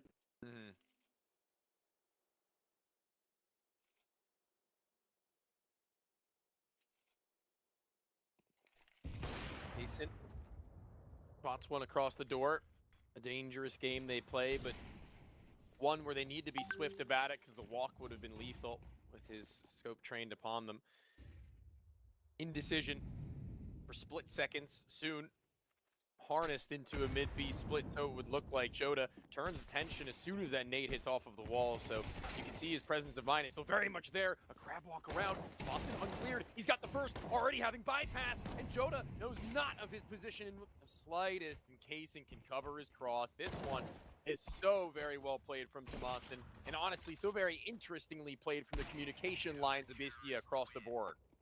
Oh, Toma, man. When you give him that stand and deliver kind of moment, he delivers every time with just complete ease. I mean, this 90-degree flick is magical, but it's the way he handles the remaining players out the doors and never overextends. I mean, too many of these youngsters just give them that extra kill, but there's that restraint in him that makes him as exciting as ever. It was like a hold your breath moment for us, honestly. And held it, we did, and so did Toma. Now, catwalk to play. SHZ given the AK. Yet to frag our 3 players on the team right now, so a good installation of confidence into a player even like SHZ, given that last map wasn't exactly beautiful from them individually, would be really nice. HE goes well set. Flashbang's a little bit better placed, I would say, from XW7M, though, and a whiffed spray from Noxy with half full vision. Kaysen, what an adjustment! Oh my lord, the cross is given over thanks to the smoke, and it may actually finish the job onto one more of these defenders, and Kaysen's being given a lot of responsibility now. He's long lurking, is eventually probably going to have to start ticking in the back of his mind, but no, both players confirmed. Joda heard or seen just amidst one of these 2 smokes moments go by, and his teammate may be susceptible to the frag, and no, Joda's not at all ready for it. Barton, he has the bomb planted for him, but now the weapon for the job. That was still a little scary. They get that bomb plant, they get some cash, they get a little bit of that exact confidence I'm talking about with SHC on the double, but now they're going to need to convert it into actual kinetic energy. Yeah, a little bit of worry here for me as far as W7M is concerned, XW7M rather. And it's the sluggishness that I feel to some extent. I think the actual bite of some of these rounds, I mean, in that round there, totally fine with what they had on offer, but I do need to see a little bit more gumption in their lurks. I do think that they're a little too slow. And that's a nice little nade there that sets up Caston for an opening 5v4. This CT side is looking sublime, to say the least. And now you've got Luchov getting curious into the lower position. He's going to spot 4 heads, but he can't even topple 1. SHZ with that instant trade back, and we're into the 4v4. And Bestia now tasked with figuring out how to play this man-even situation.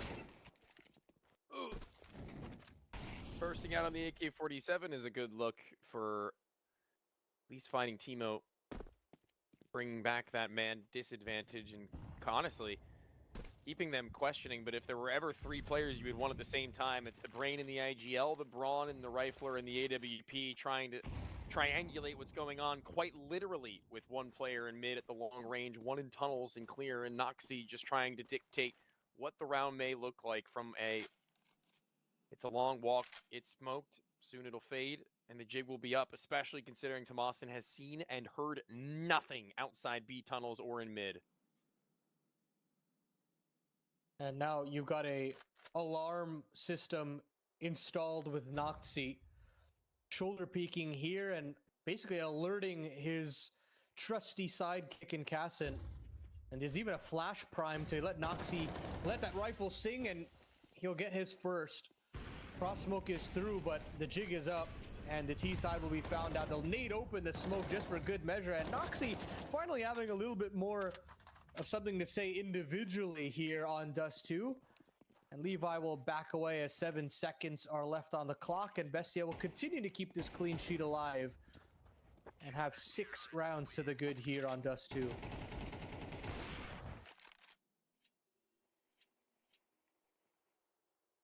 Time out. Hold up the T, coach. I don't even know if I think they still do have a coach, actually. Pretty sure that yeah, Horvey. Oh yeah, you were mentioning that earlier on. I forgot that they brought him along with them. I'm a little shocked he actually decided to go along for the ride, but I think he realizes there's potential. But right now, we're not exactly seeing it in motion. Orvi himself, whilst maybe not having the most deep coaching career beyond Wildcard, was very, very integrated in the Brazilian scene. He has been everywhere. Maybe not for very long at a clip, but everywhere. Immortals, Ints, Team 1, Imperial, the old one. Ints, I think. Kick, he was even playing in the Portuguese scene for a while there. Nice. Dude's been around the block. Kick is a deep cut. Now, what can he bestow upon his youngsters on the T side? Whatever it is, it's not being received very well. The CT side's doing a phenomenal job at holding this man advantage in their own favor. As yes, Luchov goes down, but he's that player that you can continuously let off the leash and give chances for players like Caston to continue putting on the hurt. And he's just having a absolute shooting gallery in the middle of the map. And I mean, this just feels like an absolute whitewash. I mean, yes, it said read 7-0 at the top of your screens, but it feels even more of a beatdown than the 7-0 could potentially say, if you get what I mean.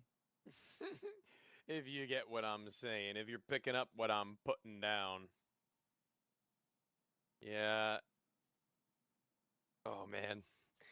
I could just, like, tell based on watching the game that you can feel what they're feeling. You know, like, like you've been there.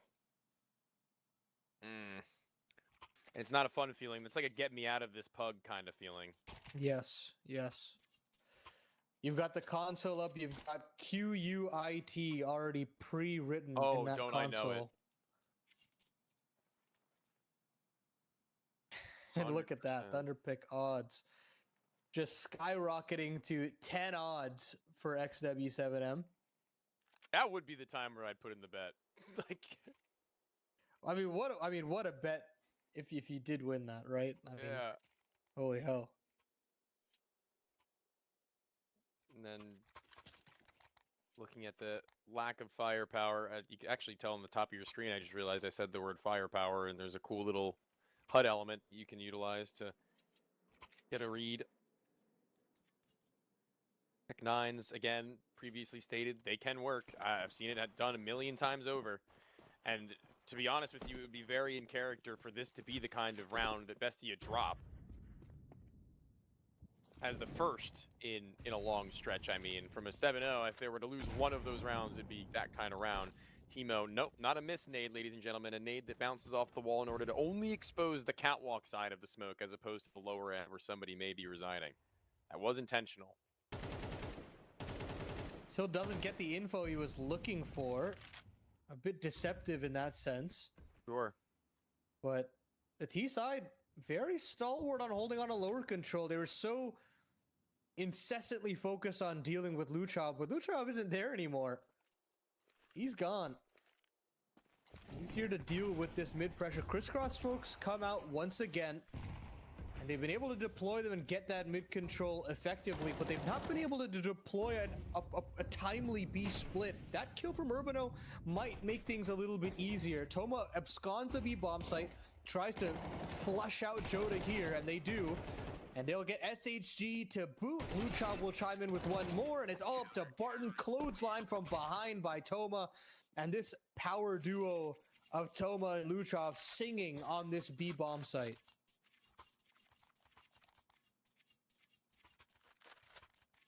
That good old 1-2 punch. Or maybe the good old 1-2 kick in the groin, kick in the teeth. As soon as they hit the floor, they don't stop shooting Bestia. I keep switching my pronunciation of it, and I don't know why. Bestia? I've been doing Bestia for a while. Anyways. I'll fix it, but I don't know if they'll be able to fix what's gone wrong right now. Because again, the shutout shut down it long. They have guns, Paladin. They had guns. They had the tools of destruction, of mass destruction even. There's a full belt of utility on Urbano and a 2 versus 5 at a minute 25. You got 3 players on 1 death apiece. Good God. And Timo is saying, you know what, I'll give them something to chew on here. 1 death taken, but a beautiful little jiggle there from Cassin. And Noxy will capitalize, keep this clean sheet alive. We march ever closer to that dreaded scoreline that I will not name. Good move. But unfortunately, there's like nothing to celebrate. There's just literally nothing to celebrate. Like, what is that? What is that? An hour break between games?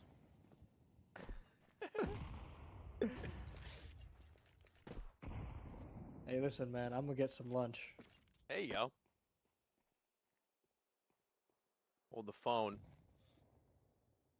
Or you pick up and call. Place the order. Hot and ready.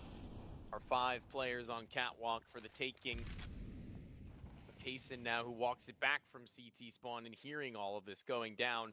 And they've got a lineup of players here who are ready for that. I think Kaysen actually, once they walk it up, oh, this could be dangerous, or it could be everything. A nade pulled in hand, 1 sent from the CTs, and now they have to know that the op is close. He's got to duck away. He realizes this, a dangerous maneuver, but one which will pan out.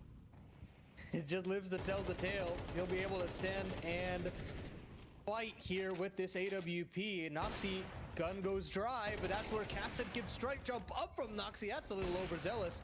But Cassin's still here to hit every single shot. He actually hits that one as well, I thought. Timo is there from the long side. Luchov to chime in as well. Bestia are a force to be reckoned with. 17-2, Tony. Yeah. This is going to be one to remember if you're Kaysen.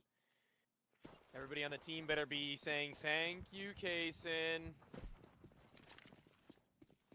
Thank you, Kaysen. Yeah, they all got to give him the props needed, but looking to see whether or not he'll be able to continue that over into the next map. I think that'll actually probably be coldzera's first test against relatively solidified Opper, to be honest with you. That's a good point. I think that head-to-head will either be a fairly interesting one or a very lopsided one. Yeah, of course. coldzera is, of course, a 2-time major champion. Of course. That is what I was alluding to. Once again, mid-smoke through, cat control established. This has been something that has been very successful for the T side. They've been able to get into places where they shouldn't be.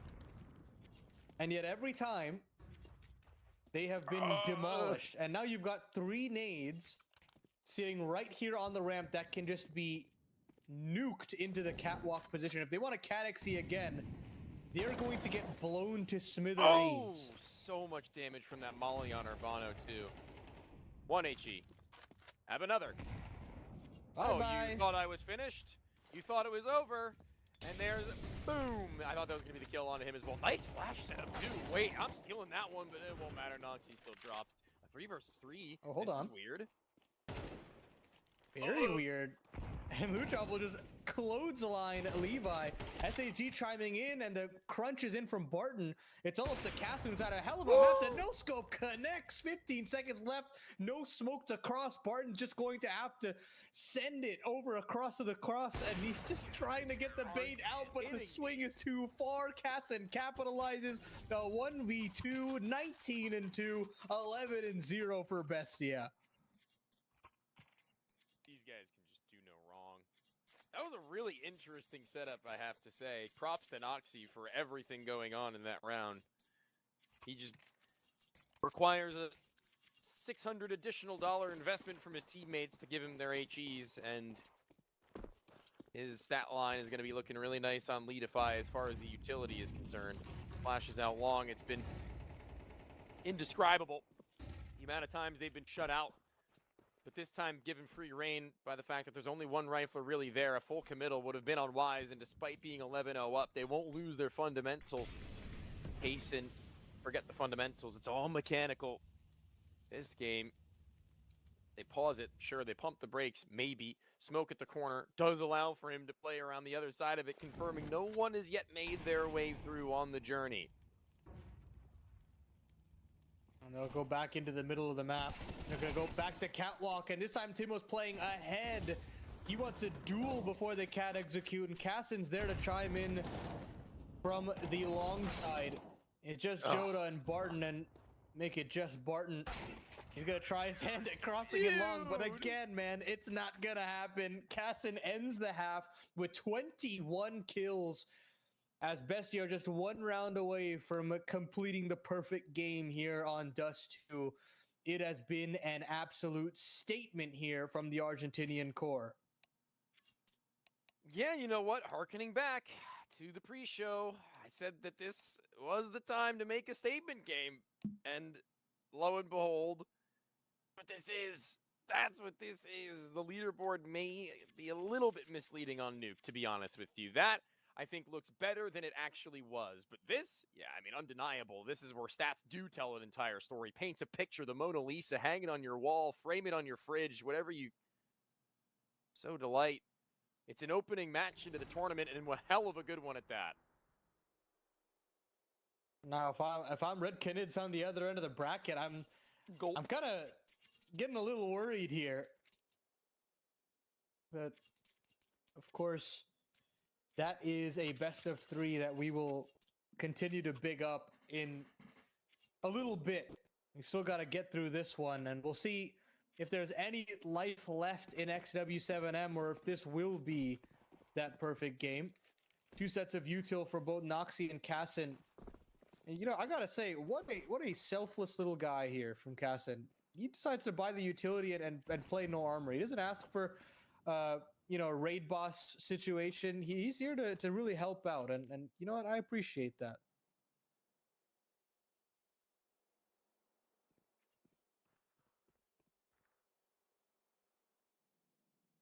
The long late take is something I think's fallen more and more into meta lately, and not even just pistol rounds. I think people are kind of over the, oh, we've got long spawns, let's go long. I think that's kind of fallen out of favor. And probably for good reason, seeing as now Urbano has to fall off in a way. He can call for that flash, that'll be pretty nice, but they've read it. They've not actually gone all too far up in the scaling. And Luchov in mid, despite being tested and dinked down, gushed up, actually pulls the rotation well enough, but SHD sticks his ground, sticks to the corner, needed more than one, needed to find the multi, and needed someone else to step up by his side after the fact, and all of it flushed away, and it's the 13-0, I'm saying it. Joda, if you want to prove me wrong, it would be generational, but the only thing right now that's generational is the amount of talent overwhelming from the side of BESTIA. And then we were looking for that big statement win from BESTIA, and we got it. It took a little bit of time to get there, and now you get to see why this roster qualified to the Austin Major in the first place. There is that firepower that is available across the board for this team. They have the potential depth in their map pool as well. And now it's a question of, can they have that level of consistency against the tippy top of South American Counter-Strike? And while we don't have that answer just yet in this season, we've got a little bit of a taste with the small sample size against the likes of Imperial. We've still got a ways to go, and this is that road to recovery here for this organization. And I'm excited as far as the opening chapter is concerned. I want to say that 15-13 is where Kaysen ends on the best of 3. Damn. Oh my god, it's unbelievable, this guy. I mean, I don't know what the Map 2 HLTV rating in isolation is going to look like, but the previous was a 2.16. This being a 21 and I think 2 finish for him. This is maybe a career highlight as far as a best of 3 for Bro is concerned. And I want to see that more. I want to see that kind of momentum roll into a Cold Zera who's got to be quaking in his boots right now in his first real test as an AWP player on this roster, previously taking up those positions and roles, but not really ever showing us all too much of anything. But we have, again, as previously mentioned, a fat gap between that match and this one that we've just finished on Paladin. Yes, we do, and that means we'll send ourselves to an extended break. We'll get a little bit of rest on our voices and rest on your eyes, and we'll see you here for an exciting Group A winners match between Red Canids and BESTIA. You don't want to miss it.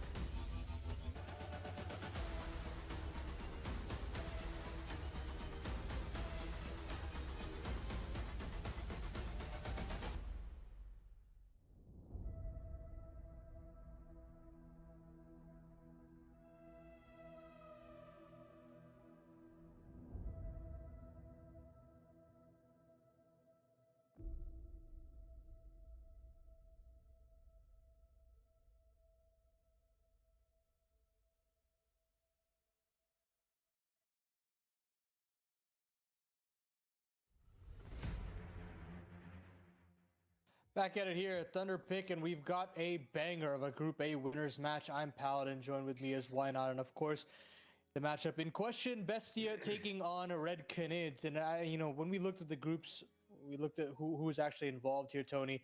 It was pretty safe to say that this is what we were going to get.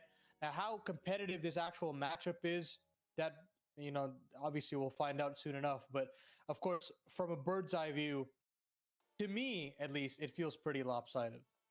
Yeah, I guess to set up kind of a storyline to where these two teams had really come from. I mean, in history of the CCT tournaments, as well as a multitude of other, South American circuits, these guys have kind of come up at the same rate on two opposite sides of the spectrum, Argentinian and Brazilian. These guys, as organizations, I will say more specifically, have really grinded their way in order to become one of the more mainstay names that can, be included in conversation, to whereas maybe a couple of years ago when it came to South American Counter-Strike, that was never really something that we had between these guys. So now, RED Canids are a team that were where we feel BESTIA are now, like months ago, right? Like, we were really hoping to see them flourish, and the fact that you said that you think it is going to be a little bit more lopsided in one direction, a while back, it probably would have been in RED Canids' favor potentially, maybe even like half a year ago.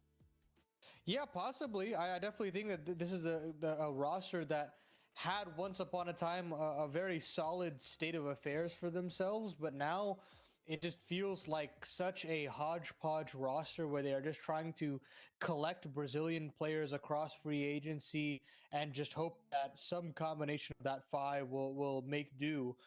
This is the group stage. Before we get into that, just to double check how we got here, SELVA and XW7M will be in that losers match that goes on tomorrow, but one spot in the playoffs up for grabs tonight, with RED Canids taking on BESTIA. And again, I'll continue that conversation for the RED Canids, where I do feel as though you've got some interesting pieces in terms of some of these names. Like, of course, Venom Zero will always be somebody that I'm interested in. You have the continued development of Drop as a caller, and then you've got Kawaz, who I thought did a fair share of good work on Pain before a little bit of a fall off. But overall, when I see this five-man unit, Tony, I'm not impressed. I'm not excited, especially with that looming question of, can coldzera op at this stage in his career? Yeah, I think I kind of not live and die on, but I kind of go down the line of players like you just did, and I look at mainly Ponter. I think Ponter, unfortunately, draws like the short end of the stick as far as name value would go in this, of the older players in this team in general, actually, weirdly enough. And, coldzera being able to pick up that AWP late into his career, to be honest with you, I actually think it came to a point where this might be the better move for his career. I think that's really hard to say. I think that playing him in his preferred roles outside of the in-game leader role would have been maybe a little bit better should they've been able to lock down an offer. But again, really weird to me that, again, you don't know what goes on behind the scenes, but like Henny was somebody who I was like, yeah, I mean, that seems like a long-term piece, at least a medium-term piece for them to be able to build around that. And if they drop into the fold with a young Venom Zera and coldzera able to play out with, an entry fragger who's capable of taking space, that was the formula I expected. But all that's kind of been turned onto its head, and now I'm just a little bit more confused than anything else as to what the future trajectory of this team is to be, what the roles are to look like, and how Ponter can even manage to find himself in this mix of players and look like a standout.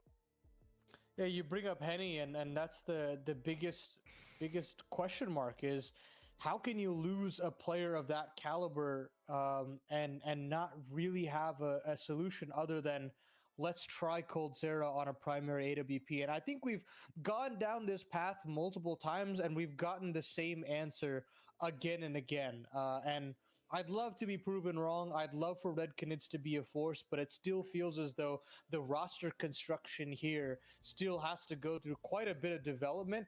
And that means, specific players are going to have to fold into different roles once again and see if they've got an extra gear in themselves to make it work. And you switch the gear and you go over to BESTIA's roster and you look at that side of things and you say, this team has figured out what they want to do role-wise. I mean, we had these question marks that I at least wanted to bring up when we were on Dust 2, but I mean, they've got game plans on game plans for these maps, and it already looks like to me that they've got just such a great foundation that they've built upon, that they've added in with Timo, that Luchov and Toma are still firing on all cylinders, but Cassin looks pretty comfortable. And I don't necessarily know if this foundation is going to be able to get shaken up by Red Canids.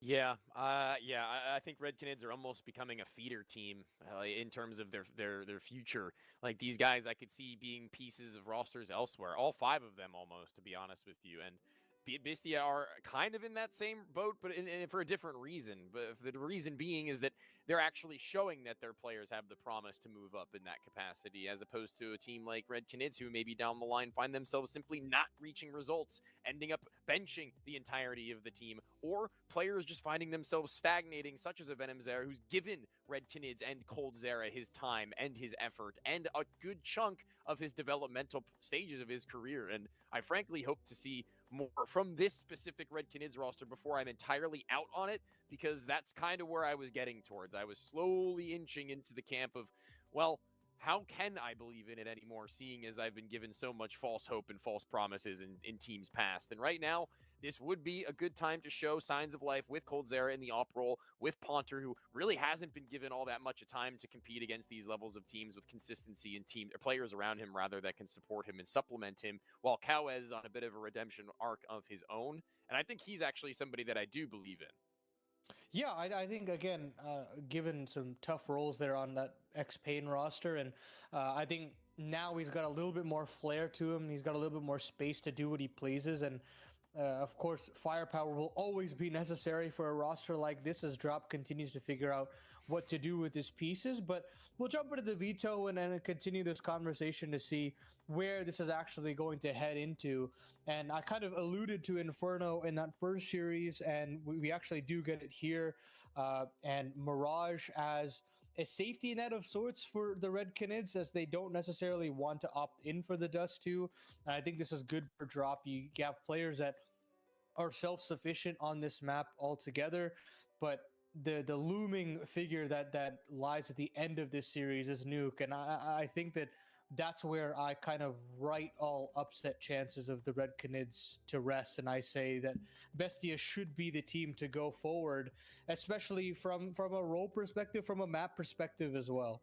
Yeah, looking at these maps, we were talking a little bit about the Inferno potential of the BESTIA team and what Noxy brings as an IGL to that, and now shifting out of the op position. I think it's going to be really interesting, to see what Cassin, having seen what he did on that last best of 3, can do rotating around this map, given a little bit of time off to cool perhaps, but even so, that is a undeniable display from him that has to translate into a map as linear as this, and not as necessarily free for oppers to do a whole hell of a lot, but certainly one where the linear angles provide you with a straight up shot to where it's either you hit it or you don't. He was hitting more than he wasn't, and Mirage and Opera's Paradise just the same. That op conversation is now layered with nuance, considering the fact that we've seen Kaysen today look as baller as he did, and coldzera not yet find that next step as far as teams are concerned that he can prove that he's ready for it. And Nuke, yeah, I mean, talk about, again, provability. We've seen it today. We've witnessed absolute destruction, practically dragging the team by its hair over the line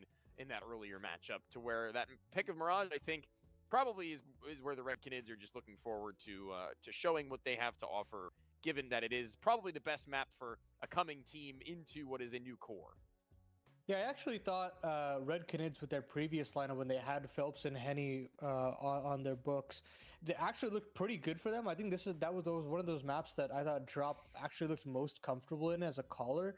But now with this roster, I think the self-sufficiency of certain players, i.e. the veterans of Phelps and Henny, is gone now. You have to handhold just a little bit, at least with Ponter, I'd say. With Cowes, I think you could still have that level of self-sufficiency. But yeah, I think trying to figure all of that out when you only have one map registered as a 5-man lineup is a bit questionable, and that's where I think you rely on BESTIA and the kind of foundations that they've built. I think you've hit the nail on the head there, that Mirage is going to have to be the map where Red Canids will have to nab it if we want any real series of a chance here. But I'm still very happy with what I've seen from BESTIA, that I fundamentally just take the roster in like every scenario. It's hard to create a scenario in which the Canids can find something to excite me about.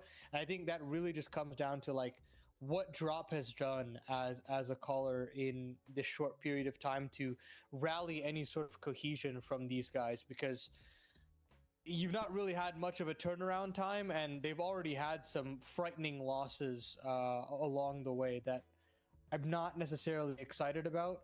So a lot of pressure on them out the gates, I'd say, just to show some sort of cohesion, especially in a matchup like this. I'm curious to get a hands-on understanding of what the CT side of Mirage is going to look like in particular for the Canids, to be honest with you, considering all the shifts and twists and turns to where Cold Zera has been effectively on CT side like a career-long positional player, right? And then you look at players like Drop, who was getting his beginnings as more of a supportive element in the mid-fights from Catwalk, trying to dictate a team from that position, and I don't know if he's even there anymore. Like, so very awkward, I think, are so many different scenarios for what that setup's actually going to look like and whether or not they can prove, if you know what I mean. So if we can actually throw this to a head-to-head and see who we do have as the two that we're going to be clashing against one another, pinning against one another, Kawaz and Kaysen, probably not the player from Red Canids, you would say, if you just closed your eyes and picked one that would be the highest rated of them just this far. But honest and truthfully, probably the most understandable, given the fact that he makes the biggest drop as far as rosters are concerned from Pain now here. He needs to be in that boat. He needs to be able to hit the shots. And today, I guess more than ever, he's going to have to be one of the standouts. Yeah, that Pain roster was a very cutthroat one, right? I mean, they've been making so many changes, trying to get the secret roster that could qualify and sneak into playoffs, but I don't think they've necessarily figured it out completely yet. There's still a work in progress there, but one of the discarded portions of that in Kawaz, he's still got a lot to give in his career, and you could tell that mechanically he still had it in him, but of course positionally just couldn't keep up with the roles that he was given. And on this roster, he's gonna have to be that guy as far as the rifle corps is concerned, and he's got the potential to do it, as you can see with the rating that we're seeing on our screens right now. And I think a similar story goes for Kaysen, where the rifle corps has to be held by this AWP presence, who, when he's on his form, is absolutely electric. Yeah, and you've been around for long enough as a caster in this space, as well as in specifically South America, to remember back, I'm sure, to when he was on Furia Academy, because that was a point in time where, with the players that he was surrounded with, relatively, well, at least towards the end, before his pickup, relatively uninspiring as far as, like, future trajectory would go, in my opinion. But Kawaz was absolutely a standout. He was absolutely creaming all of the competition at a level such as this, right? Like, he was never really a doubt when it came to matchups of regional regards. And I think even back in that Fury Academy team, he was playing against different iterations of Bestia and looking like, he could definitely hold his own. Again, not really with the supplementary pieces to surround him. It was basically just him giving the run, and it looked like he was ready for it. It looked like he was ready to take on that next stage. It looks like a Red Canids of that era could have maybe even looked to pick him up if it weren't for Pain swooping in at the time that he was going to be. And if we're going to see this kid try to make a career for himself and try and push himself back to a Pain or above, then he is going to be able to need to show that he has taken that experience and molded himself into a bigger and better player than he was even then. Well, we'll see what Kawaz and a Red Canids can do against Bestia in just a little bit. We've got a little bit of a tech issue, just trying to get everybody on the server, but we'll be ready with this best of three very, very shortly.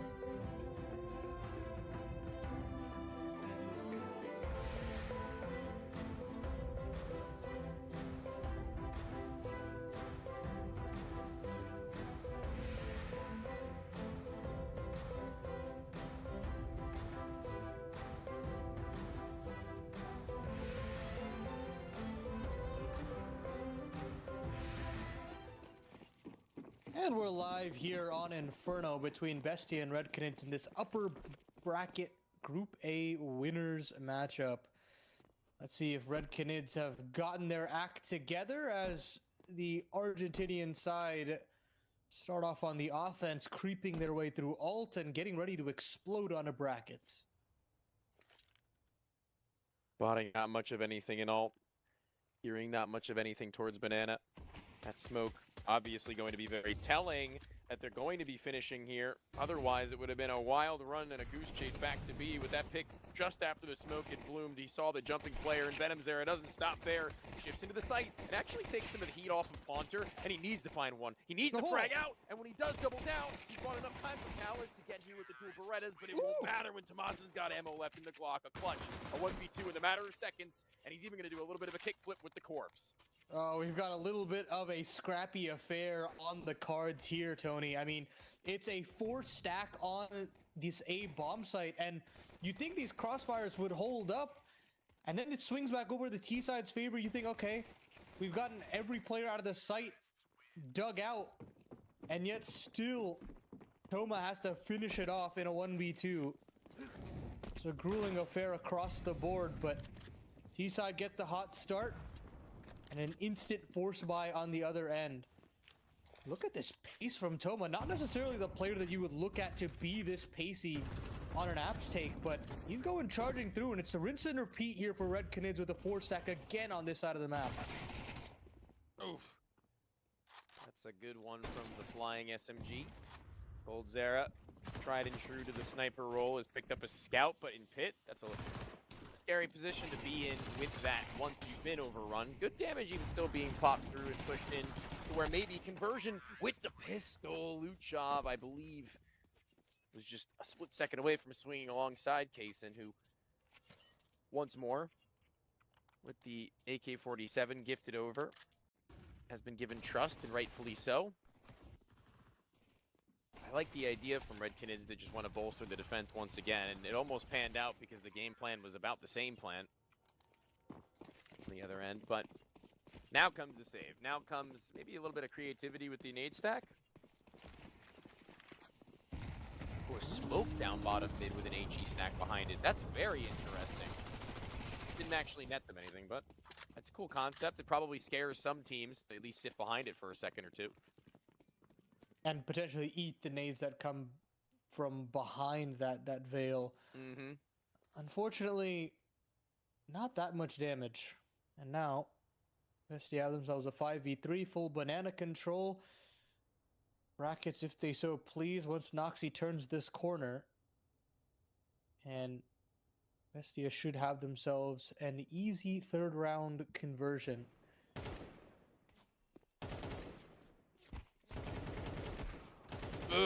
Trying to Interesting. jump away is not going to... Oh, work out! Jeez! Kaysen. Another triple. Another multi in this day. And at this point, he's going for a tournament-wide world record of stats. He's having a field day, man. Just an unreal sequence that we saw from him a couple hours ago. And now looking to keep that red-hot form against a RED Canids roster that's still trying to figure out the opping position.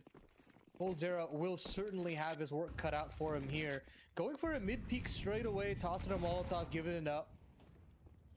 But keep an eye out in that head-to-head. That'll be one to really, really study as far as this map is concerned.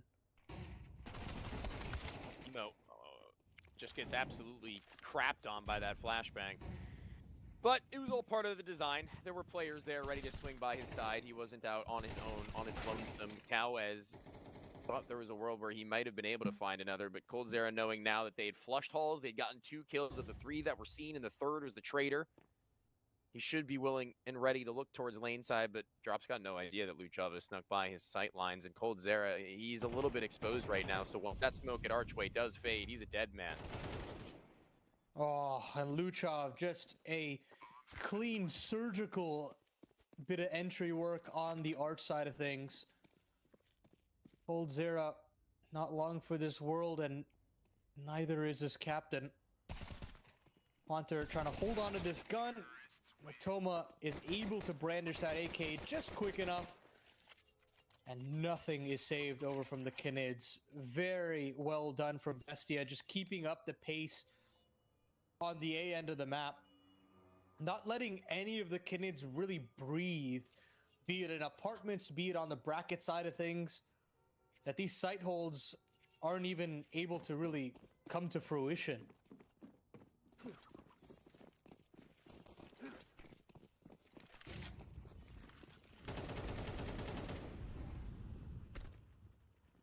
Nice. See that Red Canids, at the very least, aren't going crazy as far as their economy management is concerned. I mean, really no misbuys in this game so far, and every time that they go for their buys, it looks like their positions are warranted for it. I mean, it's a really low bar to set right now, but as far as questioning Drop's leadership and the players around him making good decisions, they may not be like making wacky plays or hitting phenomenal shots at this point in time, but I do like to at least see that they haven't let this game so quickly spiral out of their control in that regard. So in due time, they'll get their second rifle round, and that's really where we're going to have to start to kick things up. Surgical, you said before, that's the word for the map control that they look to take now, knowing that they're playing up against weapons that are built for close range, if anything at all. Just a wild swing out from Venom and Kawaz there. Casted and Timo deal with the problem. The pack rifling mentality working well here. That's a little overzealous. Luchov crossing the smoke there, but no harm, no foul. Timo's relieved the Bestia side being. Bomb will go down. The Canids save 2 rifles. I think both parties will be happy with the end of this round. But at the end of it all, Bestia get themselves up to 5. And they continue to pound this A bomb site. Most steps and crosshair adjustments from Bestia right now look like they're supported by such confidence. I really like to see that. Like they're not oh jeez. It's matching excuse me, the idea of what they're coming to expect on the other side, and you can really see that they're of mind and body as far as keyboard and mouse are connected. Because you'll see so many a time, maybe they go, you know, swinging a little bit too wide and hold their D key for all that bit too long, and then they react with their mouse a little sooner, so their spray is just unadjustable. Timo right here is pretty much the example of that I was talking about, when it looks really just controlled. You'll see that sometimes when pressure is on or panic is high, that'll happen a little bit more. But that is clearly not the case for them right now. And you want to take that and you want to run with it as far and as fast and as long as you can. Another round where they throw that bottom mid smoke, another round where they follow it with an HE, but this is a round where they have guns, a flash high and alt mid actually does catch Tomas in, but Venom's there bested, and he's going for more. He's looking for the double up, finds it, and although he's been traded, his life is all the more important, having been sacrificed, because it's split the defense at 1-1, and the B site is where they want to finish. Coldzera now up to bat. He's going to swing out, get his kill, back away. Huge. Very, very important kill to keep this round in limbo. Plant's out in the open. Can't have his plant denied. And now into the 2v2. Blank coming in from Ponter on the banana side of things, which means this Noxy head-to-head will be all the more important now that he's stuck in pool. He's had a little bit of a struggle today, honestly, Paladin. He's had moments where they're sitters, practically. Fights that you can't be affording to drop, especially not in scenarios such as this. And exactly that. He'll fall, but leaves Kaysen, an ever-consistent player on rifler up. Only good for the first, but how much more could you have asked? He was in a position he couldn't have fallen away from in time. And although Ponter is on the bomb, I don't know if he's going to have it. It's tight. Oh! And he's going to barely, by the skin of his teeth, pull it through. Oh! And after Toma's huge play on the underpass side of things, getting those 2 kills were so important. But shout out Coldzera for being very reserved in a situation like that, knowing that he had to make just enough of a play to swing it into 2v2, not jumping the gun through utility after getting said kill. And Cassin nearly getting the job done. Just a moment's too much of kind of rejigging his crosshair there. And if you're the Canids, you're just happy that you're able to get one on the board. It doesn't matter about the money. It doesn't matter about how many players you kept alive. Just making sure that you can keep pace with this T side is the name of the game. I was a little bit shocked that he didn't actually make the step back towards dark and instead stepped forwards to take that fight, though. If I can give like a minor critique in a moment where it came down to the wire on the defusal, I thought he would have played for the time, or at least attempted to. I think he definitely could have tried to, but he might have been caught on the fall. I don't know. It's kind of neither here nor there, and when you're casting and you're hitting your shots as you have been, I guess it does make some sense to try and keep the heat up. Dropping that smoke there, drop himself, making this one a pretty difficult round to claim banana control if you are on the opposite side. How do you justify throwing that utility without the numbers really there? Goldzera is off on an extremely strong angle, but two flashbangs actually set simultaneously. Very, very well set by Bestia. It's a good play because you can see it was meant to blind every angle an op could have been ready from. And Goldzera, this new into this role with this team, he may not be ready for things like that and may have been caught off guard on a wider angle in any other scenario. In our side, very kind to Bestia so far in this map. And they'll try to go in, but the recrunch from Canids is fantastic. All right. A double kill for him means that this round is thrown completely into disarray for the T side. Oma has been looking for this kill onto the pit player for quite some time, but Cold will capitalize, and it's just Cassin and Luchov here. A shot goes awry, the op brings out, 30 seconds left on the clock, and I'll be honest, I think a save is probably the best call. And now, avenues on their exit is what they're looking for.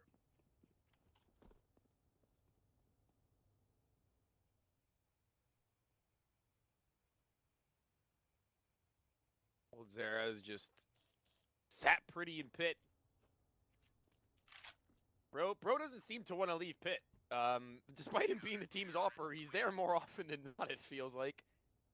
I mean, not like they're AWPs that don't play there often, but good lord, if he hasn't found a comfort space.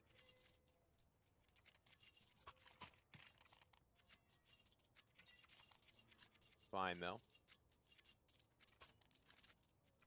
Especially when it's starting to work out that everybody else is turning up to bat. Ridiculous from Canids to be able to find that double spray. Turn on the lights, that someone's now at least home. 5-2. Now would be the best conversion, the best time to slap down a Bestia call that's ballsy. Nuxie investing in his stars. Investing in the future of their finances, but also effectively gambling in order to do it. A little bit unethical, but we do what we have to in this scene. Well, back to brackets, old faithful for Bestia. This time Goldzera is giving a little bit more of a fight. He wants to take the duel straight up, and he hits the leg, but he has to fall away a little bit more. That's where his riflers can do some good work. Venom Zero with the triple kill to complete this round. It leaves Cassin again in a tough clutch, and he'll find himself one. Shave this one down to a 1-on-3, but bomb is still in Goldzera's grasp, in his sight lines. And with that, another forcible, not clutch, save here for Bestia. Cassin will have to hold on to this one despite his antics in round number 8. Feels like they're kind of running out of ideas, Bestia, at this point. Trying to repeatedly go for this brackets control, and although they are able to get it, the adaptations from the RED Canids have been stellar. I mean, the responses, the adaptation, the recrunches on the arch side of things, this time on the short side, the bait and switch from Pit and Balk. I think it's time to give a little bit more focus to the banana side of things and not put as much of a focus in terms of the personnel on the bracket side if I were Bestia.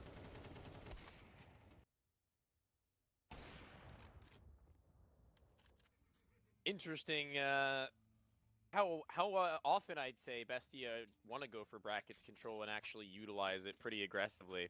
Seems to be very integrated and entrenched in their gameplay, right? Or at least in the calls that are being made. And on a map like this, I think you can't really afford to neglect brackets for all too long, in all fairness, to counter. When Banana feels like the most obvious finishing point, you gotta really ensure that your opponents are second-guessing even still. Utility is the real big back issue when it comes to justifying it, but this is kind of one of those instances, actually, where the utility they have is only going to make for them to take Banana, execute, and then maybe a re-execute in the same spot, but they won't even get that far, maybe, it would seem, because Drop's going to drop them. Double up, though, from two separate players. The Up will drop the first, and Teemo's Tech 9. That looks about as good, too, and Cowas wants to get active before they plant. Good decision, seemingly, but maybe not when the trades are as quick and as shifty as Teemo can possibly be. But they got to recover the bomb now at this point, and that's a bit overzealous from Teemo. Maybe a jiggle could have been enough, but instead, he bites off a little bit more than he could chew.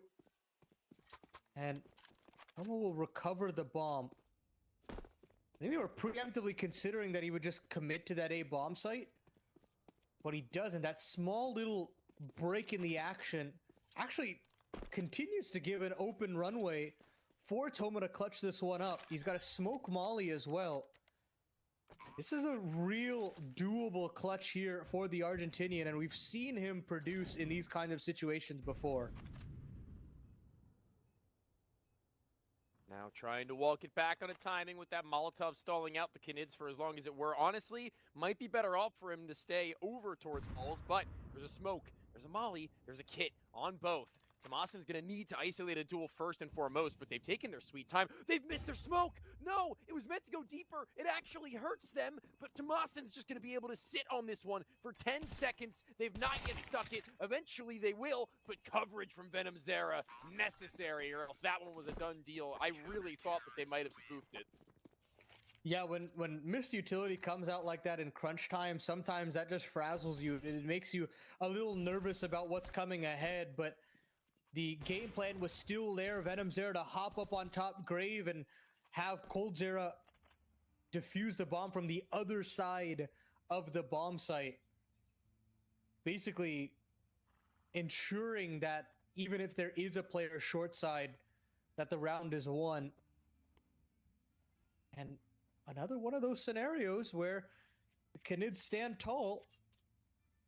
It's not, these rounds aren't pretty that they're winning here, but they're doing just enough. They're having enough of a setup to get a man advantage. Enough chemistry to win out man advantage clutch scenarios. And with that, Bestia need that extra little oomph to get them over the line. I honestly think I would point my finger towards Noxy, and I'd say usually he is that guy that gets you a little bit of an injection here or there for an extra double or whatnot to give a little bit of breathing room for Bestia, but that has yet to really show up today altogether. Yeah. Tech 9 gets a little bit hot and heavy in trying to run them through. That flashbang is going to be absolutely perfect. Cowas, no problems there. He and Venom Zera are splitting the difference, and the last player actually being given even more freebies, perhaps. Cowas was low. He's had teammates who had elevated themselves. And you know what? I feel like I've been making a couple of good points today, at least in the pre-show as well as in the live game, that have actually come to life. And one of those is the money management for RED Canids, really just seeing them diff out Bestia in many a time that they've appropriately budgeted, knowing that the game can't go on forever with them at 0, but also trying to ensure they don't throw their chances away in one fell swoop. And that's kind of what we've seen, and I'm happy to see it, especially with Cold Zera's AWP looking, I would say, more than serviceable. Not, you know, insane or anything like that, but certainly playing the game in between as an experienced player would, and look at his experience shine through as he rotates to B, where the bomb looks to be stacked up. Yeah, he's approaching it as an opper, not a rifler that has switched over to the opping role. Now, Luchov has still gotten himself a spicy entry over this B bomb site, but the kills are just not coming to build on top of that. Finally, Ponter falls. And Cold will continue his time in the sun here. The nade could be good to finish off Luchov, and it absolutely is. Bomb will hit the dirt, and we hit ourselves into a 3v3. 4 or 5 shots from the AWP in that round not to connect, but the HE will do it. We'll take that. Cowaz and Venomzera have been consistent. Multi-kills have started to flush. Smoke towards Banana. A full set of utility from Venomzera needs to be expunged to expel these players amidst the open now. Is Kaysen, but the smokes have not yet faded. They're going to go through with a flash release attempt to, as the HE is right atop the hopper, and no way back into that site. Done deal once more, and Bestia find themselves at the very least a tie at the half as things were starting to spiral out of control. You know, there's the firepower injection that we were looking for. Luchov to get you 2 necessary entries onto that B bomb site. He's been doing that on this organization for quite some time. And now just edging out Red Canids here, 6-5. Plenty of cash in the bank for this defense. And this time it's faster up the banana and drop caught behind a Molotov, and Cassin cannot catch the lineup behind the flames. So into the 4v4, and real question marks for Bestia. Do they want to explode back onto the bracket scene, considering they spotted 2 on banana? Question, or the answer to them is yes. This time they're going to go walking through the smoke into Coldzera's scope. That gives a freebie over to the vet. Even if Arch is lost, Cowaz will find another flash to boot. Timo hits the deck. This is a masterful round here from the Red Canids. It's all up to Noxy in the 1v4. Yeah, and Cowaz has just been looking hot, so I don't even doubt that with the shadow advantage and a slight off angle, he may be able to clothesline him. Yep, there it is. Number 1 in the server is Cassin, but number 2 and 3 in Venomzera and Cowaz by the finish line. It's that 1-2 punch that's just delivered. I tried a nice crosshair, honestly, truthfully. It's a classic not a lot of people use anymore. But 6-6, 6-all. Canids are giving this one a pretty decent look, I would say. A good look into the offensive, though, now is shifting from the AWP primarily to an AK-47. This might actually be better for Coldzera.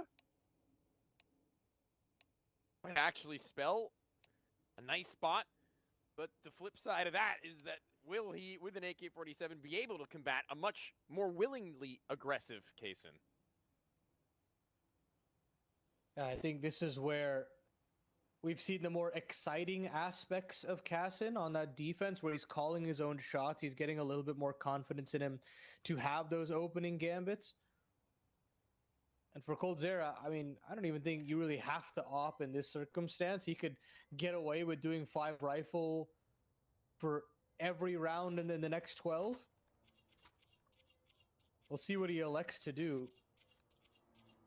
For right now, 2 sets of util between drop and cold. And we'll see how this dead even Inferno concludes. Timo actually tasked with the dual Berettas, funnily enough, and a lot of utility across the board here for the CT side as well. Ooh, wow. And instantly the utility actually nets a positive. An airstrike on the logs. And Bestia have themselves a manufactured 5v4.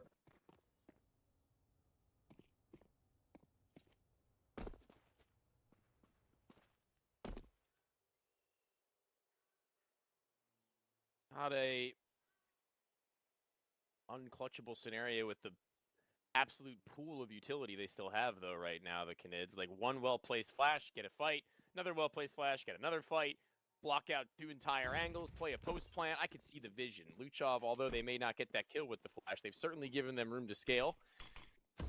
Timo, guns a-blazing. Right in. Could be something wild. The flash off of the wall actually does land in front of him, however, so once his teammates get the kill, then he'll activate. That should be the last of them. Coldzera, something vintage, not quite. Bestia back in the pistol round to find their lead.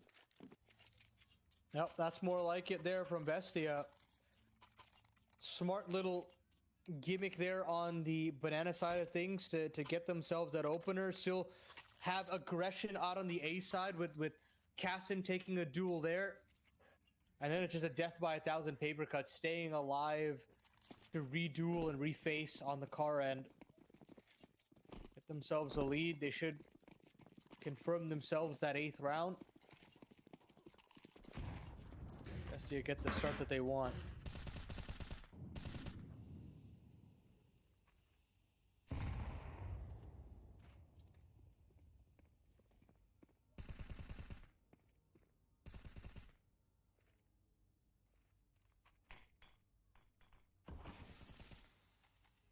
Trying to send shots into that smoke. We're at the bottom side of Banana.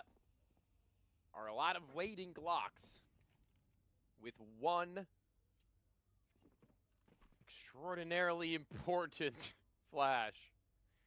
Old Zera, he's been given the duty. Drop, now the only player in this vicinity. I wonder how aggressive the CTs look to go, because honestly, truthfully, it's only against Glocks, but like a retake is going to be a little bit awkward even still if they lose numbers and there is a post plant to be had. But that's a long ways away. That's very much so not going to happen, right, Paladin? You'd think. You'd think. That's about as much as you could expect out of the round like this. Bestia get themselves a clean round there. 8 the good for Bestia. And now, one of those situations where they want to hold on to these MP9s for a little bit longer. Think aggression down the banana end. Maybe you want to start 3 there here this time around. But they'll opt in for a pretty stock standard setup altogether. Play it out like it is a gun round. Or a traditional one at that. And instantly Luchov is pretty much denied any ability to face. If he does, it's going to be a real sketchy fight. And I don't think he's even aware of how close these guys can be. And he just gets his head ripped clean off.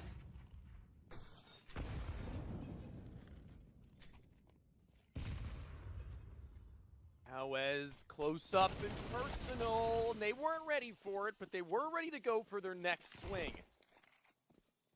Big move. Looked like it was one that may have panned out, but the trades from RED Canids a little bit quicker in kind with drop being brought to the red. It could have gone the other direction perhaps, but Bestia are going to have to live to fight another day. This Lamas and MP9 being saved does actually buffer them for another decent enough buy. I just wonder how far Ponter will go being the closest to the hunt. And they look to actually join him not long after. They've sent a 10 HP drop far enough away to where the bomb radius won't catch him and to where also maybe he can be a lamb to the slaughter offered up in favor of Ponter to find the frags. But they've actually peeled off.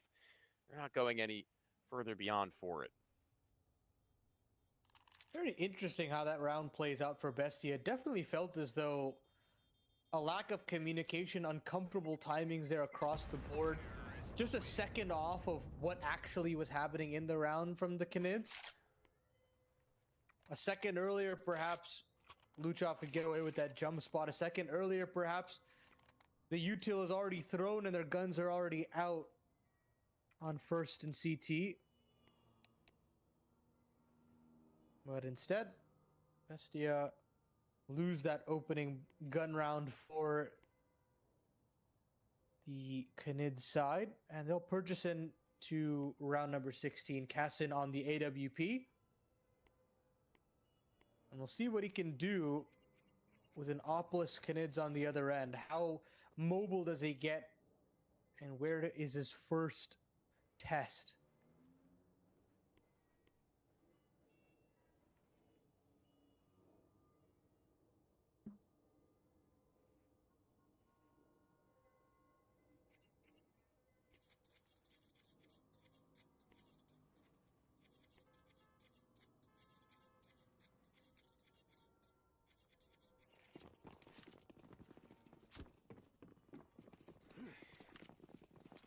Picking up with that utility granted by that save as mentioned. They can try to support Kaisen as best as they can, but not really given the tools actually to work there. It seemed he went a little bit more for the dry approach, Paladin. It doesn't work. It doesn't work at all, and it's Cowiz who doesn't stop. You've heard of Zywoo, but Cowiz, maybe not the same player, but very much so, giving flashes of the aggression that can be seen that gets you banana control at the snap of a finger. And everybody is okay. They ain't coming back, not until next round at the very least, not until 8-all has been secured. Very, very odd that that's the round drawn up from Bestia after the timeout. I agree. And now the Canids have been gifted an equalizing round off the back of a fantastic round there from Kawez. And now you're just stuck in the hole. If you're Bestia, you're going to be down a round essentially, unless Toma can cause a real ruckus in the following. And with that, you've very swiftly given back the momentum. And I don't know, I feel like it's a very unorthodox Noxy call to go all in like that in a situation that you just saw there.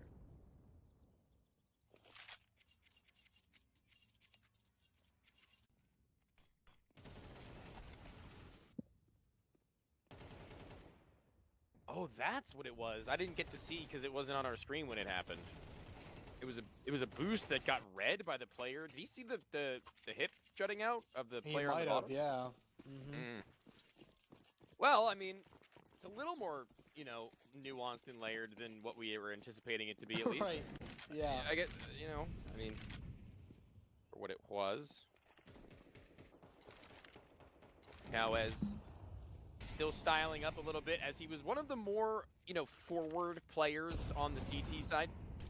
Not necessarily like walking in fights or anything, but like he was the first point of contact many a time, and now also showing that level of aggression on T side and successfully converting kills. I think it's really interesting because I actually wasn't pinning him to be the one who would be the aggressor on T side, frankly, at least not in an entry pack. But yeah. And yet it's still working as successfully as it is. That being said, Kawaz is down for the count in this round here, and it's an all-out gamble from Bestia as they swarm back into this A bomb site and have an opportunity to sneak one right underneath the noses of the Canids. Oh, but this is crazy. This is absolutely ridiculous. They just go walking straight through the smoke and gift over the man advantage back to the Canids.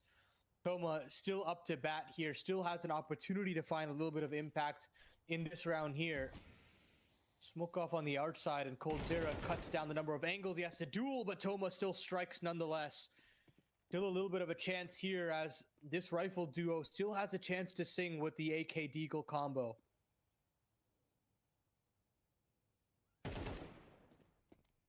okay. Haunter looked like he was actually maybe able to isolate another duel beyond that, but Luchov slips out and just peeks from beneath. He's down another in a round in conversion that's going to sting for the Canids. As successful as they've been, it seems that they actually live and die off the early round more so than anything else, because that is a bit of a fall from grace. And speaking of which, dude, I mean, I was giving them as much as I could earlier today as far as leeway was concerned when they were still winning, but we gotta get a little bit more out of Noxy right now if they're gonna take it over the line. Very similar to Nuke. It's a tale that I'd rather not tell again. And if it is going to end, I hope it's the same story for Bestia's sake now of the lead in case and doing exactly what he does best. And there is going to be one for Luchov who's burnt out, stuck in the corner, can't leave, tries to get out with a smoke to Molly, eventually right around the bend and nobody able to swing. That is insane. There's no kill from RED Canids there. Yeah, playing with fire literally there from Luchov. And now, with that 5v4, Luchov still has a chance to get a shot off, and they're going to re-aggress for brackets control. Flashes in, but the shots are good from Ponter and Drop. I mean, these re-aggressions have been very messy here from Bestia, and you wanted an Noxy clip, you're not going to get it. My bad. All good. RED Canids 4v2. we're right back at 9s.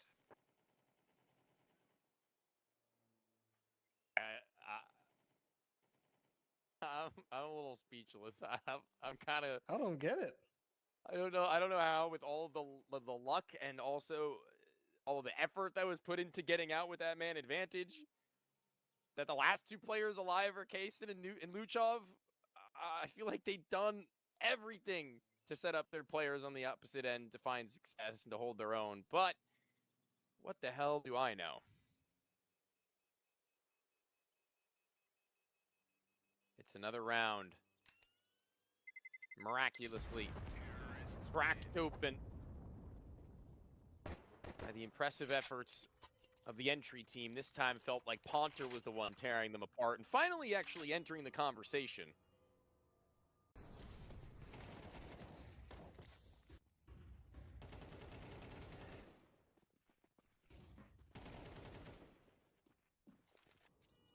Slow but steady climb back from the Canids. I mean, I'm not exactly seeing stellar play out of either roster. There's hiccups all over the shop, but the Canids are finding just a little bit more firepower to get them over the line. Kawa is providing that Ponter coming alive. A little bit of a firepower by committee situation for the T side. And for Bestia, it stops and starts. AWP back out for Kassin, but we have a not live on our hands here, I believe.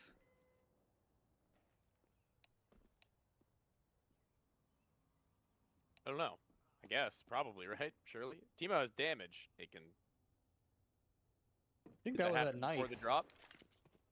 That still counts, though, I think. Does it? Okay, yeah. If it happened then... after the or before the timeout, I think.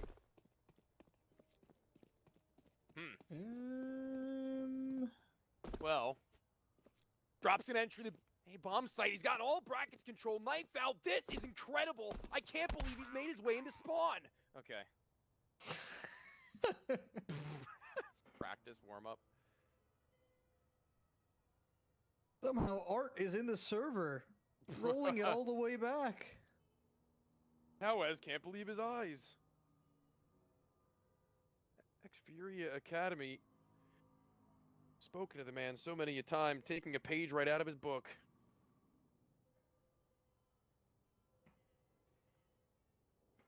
Well, I think we're probably going to need to throw this one to a break, I can only imagine, with Kawes having disconnected from the server. Technical timeout. Unless we have something we can yap about here. But, I mean, at the very least, 9-9 with the money being where it is. There is a bye next round for Bestia, but this one's going to feel a little bit like a breathe kind of round where it's like, okay, we're about to lose our lead. It's just going to happen. Take it in stride. Or no, I guess I kind of have to force. Oh, this is weird. Yeah, you do. Oh, this sucks. I think you have to give away 11. And actually, the original buy had an AWP available for Kassin, so it was like a couple MP9s that they were trying to make do with, and those two rifles. It's not the worst buy in the world, but it's pretty bad. A lot hinges on this one here. Bad. Oh, it's bad.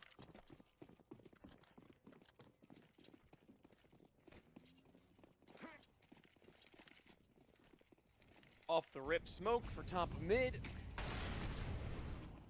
Ooh, okay. I was gonna say, this is gonna get a little bit weird with the utility back and forth exchange at Banana. Thought there might have been a moment where they wanted to fight after the fact. The flash is being set up, it looks like, from the player at Coffins and Kaysen. Or no, it's actually Noxie who doesn't have one. He's just low. He's got to leave his teammate to die. Get out of there, Luchov, surely. He's been given the space to do it, but he still wants to duel. That's Luchov for you, always trying to find himself in the action, and yet still he'll find the impact. Somehow, some way, Kawes hits the deck.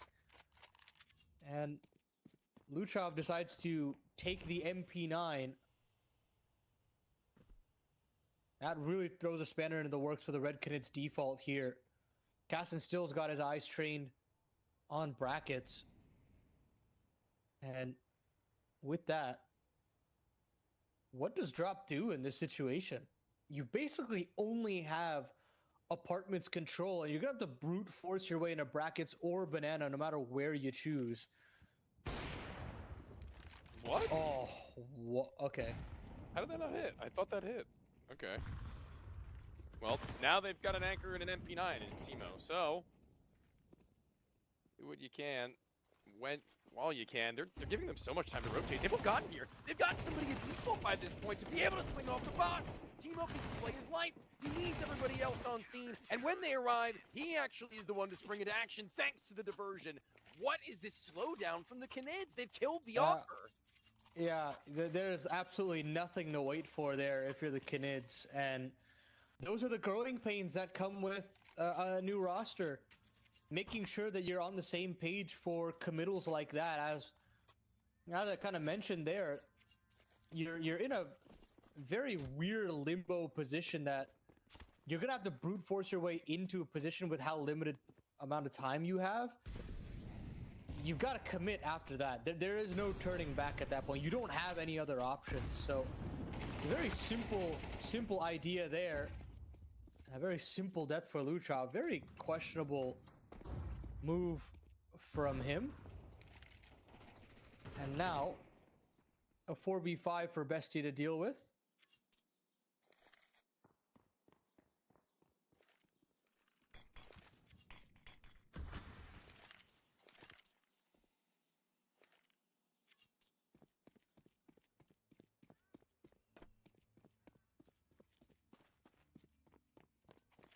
Smoke at mid is really leaving Red Canids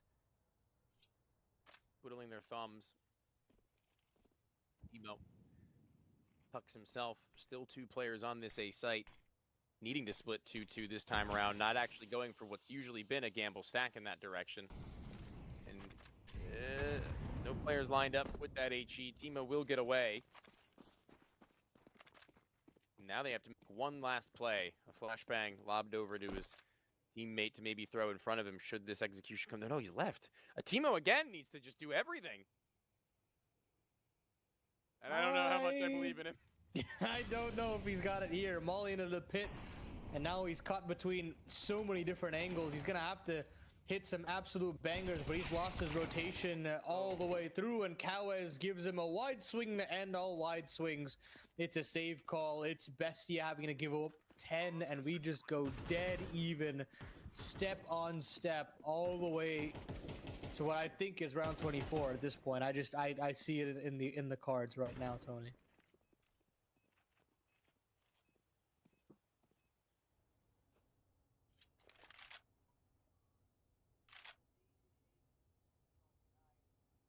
Say pretty confidently that Inferno is delivering a little bit more than I was expecting it to.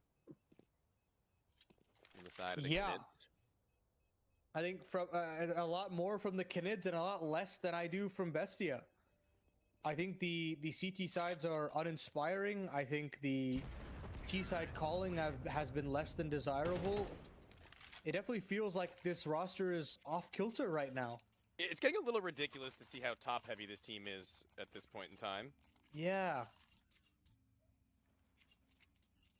But you know, on the flip side of that, the reason why Canids look as good as they do because it's pretty spread affair. It's pretty even. Mm-hmm. I mean, drop being their lowest at 9 and 12 is pretty cool when the top is only at 16, 6, or 16, 15? Yeah, or is it 16? I think it's 16. That's 16, yeah. I think I have a smudge on my monitor right there. But man, they can keep at that rate. Inferno is a map built off of that idea, that every player is able to function simultaneously. I mean, cool if somebody has a pop-off, you know, but clearly it doesn't really do you a whole hell of a lot when 2 players are having a pop-off for BESTIA. Teemo and Luchov are doing where they can, what they can. And Noxy is there. Is playing the game. He's a warm body on the server. You know, sometimes I can do something. That's my analyst take. Anyways, Timo has his bracket set up with Toma here on the port side of things. A very feast or famine setup, and Toma will find himself one, but that's it. And a team kill's actually in the mix though, making this 2v2 still possible. A bait and switch from Noxy and Luchov thrusts the vet into a 1v2 in between both Luchov and Timo. He's got 1v1s on either end. And I don't know if Timo is aware that this wrap is possible, but he's gotten away just in the nick of time. What a hoodwink of a scenario here from Timo. And as soon as coldzera decides to try and plant this bomb, that's where Timo can converge. But this is the one bomb plant that would not allow Timo to have that impact off of the app side, and then he'll swing out regardless as coldzera is pulling out a Molotov. Bestia get themselves 11. And would you call that BM? I would call that BM. Call it what you want. I call it rad. Call it cool. Cool guy syndrome he suffers from. Shooting the bodies of those who look to desecrate your chances at a playoff berth? Yeah.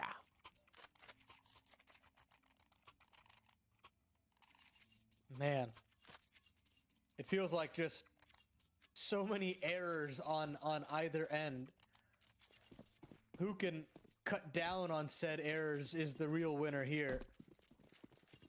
And we're starting to get down to the nitty-gritty, the important crunch time rounds. Mach 10 for Venom Zera, a Tech 9 for Ponter. A loss here would end your chances here on Inferno, and it would be a heartbreaking loss at that. That nade looked destined for greatness, but just off the mark. And now Timo, he's gonna have his hands full. They're actually well ahead of this. Smoke comes in. Do they want to go ahead of that is the question. They've got a nade to blow it open if they so choose, but Timo may be in for a world of hurt, especially considering it's still 2 players alone on this A bomb site.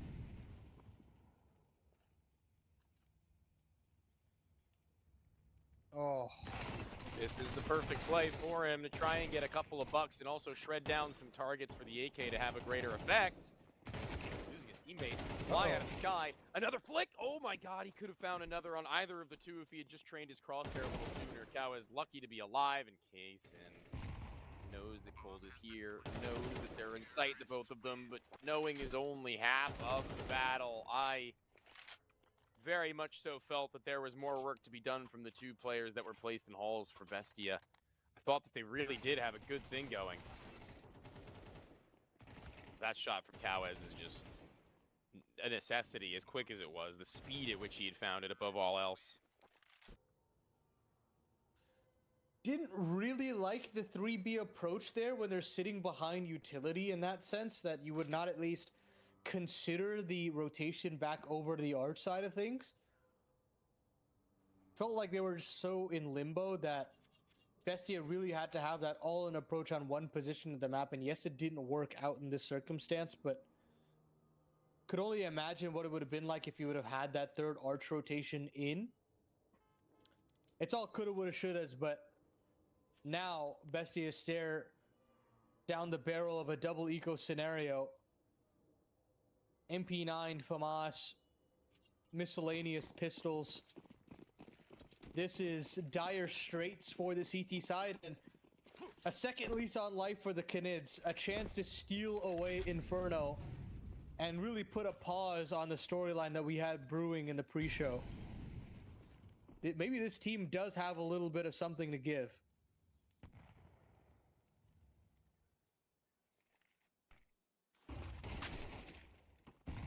Dropping the first body. And it always just seems to be dropped when I say the word drop. Wasn't intentional, but no reaction? Maybe that actually makes them think they're being baited. Just sending a little extra utility. Trying to elicit a flashbang play from their opponents. Expose the idea, but when that doesn't come, confirmation from the Halls player and Ponter, maybe to walk out to site and see if anyone is home. A minute left to do something like that.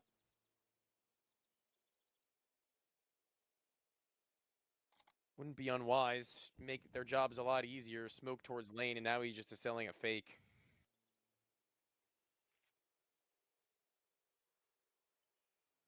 Still got time to pull the ripcord here. Ponter still getting a little bit of information, but Luchov, very important kill. At this point, 25 seconds left on the clock. They're going to have to just leave Ponter at that late lurk to confirm the round, but it's a triple stack here on this B bomb site, and it gets eviscerated by Cowes. Venom Zera closes it out. That point, Red Canids. I thought Venom Zera just hit the most, like, wacky spray transfer in the world. That got real dicey, man. I thought this one was going to spiral out of control, but Leave it to the Cowes. flash from Cole did some... What? Yeah. Yeah.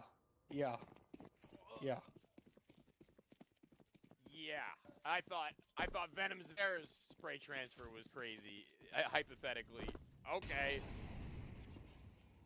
Well, that's a very deserving way to find map point. Cowes, what a good match from him. I'm very happy to see him perform. A show, even. Yeah, he's definitely got this refound flair to him. He's dug it up. And now, potentially giving away the uppercut to get Red Canids map number 1 here in this best of 3. Spot at the playoffs on the line, and they'll get themselves banana control as well. And if Luchov can't confirm this, this is going to be all she wrote. Smoke up. We'll push back Cowes initially. And if you're Bestia, you're hoping that it goads them back into this porch setup again.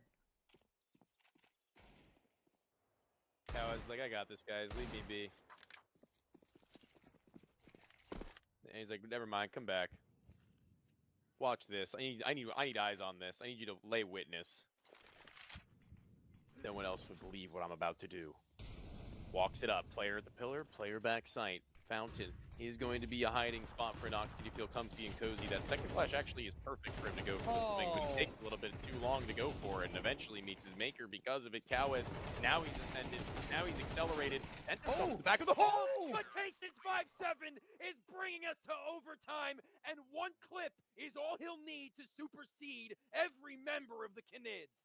He's been really quiet for a majority of the CT side, but he turns into an absolute robot on that 5-7, goes charging through the CT smoke, and nails every head to a wall. Oh my goodness, I would love to see this replay here. Look at that, man. It is tore through 3 players. And now, all the good work that Cowes did has been ripped away. It's forgotten.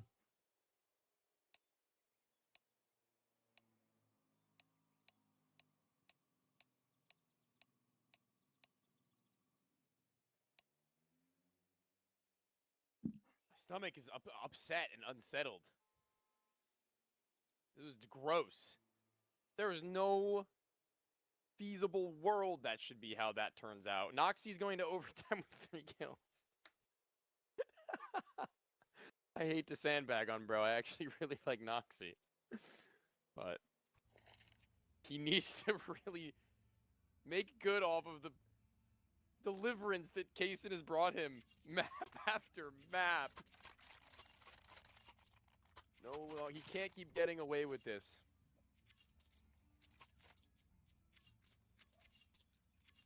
Ridiculous. Absolutely ridiculous.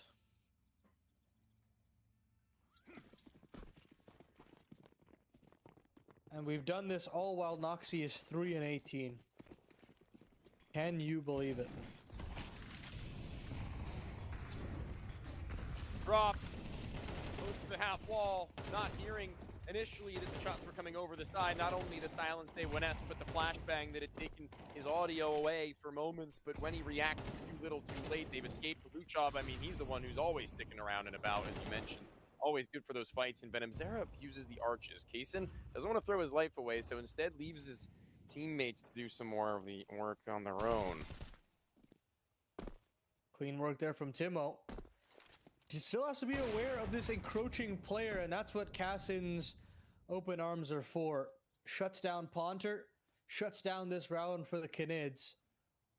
Unless Drop and Cold can cook up something magical here on this B bomb side. Luchov is low. One well-placed smoke could allow for a bomb plant as well.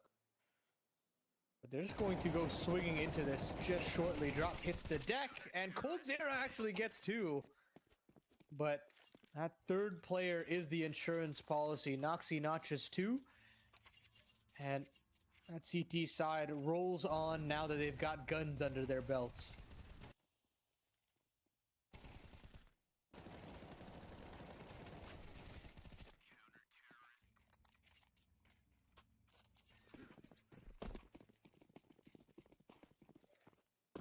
Ooh.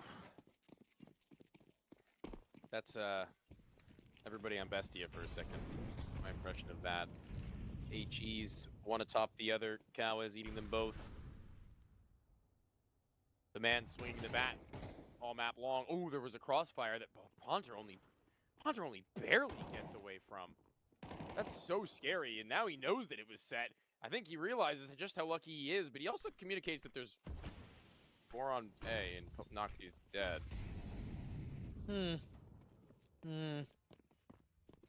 And Ponter will find one more kill on a Luchov there. This is an anticlimactic round to say so. And now Bestia will just hold on to whatever they have here. Actually, they're just going to go for it. Try to get through Church. Timo nails one. But that's all she wrote. Cowas and Drop to chime in. Cassin, he's done some ridiculous things in this game. This one is a bridge too far, I'd say. It's some exits, man. Player in spawn. Peek me, peek me. Nah, Drop's already gone around the side.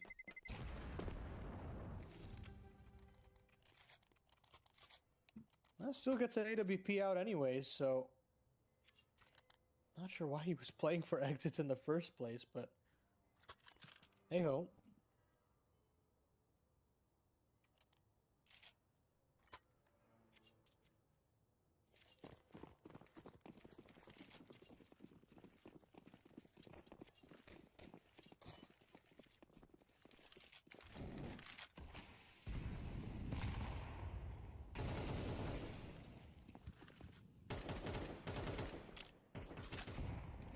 Bit more of a slowdown now for Cowas on the banana end. The ideas of speeding up on banana have slowed down just generally from the T's. Waiting for that first engagement on that CT side. Luchov will play in forward with this 4-man setup on the bracket side of things.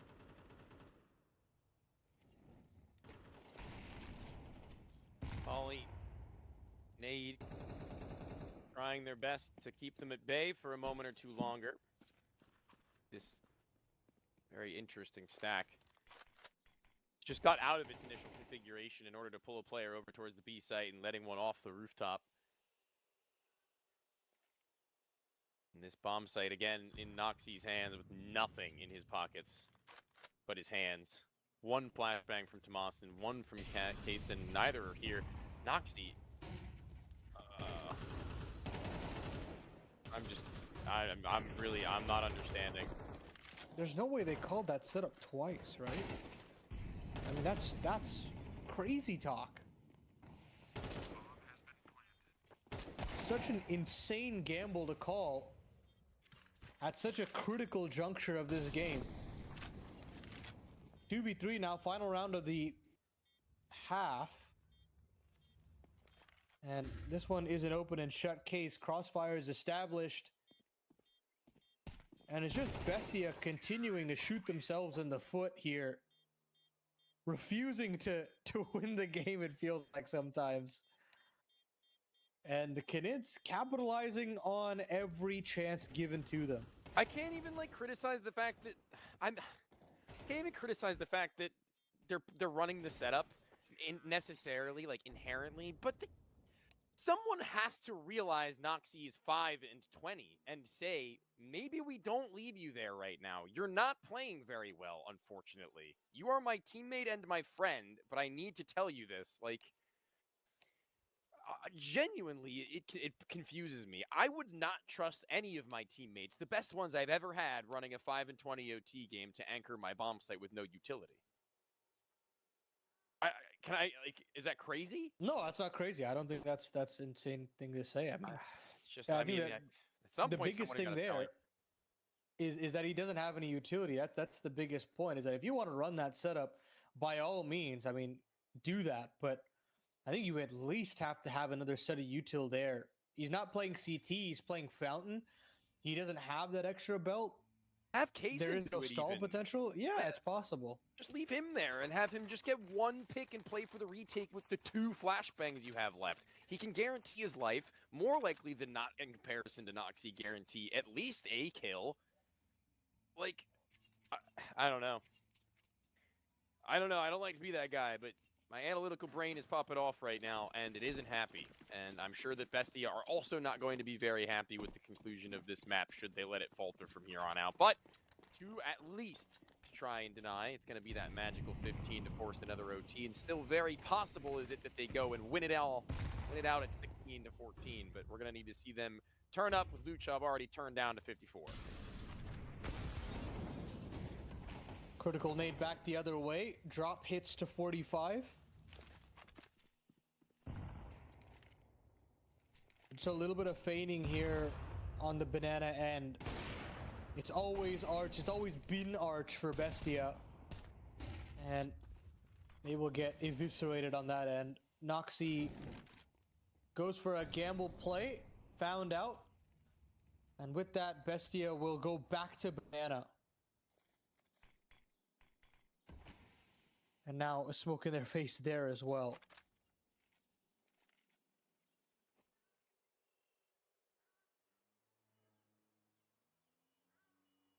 I think you just have to go through it. Yeah, right? 45 seconds. You kind of have to make a bit of a desperate call. I mean, if you wait too long, it becomes choreographed and shot down.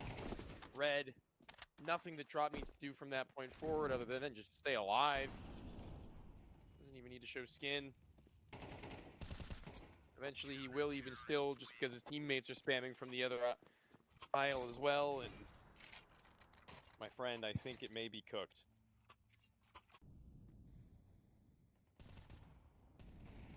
Unfortunately, from the very start of this map of Inferno to where we are right now, Bestia have been a shadow of what they usually perform like on this map.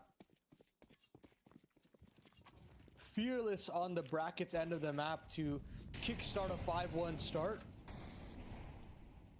and failure to really evolve or adapt beyond said brackets takes. Hampered them on that T side. On the CT side, just a step behind every single call on the default. And despite that, Cassin found a way to push it into overtime in the first place, and yet still no evolution on this end. Another reason why I'm not too big of a fan of this map, because it doesn't really make for much. I mean, sure, there's some obvious things in this game in particular we probably could have pointed to and have, but, you know, as far as what they've expended, as far as their strat book would be concerned, it's probably a little bit of Inferno fatigue settling in, perhaps, that's causing them to make some of these setup issues. But, you know, can only blame the map so much. Drop. just in front of this smoke with a teammate behind, dropping a second smoke and a Molotov, and look, another 40-second execute on the B-bomb site. Where have I seen this before? Another call being made 2 times over, and another call that may just fall flat onto its face. Unless, of course, there's a random shot to come through the smoke, and there it is. Okay, well, take the good with the bad. I think you go for this if you're the Canids. Do it. Yeah, Go for it. I think so. They haven't been investing in double ops or anything. They haven't lost a round yet. Somebody can drop to Cold Zera. It's fine.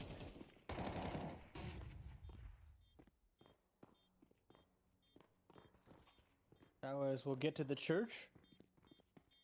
But they're already very fairly behind the timer at this point. Nate is good. Luchov and Toma will complete the round here. Get him. Use the bomb. Like those 1.6 or source servers that have the option where you can guess the wire. I didn't know this. That's cool. Yeah, I don't know if I'm almost. I mean, I never actually played either of those games on like actual servers, so I don't know if that's a real game feature. I highly doubt it. But yeah, it's like it shows that little sidebar on the left, like Gary's mod, and you have like a 1, 2, 3, 4 option to cut the wire, and it's like a 1 in 4 chance you instantly defuse the bomb. That's so cool. Oh it my is god. Pretty cool. It is pretty cool. It's not an actual game feature, I don't think, but if it were, There's no way. No, I doubt it. I'm a youngin when it comes to those games. Sorry, guys. Wasn't my cup of tea, even when it was around.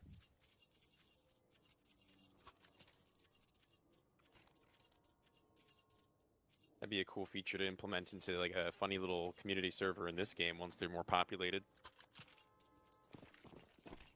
But nevertheless, jokes aside, funny gimmicks aside, it's gonna have to be some strong fundamental CS from BESTIA right now. Show us another overtime in the cards is worth their time and while, and ours as well. What do they have left in the tank, BESTIA? I've got Luchov. Still as brazen as ever here on the banana end. But met with fire, shrapnel, and smoke. And flashes. And flashes. They're still just so hellbent when they've got an idea set upon them. They just want to commit to it again and again. 3 T rounds, 3 B bomb site finishes, and this time around, Drop and Pronto rise to the occasion. 2 kills between the 2 of them. And now, BESTIA, it's their final curtain call. Luchov, Timo can't find the job, and it's all up to Kassin. He hits a Tech 9 shot, switches back over to the A1S, but I'm pretty sure that gun is dry. He's got to switch back over the Tech 9, and it's just a matter of moments now before Venom Zera is here to close this one out. 16-14 reads the score, and Red Canids have shocked us here at the Thunderpick World Championship qualifiers as they take the first map against BESTIA. It's a little bit of a shock from Red Canids in a good way. It's a shock from BESTIA in a very not so good way. And it's something that needs to turn very, very soon as we enter the map pick of the Brazilians. These guys, I mean, they've shown us that they've got themselves good firepower working along right now. It seems like everybody is firing in some moments in positions where maybe even Cowes, for example, shouldn't be getting more than 1, pumping out 3. This is, you know, everything being given from the boys on BESTIA, and everything being given from the boys of Red Canids, and everything being given from the boys of BESTIA in the notion of 4, unfortunately. We need to see the in-game leaders step up both individually and tactically for map number 2. Yeah, it is truly unfortunate to see this level of performance from Noxy, regardless of whether or not he's opping or not. I still think that rifling is still fairly good for him as a player. Like, I've seen individually him being able to find enough impact on that rifle. But credit to Red Canids, credit to Cowes, man. I think Cowes had a fantastic game of Inferno here. Very measured in his aggression, but he knew when to push the tempo in his own regard and say, let me take the round into my own hands. I haven't seen that level of kind of taking the reins on his own regard in quite some time, actually. I don't think I've seen that since really his early days on Pain when he had a lot more space to him. And for that, I have to commend him with how he's turned things around here. So that is the bright spot that I would say for the Canids, and something that they've got to build upon on Mirage. I want to see this guy in Khan. I want to see this guy swinging out in middle, taking duels, because clearly he's got the pedigree to do it. 2 thumbs up for the Canids, and 1 thumb down as we go a map down for the side of Bestia. Another up ahead in Mirage in just a bit. We'll see if the Canids are comfy enough to close out.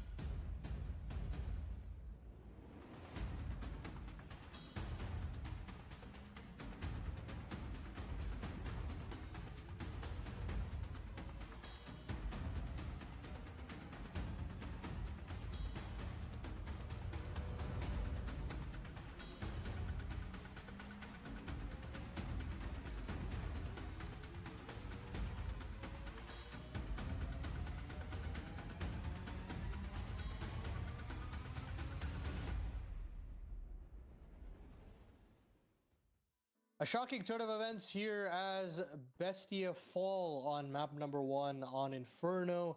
Red Canids, this new look roster led by Cold Zera's Op and Drops Calling, looks to be good enough to get the job done here, Tony.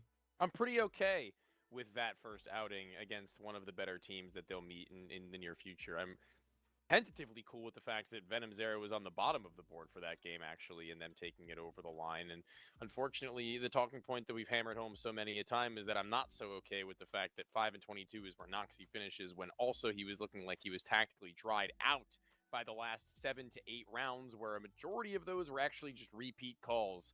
And, you know, that's where a lot of in-game leaders at the top level will certainly receive criticisms, namely somebody like Snacks was being given a lot of flack for something like that. And unfortunately, that doesn't really go to scale. As you go down, it only looks a little bit worse and worse as you go along that. And, you know, Shining Star, Cassin again, Tomasin just behind, and on the opposite side of the board, blowing them out of the water on a rapid climb was Kawaz. Yeah, and I'm really happy with what I saw out of Kawaz today. I mean, it's, again, the reinvigoration after his time on Pain and showcasing that he's got still a lot more to give in his career. He's still a very young player that was molded and played alongside Big Uzera in a lot of different roles. And I think he's done a fairly good job in this lineup so far to showcase that he's got still that aggressive flair to him that we had on the early side of his career on Pain. So seeing that level out of him, obviously seeing the work he's done prior to this on the Red Canids roster also being stable, it's a recipe for success, and we're definitely going to need that level of Kawaz, if not more, from him here on Mirage as well. When you talk about the cohesion that Bestia rely upon, Mirage can still be something that they can rely pretty comfortably on, but obviously it's all up in the air at this point with how inconsistent it felt like on Inferno, where I didn't necessarily feel as though I got the level of Bestia that made me excited in that, like, XW7M game, for example. Yeah, no, that's absolutely true. And that may have been just a little bit of an outlier, that one game. But even still, a lot of the same was carried over into that map. A lot of the same as far as the players we were anticipating to show up onto the board. A lot of the same things we were anticipating as far as their levels of aggression. I would say one of the most consistent in comparison to their opponents, who really honestly invited a lot into their bomb site, I would say, of A and B, as opposed to a lot of the fights being forced at Banana as well as in brackets from Bestia on the flip side of that. And it didn't really ever seem to be that big of a deal, the game plan that was being installed on the CT side for me from their regard. But yeah, when you flip things around, it's just really, really awkward and weird to see that it's not really clicking. So looking in and looking ahead, we're seeing that they're still very warm. The players that we're hoping from the side of Bestia start to hit their shots. We're starting to see whether or not they will or not. But in due time, with these players connecting into the server, we will be taking a very, very small break as we wait for them to connect once more. Thank you for tuning in with us, and we'll be back in just a moment for Mirage.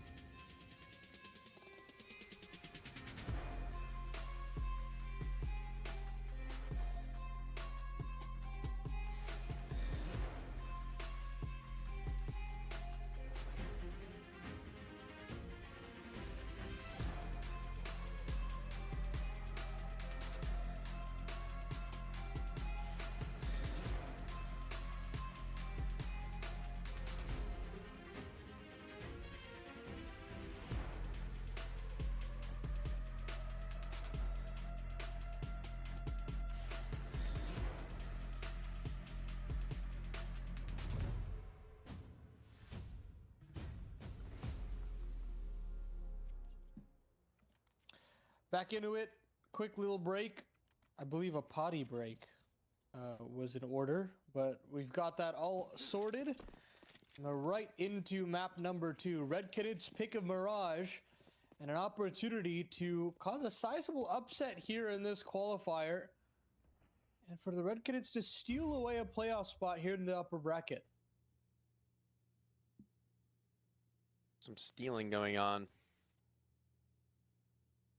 Would be a great set of debut matches and events for the Red Canids. A bit of a shocker for Bestia, but right now, maybe to be shocked in Khan's case in as he's tucked on the opposite side of the smoke. Well and truly cleared. Goodbye, and Venom Zera swiftly sends them spiraling in towards the site to where the players are off the backs of the wall looking to find frags. Unsuccessful as Teemo, and he needed to be one of the most, as now they could actually just go back to B, in which it looks like they have. A little bit of a one-tap there from Luchov. See you later. Makes this possible at this point, but without advanced drop is into the market position.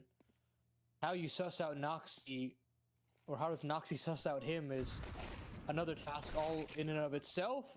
Luchov is there for the trade, and all of a sudden, this one feels a little topsy-turvy. Luchov caught between two players, but a little bit too slow there, and Ponter capitalizes, and the Red Canids get themselves a start that they were looking for. Yeah, baby. What they were hoping to find is that everybody was slipping into some serious angles and making good on it. Even still, more work to be done. It's the T side of Mirage, so they themselves probably have to be aware of the fact that BESTIA CT side is the better of the two that they have.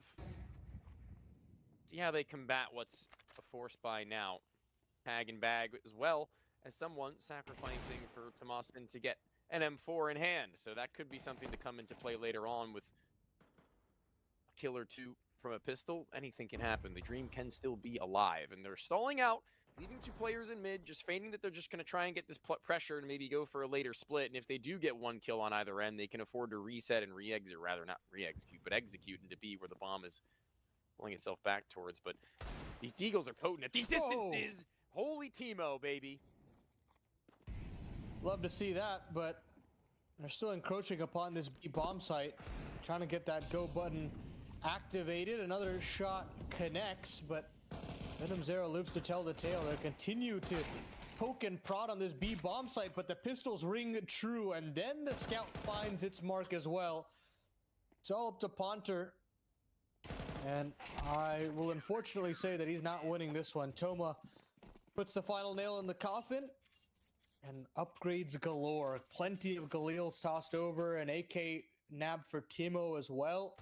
And it all starts with that headshot right there. Beautiful just convergence on these T-sided players. And that's exactly the response that you're looking for the CT side. It felt like they've just been largely asleep for this best of three.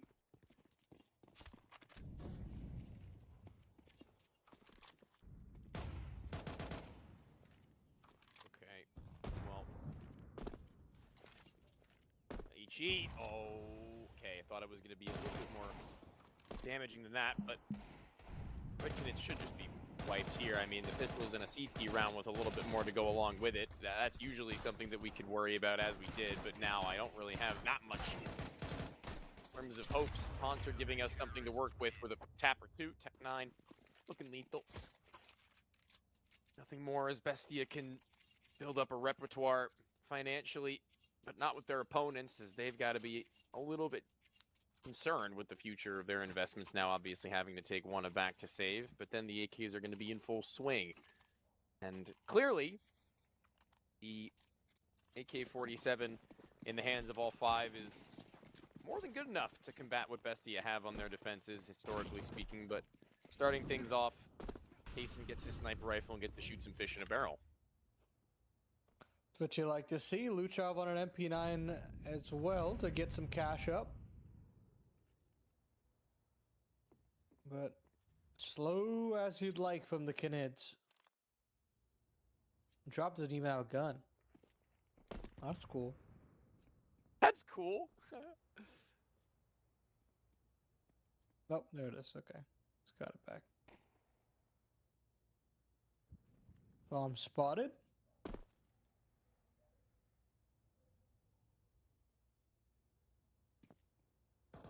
Another one of these Glock rounds with nothing really to speak of for the Red Canids, and feeds in and plays into the money management leg up I said that they had over Bestia in the last. That's kind of looking to resurge once again, and it worked out when they were on the back foot. So, oh, firing squad, we call that army in our team. All 5 players in one spot. That's our quick comm to let everybody know that the troops arrived. They're at your front doorstep, and the Minutemen are doing some serious damage.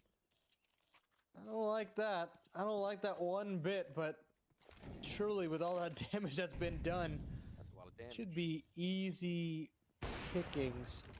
Cassin looking for those fish in said barrel.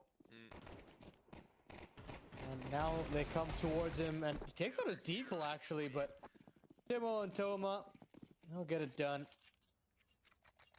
Bestia now look pretty good.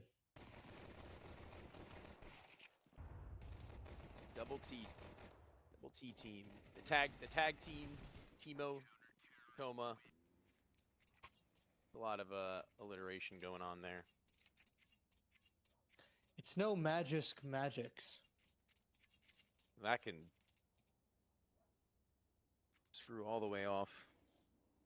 What a great cast that would be. Yeah. We did at one point, I think, get Zeus versus Zeus. There was a day. I don't remember whether it was when he had come out of coaching to play for Immortals, or whether he was substituting for MIBR or Liquid even, right? Yeah, it could have been Liquid, I think. I think it was him subbing for MIBR at one of the majors they played in, and he didn't understand it for whatever reason. But right, yeah. might have happened multiple times, and I just didn't witness it. But now, AWP for Cason's feeling all right. Certainly ready to take his next engagements, and nades have been really successful in the early round, it must be said. That is an absolute dart onto Drop's legs. Almost max damage on that sense. But a very weird round from the T side. Still 4 players in spawn at this point. Going back to this A side. Toss a little bit of mid-util. And leaves Toma on an island. He'll have Luchov as a quick rotation, but this might just straight up be a contact play as they walk out of ramp. Waiting for their cross. Luchov on a little bit of an off angle in case they were to cross the stairs, but he's called that hasn't happened just yet. But both of them are going to be torn apart following the proper pacing and spacing. I like to see that. And is that a shot that just completely rings through the smoke? No, it was actually over topside stairs that Kaysen had rotated in from. Finds himself a second as he swings on by, and Ponter's just missed a split second where he may have been able to catch Noxie, but Noxie pumps the brakes. Coldzera's got to be the one to have a say in this round, and his HP being where it is, his position being known, it makes Ponter's job all the more difficult. And Kaysen, although he'll miss his mark, gets his teammate somewhat killed. A tag through the side of that box. And do they think he's still in Palace? Kaysen, seemingly so. And even then, it's all good at the end because there's a kit on Noxie. And although my heart rate is elevated, so too will the round count to Bestia be. Ooh, that was a real possible win there for the Canids, but Cassin with some beautiful shots again, not missing a beat. Today has been his day for pretty much every head-to-head he's been looking for. Already off to a flyer today. And Bestia get themselves that 4th round that they're looking for. Retake finally successful. Starting to get players much more active. Defenses are looking different. They're looking varied. What you'd like to see.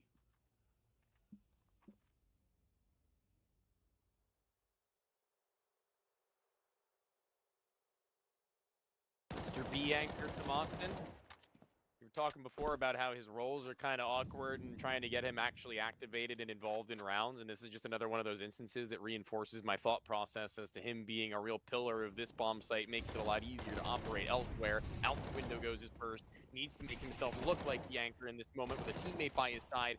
Pulled off from Catwalk. The pistols, not initially that much of a threat, but eventually dishing out damage to where now everybody thinks up, and Tomas has pulled the pistol, but it seems fine and dandy until you appreciate the fact now that the bomb is in the middle of the site in case he can pull them apart if he would so please. Venom Zera finds a Galil, but it's not enough. A 1v1 and both are low. Now it's just a game of timing here. Drop trying to triangulate Cassin. He's got to make the first bit of noise. He drops down, takes significant damage, just 2 HP to his name. But then he gets that Galil that Venom Zera dropped to him. And Drop will succeed. Upgrades himself up, and it's just a bunch of pistols to get them over the line here for the Canids. On the drop of a pin, things get that scary. Cows and Cold haven't even killed anyone yet. It's being anchored and held up at the same time. But it seems that the pulling is doing a little bit less than the pushing forwards that those three have been able to give into the early rounds of Mirage. Cold Zera's AWP looking to actually have his teammate blow the smoke. It'll happen. No one will be spotted. A curious concept, actually, that I like quite a bit. I am sure it's happened many a time, and I just haven't really realized it in the meta right now, but it's something that I intend on stealing. Yeah, it does feel like an inherent risk, but I believe in Cold Zera's opping. Smoke up from the CTs there, but they cannot catch Timo's traversal into the ladder room. Nate softens up at least 2 here temporarily. Barrel should be spotted, and it has, but kill not confirmed. Kawez does significant damage to Timo, and finally Timo has to leave, but he burns alive. Unfortunate situation, but the movement on that position is a little unruly.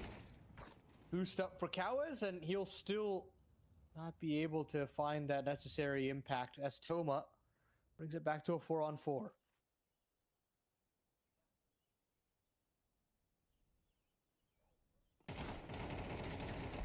5-7, left-handed view model to try and swing off and away, and Luchov has done just that and found a second to go along with it on a micro adjustment to Ponta's desperation. He walks out Palace and says hello to the sniper scope trained upon him in case in point will bring us to 5, and RED Canids wither away after that win on pistols. And what presence of mind from so many members of that roster, actually, in order to bring it to that point. And a commiseration shot, to be frank, nice from Cold Zera, but not enough.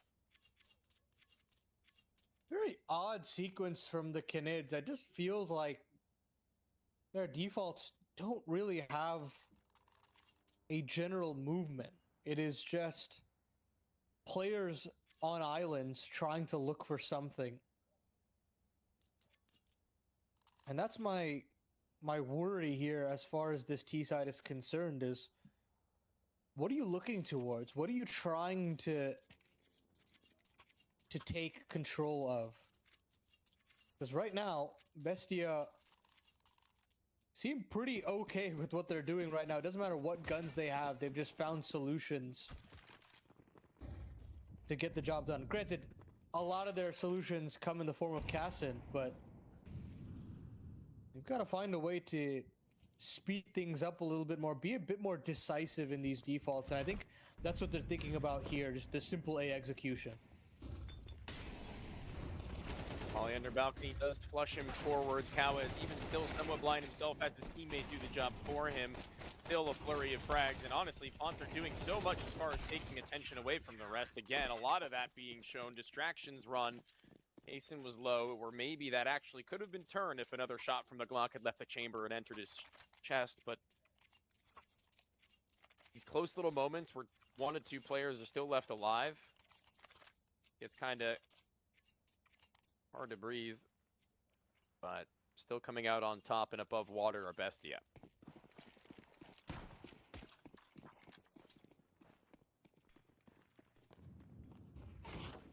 March back to map number 3 continues. It looks good so far. This time around, no drop gets a favorable trade alongside Kawes. And the middle of the map completely opens up. I wonder if that missed flash from Tomasin gets them killed. Because that was meant to support their fight in mid. I think they were dead just before it would have even popped, though. I think. But that's 2 times today now we've seen one of the BESTIA players miss a flashbang that proves crucial, if not. Which is a low rate, but you're looking for 0 of those. They've been coming at some critical junctures, which is the more worrying aspect of it. Yeah. But now, that 5v or 3v4 that they're stuck in now, make that 2v4. This one should be a done deal, unless Cassin can have a little bit of a round here. He'll have one chance at a first shot, and he'll nail that one. But doesn't get offered up a second, which is the real issue here. It does allow Noxy to potentially get involved into the conversation, but at this point, with how, again, low HP Cassin is, he'll get blown to smithereens. Not really a reasonable chance to grab that up until the round is about over. He's going to try his best to get closer and inch his way inwards as they're not exposing themselves to a potential clutch. That HE might have blown the op back towards them. I think it did. Yeah. Oh, God. Yeah, he's like, screw this. I'm out of here, dude. You can buy one another round. We're not going to be able to buy anyway. Cut off game. From Kawes turns attention back towards top of mid to play to the boxes, so Noxy will be allowed to hold on. Inconsequential, frankly, unless we see some more miracles from the pistols.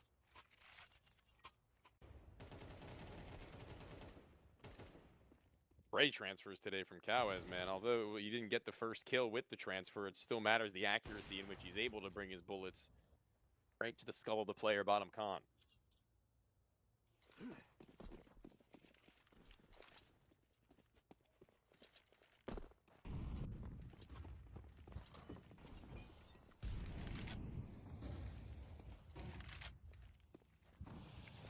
Molly for Catwalk behind from this smoke top mid to where drop's just going to be set up to be a point of contact, which will not be followed up upon very heavily.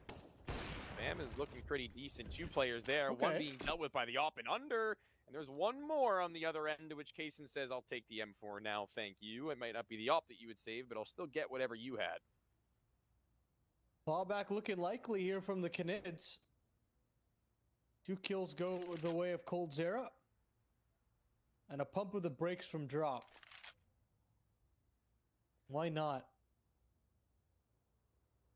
At this point, a lot of onus on Luchov in the connector here to synthesize some sort of information. But at this point, a congregation of these remaining 4 Ts should be enough to overpower. I am just slightly worried that they're heading towards this B-bomb site, towards Cassin, who has been on a tear this series.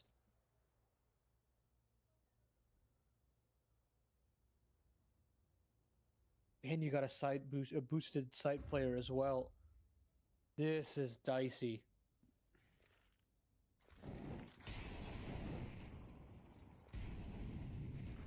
One boosted to rule them all. Kaysen dinks up a player through the box in Cold Zera. He's still lethal with that specific weapon. Is Kaysen still ever accurate? Loses his teammate on that boost. Still doing it on his them. And again, he plays ring around the rosy to buy time, find frags, and find BESTIA a round from out of a hat. Oh, that is a brutal round to lose if you're the Canids. And I'm not exactly sure how it falls apart in the fashion that it did. I mean, they got rid of the Sightbox player, but it's Cassin that just stalls for time.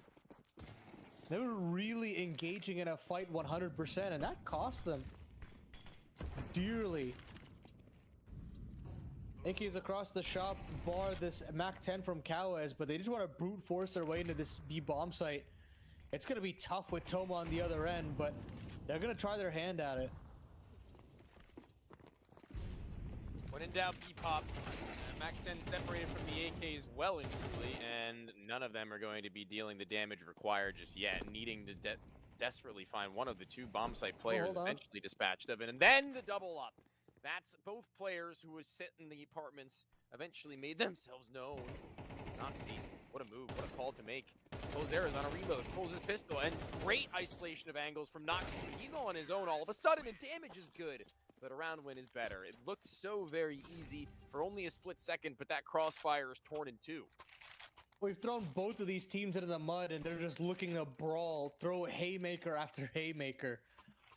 No rhyme or reason to some of these decisions, but all that it's creating is just entertaining Counter-Strike. Shots all over the shop, and the Canids scratching, kicking their way to a 5th round. And although it's not been pretty, Tony, 5 rounds on the T side is 5 rounds. Of course, if they can get there.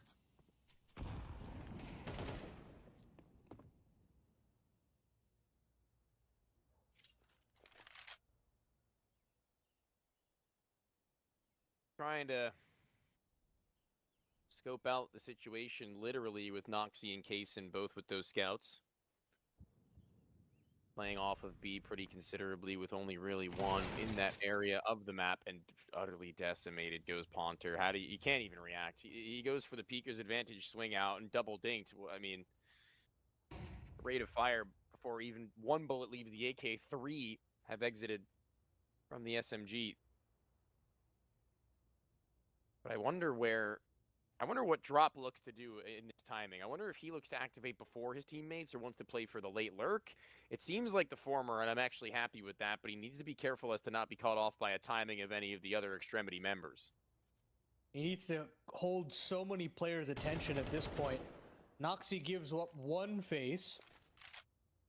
And I wonder if he's seen the enemy tag of the other to know that Cassin is also there. Or not Cassin. What am I kidding? Nice Cassin's shot. on the B bomb site. He's gone.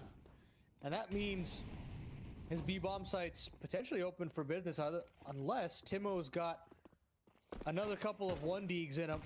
Scout shots continue to land, and Noxy is not stopping at this point, continuing to fight forward. Luchov now arrives at the scene, and this has just got from bad to worse. How have they just gotten stuck in the apartments in that fashion? I couldn't tell you. Bestia make away with an absolute crime of an 8th round. No window smoke? They do it dry, sure, but like this is the time where somebody's got to put that up, man. I mean, above all else, we're just jiggling into scouts. Oh, good lord. Bad feeling there, but Noxy, he's got to be feeling pretty good about himself with his finish at the bottom side of the board, sure, but tied at 8-8 and finding them double the round count of their opponents, that's all that you could ask for coming from the captain at this stage in the game.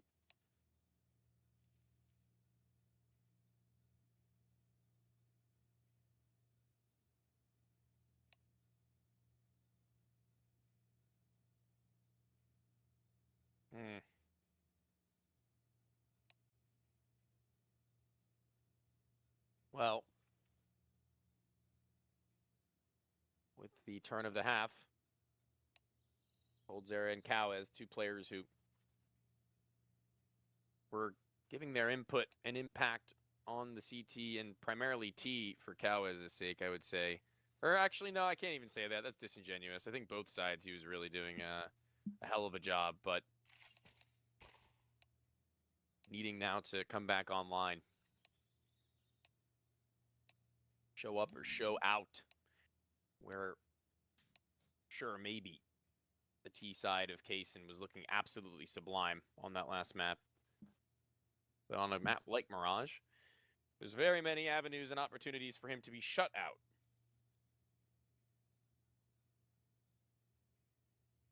Hit your nades, brother.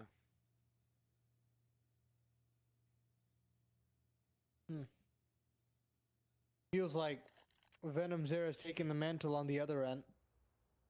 A lot more willing to take those opening engagements and has done a fairly good job in that sense.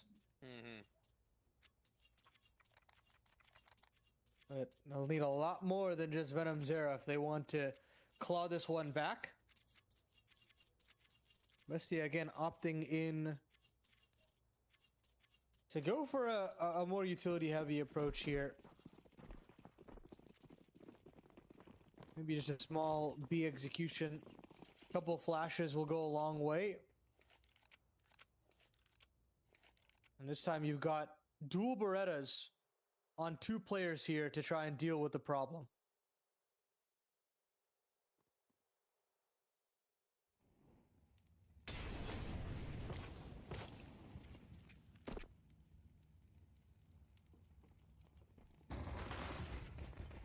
Berettas fire off on both ends of this pillar drop.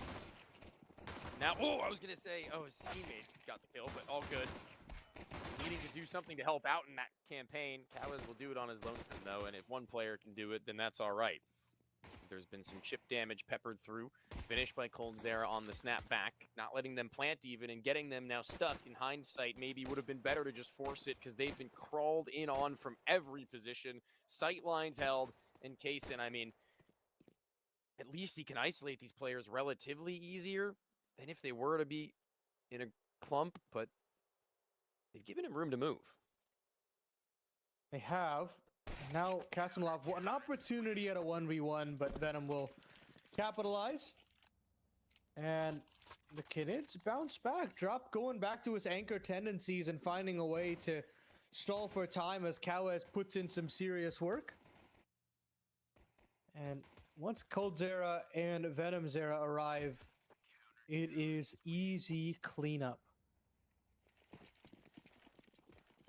Force back up from BESTIA on the other end. No bomb plant means a bit of a meager purchase, but this is an opportunity for RED Canids to really storm back into this game. And who knows, maybe have an opportunity at a couple punches at that playoff spot.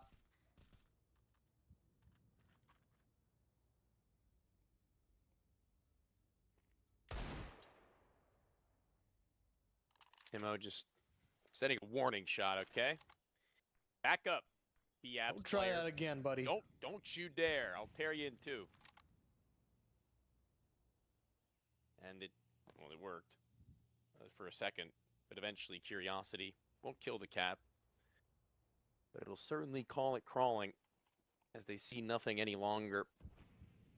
Haunter communicates this, and the A site is looking still to be pretty sat forward. One under Balk, one close to default, and coldzera looking to play as supportively as he possibly can with a singular flash. He can throw it above his teammates, but that would require them to not be flooding up the connector as well. Overwhelmed and overrun. The ramp player takes a little long to get wide, in my opinion, and that really leaves a lot more freedom for that FAMAS to move. It can take down everyone encroaching upon coldzera's position as well as give him room to swing. So, big ups, big win in that moment just the same, and we want to see in future rounds that they are able to tear apart the setups in place by the Canids, whose CT side was looking pretty smooth in previous. Looking much better from the Canids as far as chemistry is concerned. Oh, yeah. 3 players on that A bomb site playing off of each other very well. That is something that you haven't seen in a bit of time. They've all gone through the CT molly. You've not seen a CT molly do that much damage in your life. But the utility should be enough. 2 nade kills are there. Timo finds one more, but it's all a consolation. Upgrades available. Diffuse found, but BESTIA could be pretty happy with how a full eco like that went. Dude, I had fear instilled into my heart when the con player pulled a flash and the swing was coming from stairs. But you know, talking about that chemistry, somebody had his back. Or his front, more accurately. Won the gap and dropping over what they can to get coldzera in prime position to pick up the sniper. Hassan's got his own. The default is not very spread. Very much so B-centric. The quote-unquote lurker and Luchov, I guess, is going to go over towards A main to see what's going on, but he's a little late to the party to where I think the Canids are going to be a little bit more comfortable with the idea that they should be leaning in towards that middle position, especially with a player under balcony listening in, ear to the wall.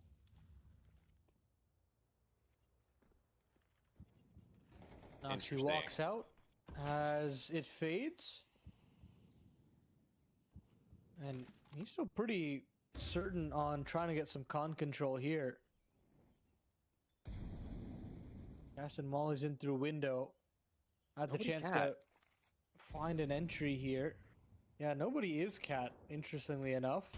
They're hoping that Kawes can see enough of a sightline, but he's been pushed off. Timo will instead find himself a quick double entry, try to bully his way into this A bomb site, but they completely discount jungle. Kawes finds a critical kill. Trigger discipline though.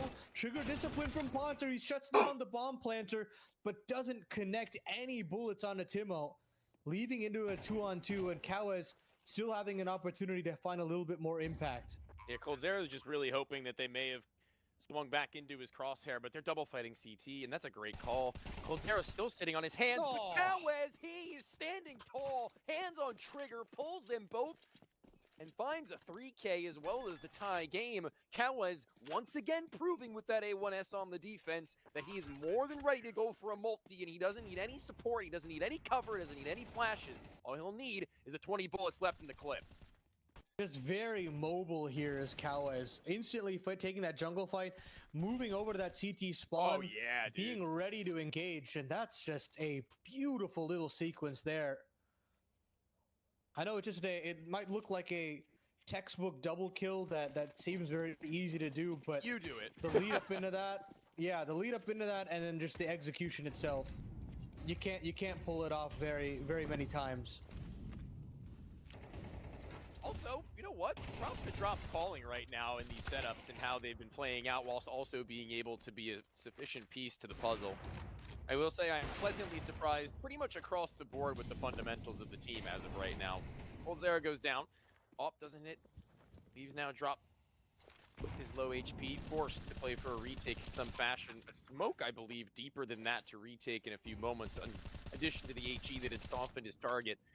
The ramp flank that they're trying to bait for as best as humanly possible, and Ponter now trading places with Kawes on opposite sides of the board. Drop now has a chance. Oh, Luchov has slunk away. He might have spotted a barrel, and yeah, he's dead set on this. Nice. He'll find Luchov straight away. It's Cassin tucked away at the firebox. Head spotted, nade connects. The fuse should be imminent now with plenty of kits all around the shop, and RED Canids, as you mentioned, just fundamentally look very sound right now. I think it helps that you've got B anchors that have been in that position before. Drop doesn't have to learn that again. He's already figured that position out. And with that, it gives a lot of room to some of these newer players to have that space to take some engagements and start dueling a little bit more.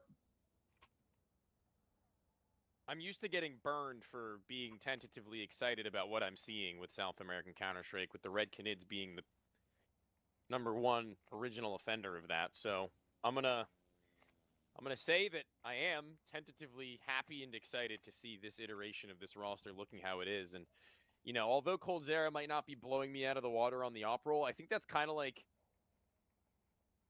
the least worrisome part of this project right now, if that's an issue that they have to fix down the line, whether it be in replacement or otherwise. You know what I mean? If only Henny was on this team. Dude. I don't know. I mean, he didn't really look great when he was on it, but at the same time, that team was effectively in shambles in some capacity, so. Yeah, it's a very weird scenario with that whole situation. But either way, Coldzera still nading for himself, still looking for engagements. Doesn't spot anyone. Takes a pot shot, gets the hell out of dodge. And instantly, Bestia looking to encroach upon this A bomb site, just to walk out in Palace. But Coldzera, he'll nail that one.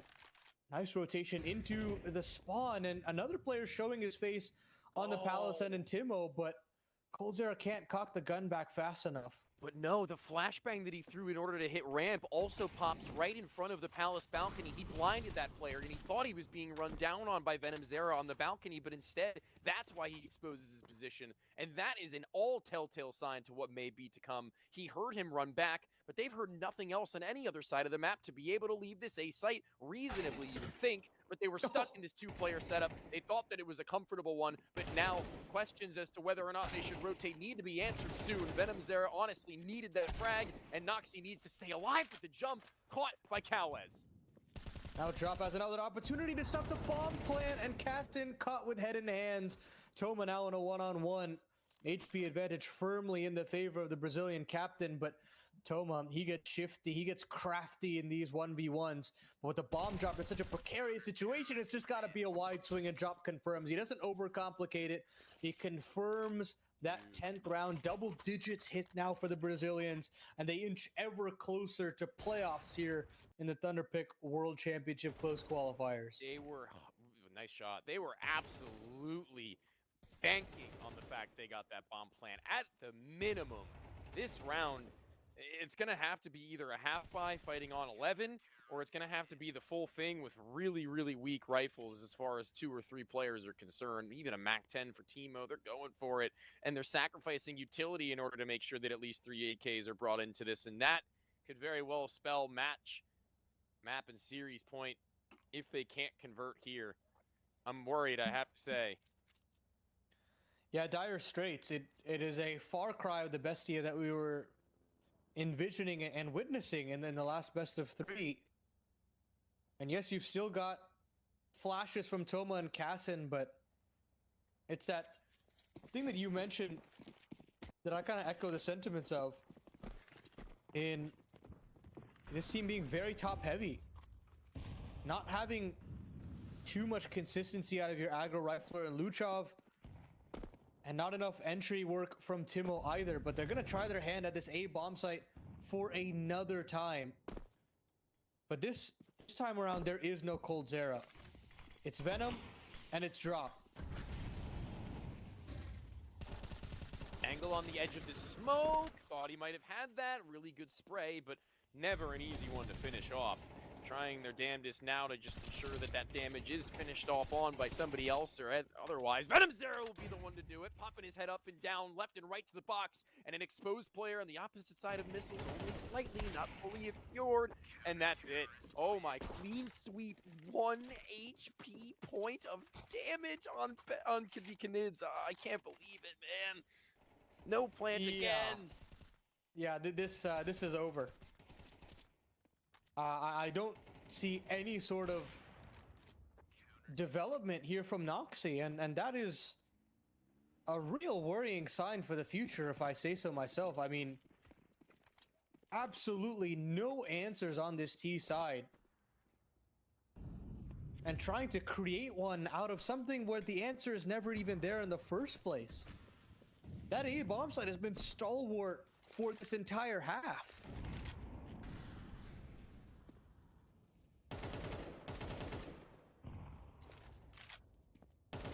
I find it especially weird considering how many a time Bestia have actually gotten mid control. The lack. Well, they've frankly not even tried, if you think about it. Well, yeah, no, they're giving it. But I mean, you know, that is in and of itself a pretty good place to be as a caller when you know that that's happening consistently. You know what I mean? Mm-hmm.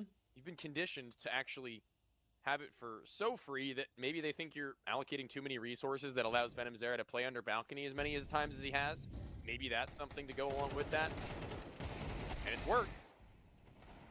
2 players spotted there, and Khan dinks all over the shop, but Venom Zera is still standing tall. He has been a rock here. 23 kills and counting, staying alive. But maybe there's still a little bit more to say in this round as Timo's Deagle sings. He hits the deck, and it's all up to Casson. Player spotted, and this should be an open and shut case as Venom continues to rack up the kills as the A anchor. What a performance from him. And this by committee affair from the RED Canids continues to reap some pretty nice rewards.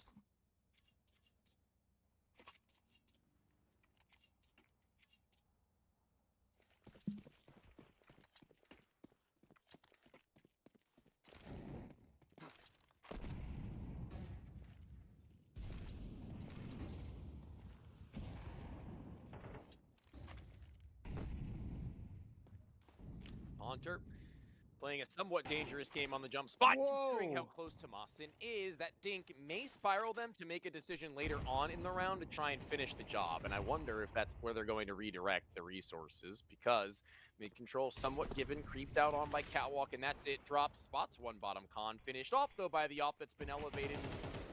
Dropping more numbers. This looks like the Canids may have just done it. They absolutely look like that. Cowes finding a huge kill, relieving some of this mid pressure, but both Luchov and Kassan are still lurking around these smokes, and there's still that presence in the apartments. Ponter's got to be on his A game here. Still on a knife's edge, and Luchov does take care of the window player in coldzera. Spam's coming through, Cowes cutting down the space, and now they should know what's up. They should know who's left. Noxy takes a dink, and 30 seconds left on the clock. Red Canids are knocking on the door of playoffs after being talked down upon in this best of three.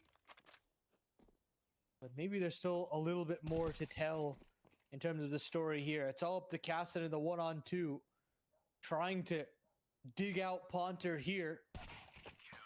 And it's not going to be the case. Ponter shuts it down, and Red Canids, in a shocking, stunning affair, take down Bestia in straight up 2 maps.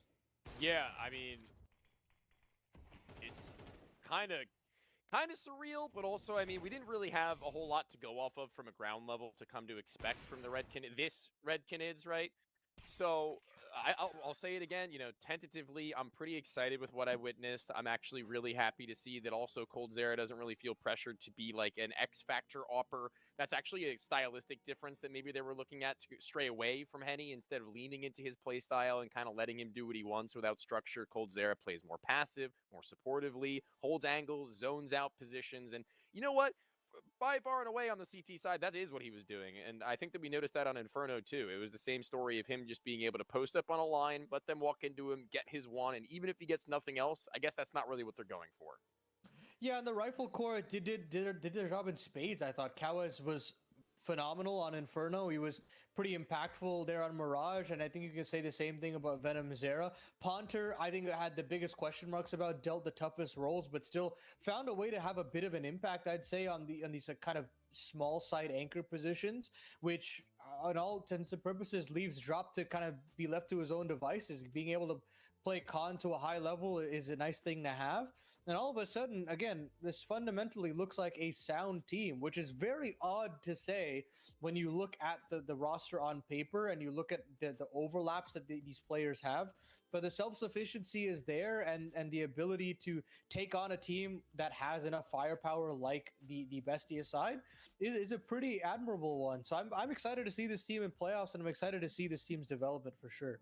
Yeah, I mean, when we talk about these guys historically, you know, it seemed like a little bit of like a Mod Podge group of mixed players that, especially in our pre-show, we weren't 100% set and certain on how these roles would work. And it seems they balanced out relatively well. I'd say a little bit better on Mirage than Inferno. I actually really like the switch and spread that they have. Drop's being given more freedom as the in-game leader now to play Con, and that's kind of an interesting dynamic considering, you know, your Nikos would play Con, your highest, you know, mechanically skilled player typically takes that knowing how much that they're going to be fighting out in mid, but when they're not doing that and it looks good when they're not playing that way, then maybe it's something that they can work towards into the future against better rosters or against rosters that play a different way of play that they can abuse in that fact.